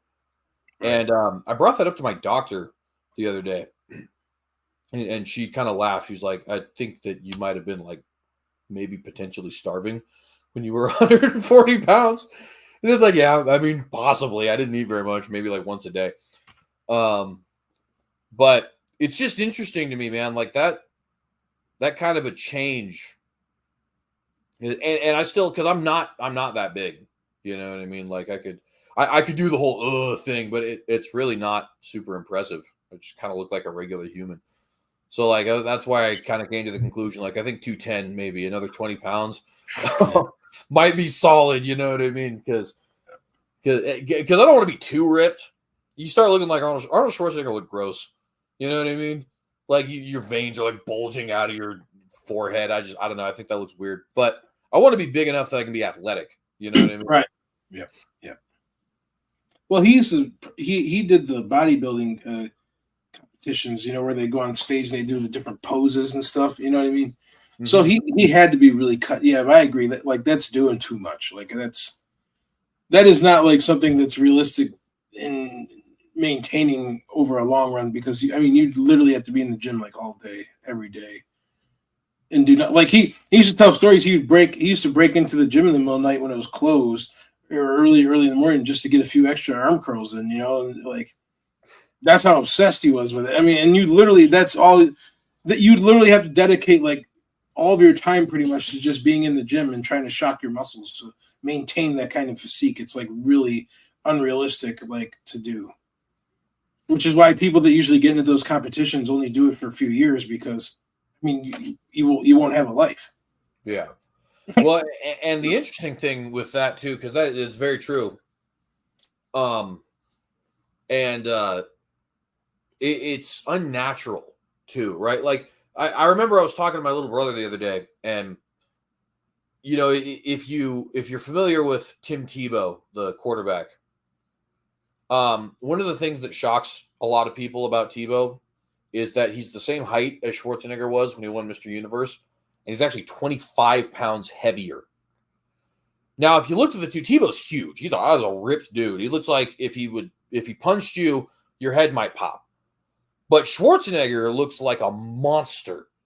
You know what I mean?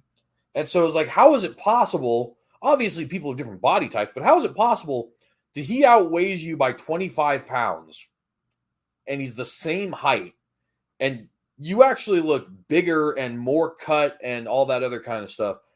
And the answer is, well, there's a couple. Schwarzenegger was on a little bit of steroids. He's recently revealed.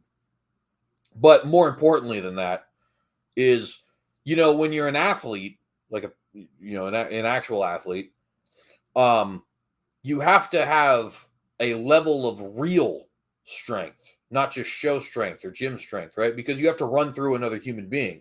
You also have to run fairly fast.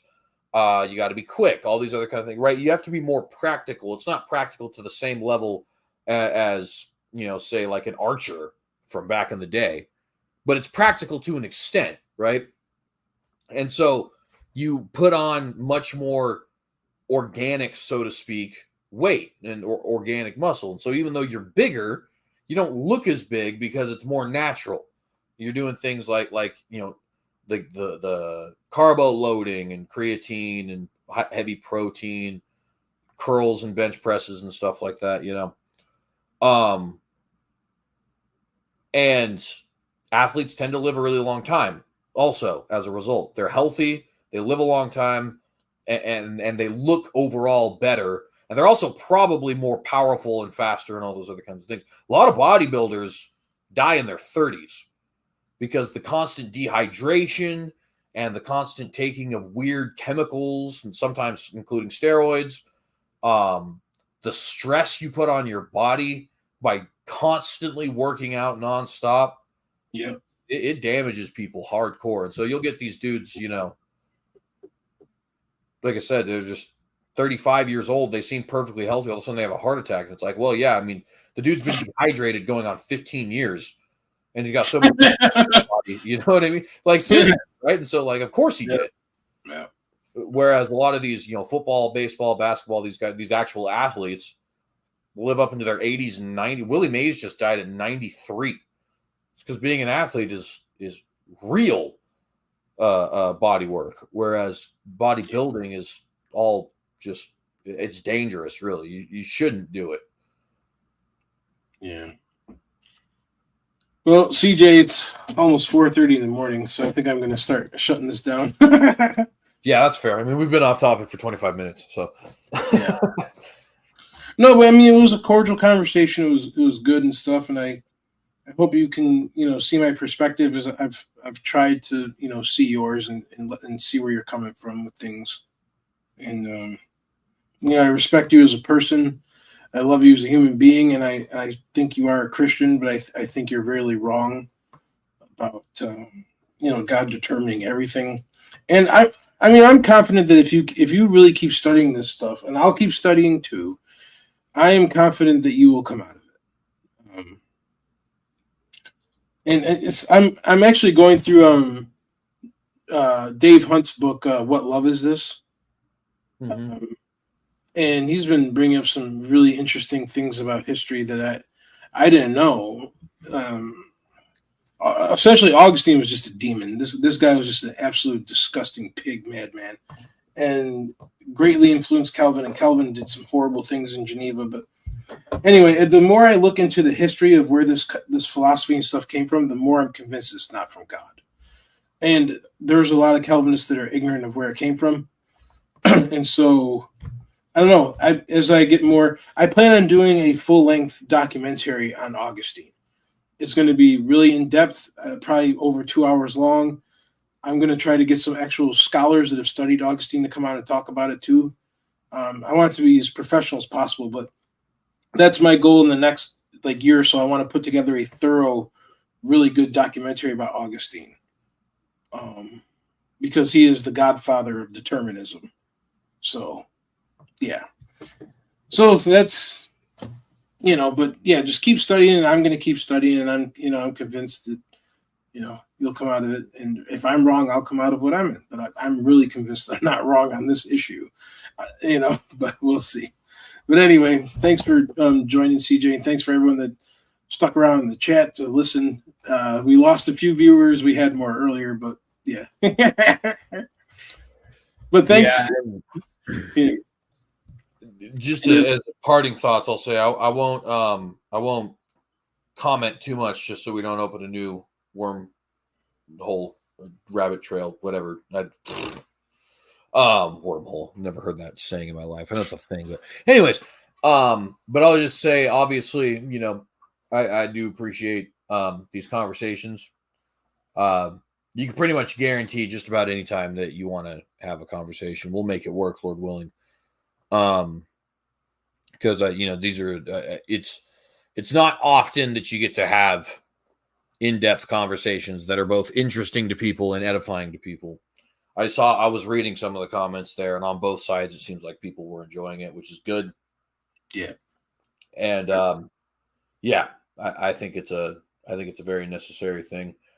I am obviously, I guess rather obviously, my confidence goes a little bit the other direction. However, the great thing about being Christians is one day the both of us will happily know 100% who was right. Who was right? Yeah. So, yeah. you know. Yeah. And it won't even be one of those like, darn, man, ego and all this other kind of stuff. It'll just be like, oh, awesome. Well, thank you, Jesus. I appreciate you informing us on what is correct. And we're going to go on. And I will say, if I am wrong, you know, in New Heaven and New Earth, I will apologize to the Reformed people for attacking their theology. But if you guys are wrong, I expect an apology. I expect an admission that I was wrong. That's a deal. Good.